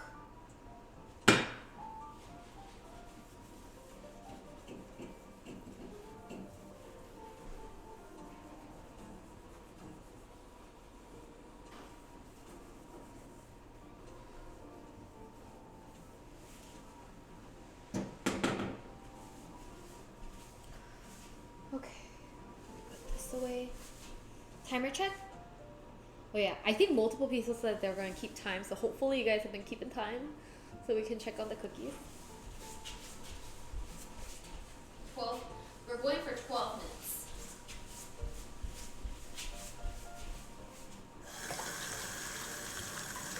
And then people are like, I wasn't keeping time. Were you keeping time? I wasn't keeping time. Were you keeping time? I like to be called sensitive cookie from now on. I'm a sensitive cookie. Watch out for my feelings. You didn't get milk? Today is ruined! Flips table. How could you? Cookie blasphemy. Okay, but seriously, weren't there like four or five people who said they were gonna keep time? Where'd they go? They left. They gave up on the cookie. They took a look at the preview of the cookie and they're like, police 12-minute timer. I said, okay, Fly Speedy said it's done. Okay, let's go look at the cookie. Check it's done. Thank you.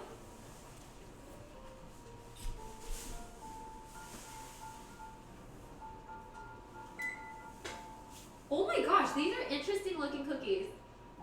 They don't look like they would be done yet though. Let me open them up. Turn out so interesting. Okay, look. They're like the chonkiest cookies ever. Maybe they are done. Okay, let's try taking them out. Oh my gosh. Oh, these cookies are really, really chonkers. Cook outside the oven. Oh, I see. Okay, thank you, Ankle. Okay. These look very interesting. They're like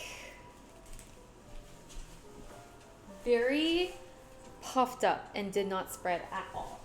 Like they look like fake cookies. This is like opposite of what my cookies did last time. Chunky cookies. Is that a good thing or a bad thing? Are they cooked? Okay, let's get a toothpick. I think you do need to let your cookies cool before you bite into it, but oh, they are cooked. Clean toothpick test. Wow, so this is a very interesting cookie mixture then. It's almost like those like bread cookies. I've never seen cookies that turned out like this. Like, look how tall they are. This is I don't know how to show you, but like these cookies are very, very chunky. But bread cookie almost, yes. Okay, so I'm gonna put this aside real quick while it cools because I want to show you guys how the beef turned out, and I hope they turned out delicious. We'll check. I'm gonna let the cookies cool for a quick second.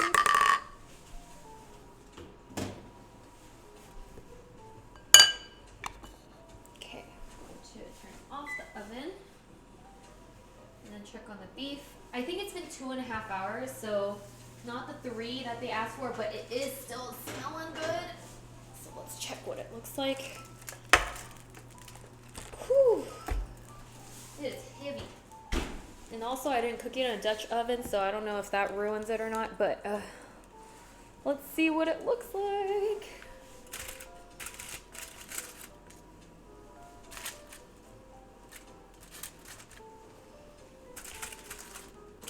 Oh, I see the steam. See it steaming.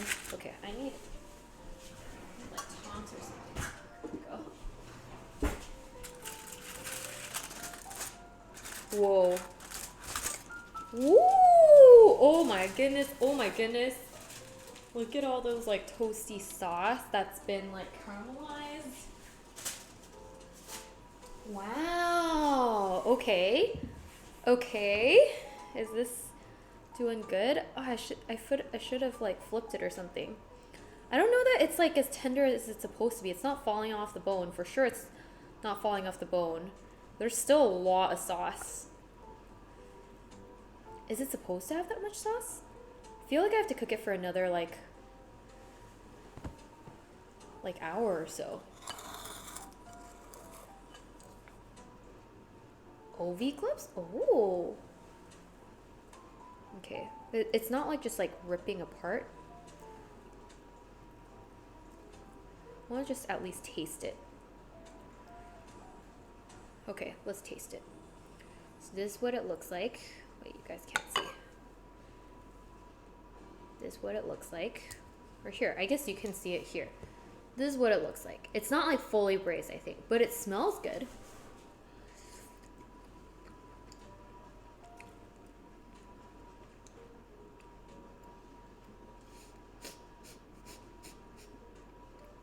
Why is it tough? Is it because not all of it was sitting inside? Okay, let's try. Why is it tough? I think maybe it needs to cook longer? Gimme. No, I can't give you. This still's tough. It's not like super tender and soft. I think it just needs to like cook for longer, like a lot longer. It's not soft yet. It's not soft yet.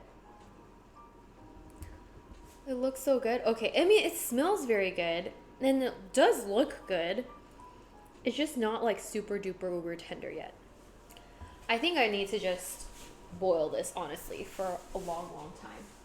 But on a separate note, so I guess this is not done. I'm sorry. And the stream is ended, so you guys won't be able to see it. But at least you got to see a preview of what it looks like. Let's try our cookie. Let's try tasting our cookie. I think it's probably cooled for a bit. So we can try one before we end our sim. Okay, let's try this. Let's try this. So this one, oh my gosh, the cookie is just like a dough though. I don't think it's cooked. It's not cooked. Look, it's just dough. Okay, so it passed the toothpick test, but it's not cooked. That explains things a lot. Oh my gosh, no. It's not cooked, right? That's like straight up dough. Like the center is just like that. It's like dough. So it's not cooked. No, I can't eat anything on this stream. I mean, I guess I've been eating a lot of tortellini. But, I want to just eat my cookie.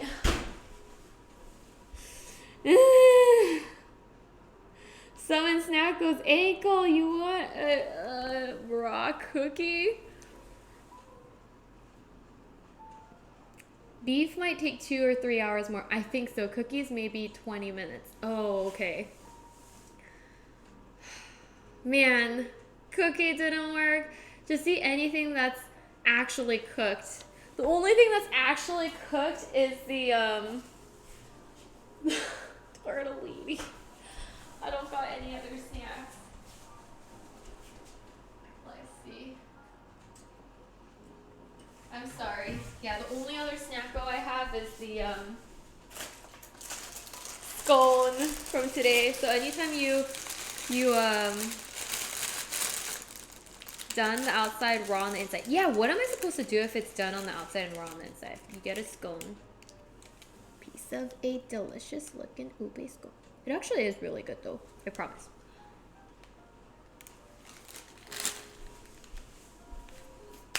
Okay, I give up.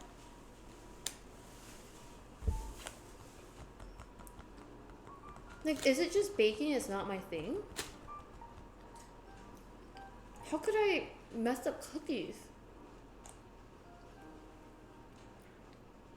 Maybe I shouldn't be asking for bread recipes if I can't even make a cookie.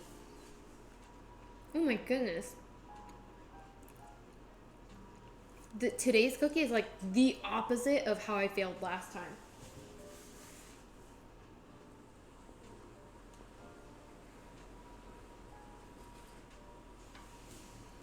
They're fine, just 5 more minutes. Okay, okay. Baking is an exact science, Irene. Takes time and repetition to nail it. I see. Fission mailed. The cookies are... Yeah. Maybe I should have used a smaller cookie scooping thing. Baking runs into the problem of elevation. Yes, that could be true. I feel like I live in a pretty average elevation place though.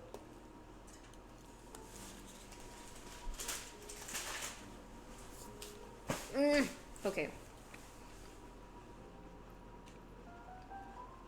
Just blame American cups and tablespoon measurements like all of us. Maybe. But the thing is, I did use grams. I used weight today. But I do know that I did not use room temperature butter. That was my bad. Also, I did not use room temperature eggs. That was also twice my bad. And I didn't use a hand mixer, which was 3 times my bad. And then maybe I overbeat the flour, like you guys said. So maybe a lot of things led to this. Do you guys think 5 minutes have flown? LA is basically sea level. Oh. I came back. Is the food ready?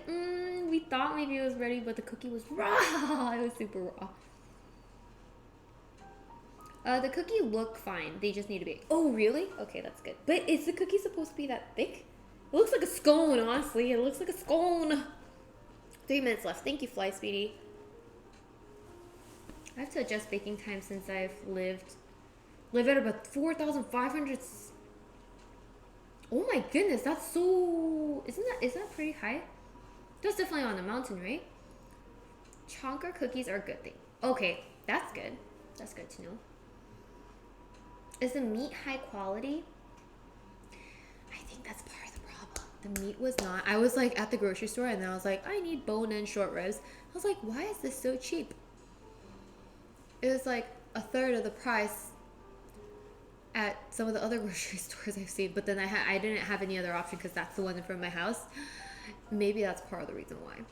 Thank you, Atreus. Everyone, drink water and get hydrated before we eat our very, very chonker cookies. Okay.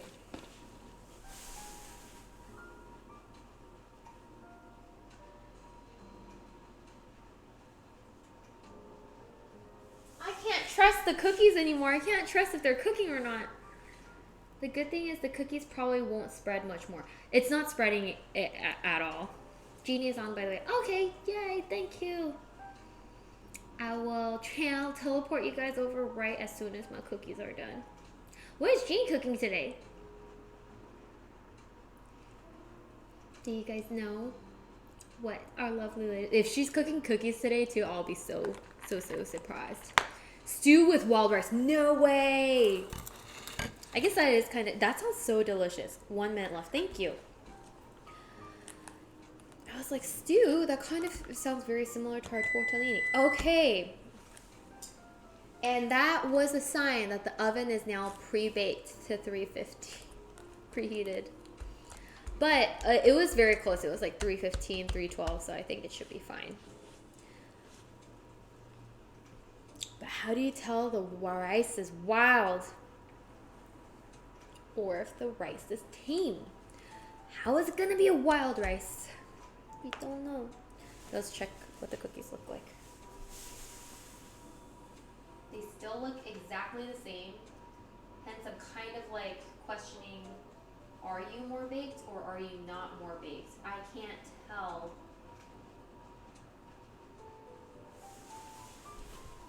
Oh, you guys can't see, sorry.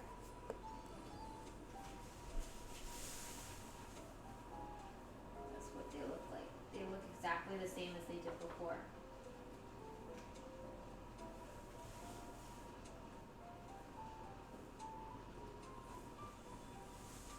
Camera can't show it very well. Police timer is done. Okay, thank you. Okay, let me try. Second time's the charm, right?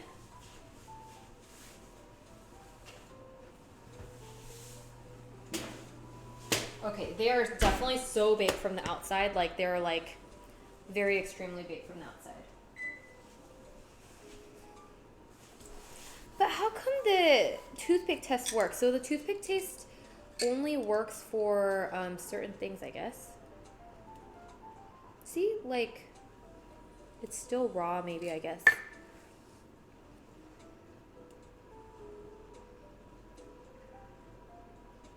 Well, for the most part, it came out clean. Done. Okay, I do think it needs to cool, though. Oh, toothpick works on wet dough. This is kind of thick, though. Okay, I don't know if I can, like... Maybe I can't show you guys the cookies. Because I think this will take a while for the cookies to cool. Because it's so thick. Huge cookies. How do I maybe cool one of them so I can show you? I think the cookies literally have to cool, though. Can I put them in the freezer?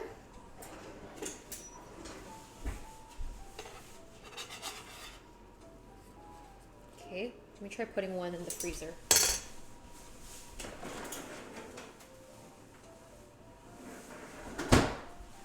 Put it in the freezer. Maybe I'll give it a minute. Stick them in the fridge. Cut one in half to check. Oh, that's it. But don't I have to let it cool before I cut it in half? Because, like, it could still be raw a little bit. Cakey cookies can't be the worst thing you have had. That's true. That is true. As long as it's, like, not complete dough on the inside, I guess. But that's so weird because I thought cake is supposed to have, like, looks like, okay, strangely, it looks like a walrus. Do you get what I mean? Like a walrus. But, like, I thought cake dough is thinner, like fluffier. So I don't even know how it ended up becoming, like, bready. Because I don't even know what components of bread that I put in there. Did I put in too much flour? Can go back into the oven. No. Okay, well, let's see if the one that I put into the freezer is now okay to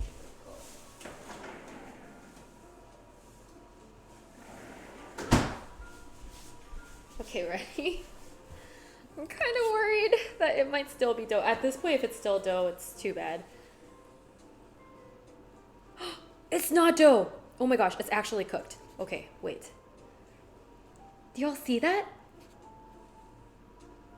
It's nice and, like, chewy, like doughy. It's not like, because I think if it's, like, actually not cooked, it would, like, completely just, like, be dough. But I think this is okay. I'll take them, thank you. I smell the chocolate too. Okay, let's try tasting it. I think this is pretty good. Okay, yeah, because they're not sticking to each other. This is actually perfect. Okay, take a bite, chat, before my fingers burn off. Please take a bite. If you like chocolate chicken cookies, take a bite. Yummy! Yeah, let's try it.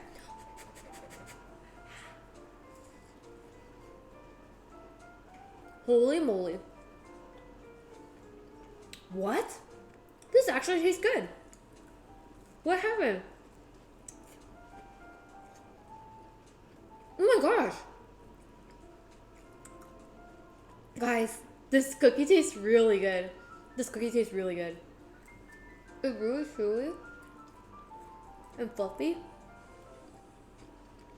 Oh, you know what? I think when I put in the eggs, I ended up, like, beating it for too long, so it fluffed up. This is a happy accident. Oh my gosh, this cookie is really good. Oh, and it was thanks to you guys giving me guidance. Wow, this cookie is really good. This was a success. Somehow I messed it up in terms of, like, it doesn't look like the cookie from the recipe, but it tastes amazing. Failed successfully. Yeah, exactly. Oh my god. These are the best chocolate chip cookies I have ever made. Well, I'm gonna put that in my mouth. I don't know why I did that, because then I can't talk.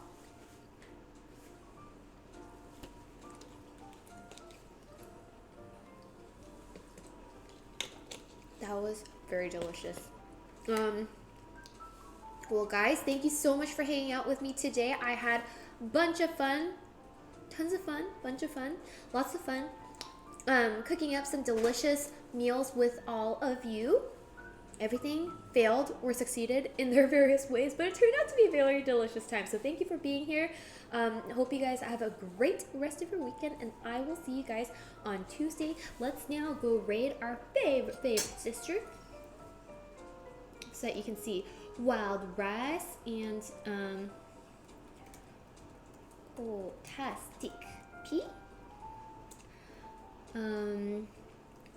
She's gonna be making stew and wild rice. So have a delicious time over there, everyone. And I'll see you next time in 3, 2, 1. Raid now.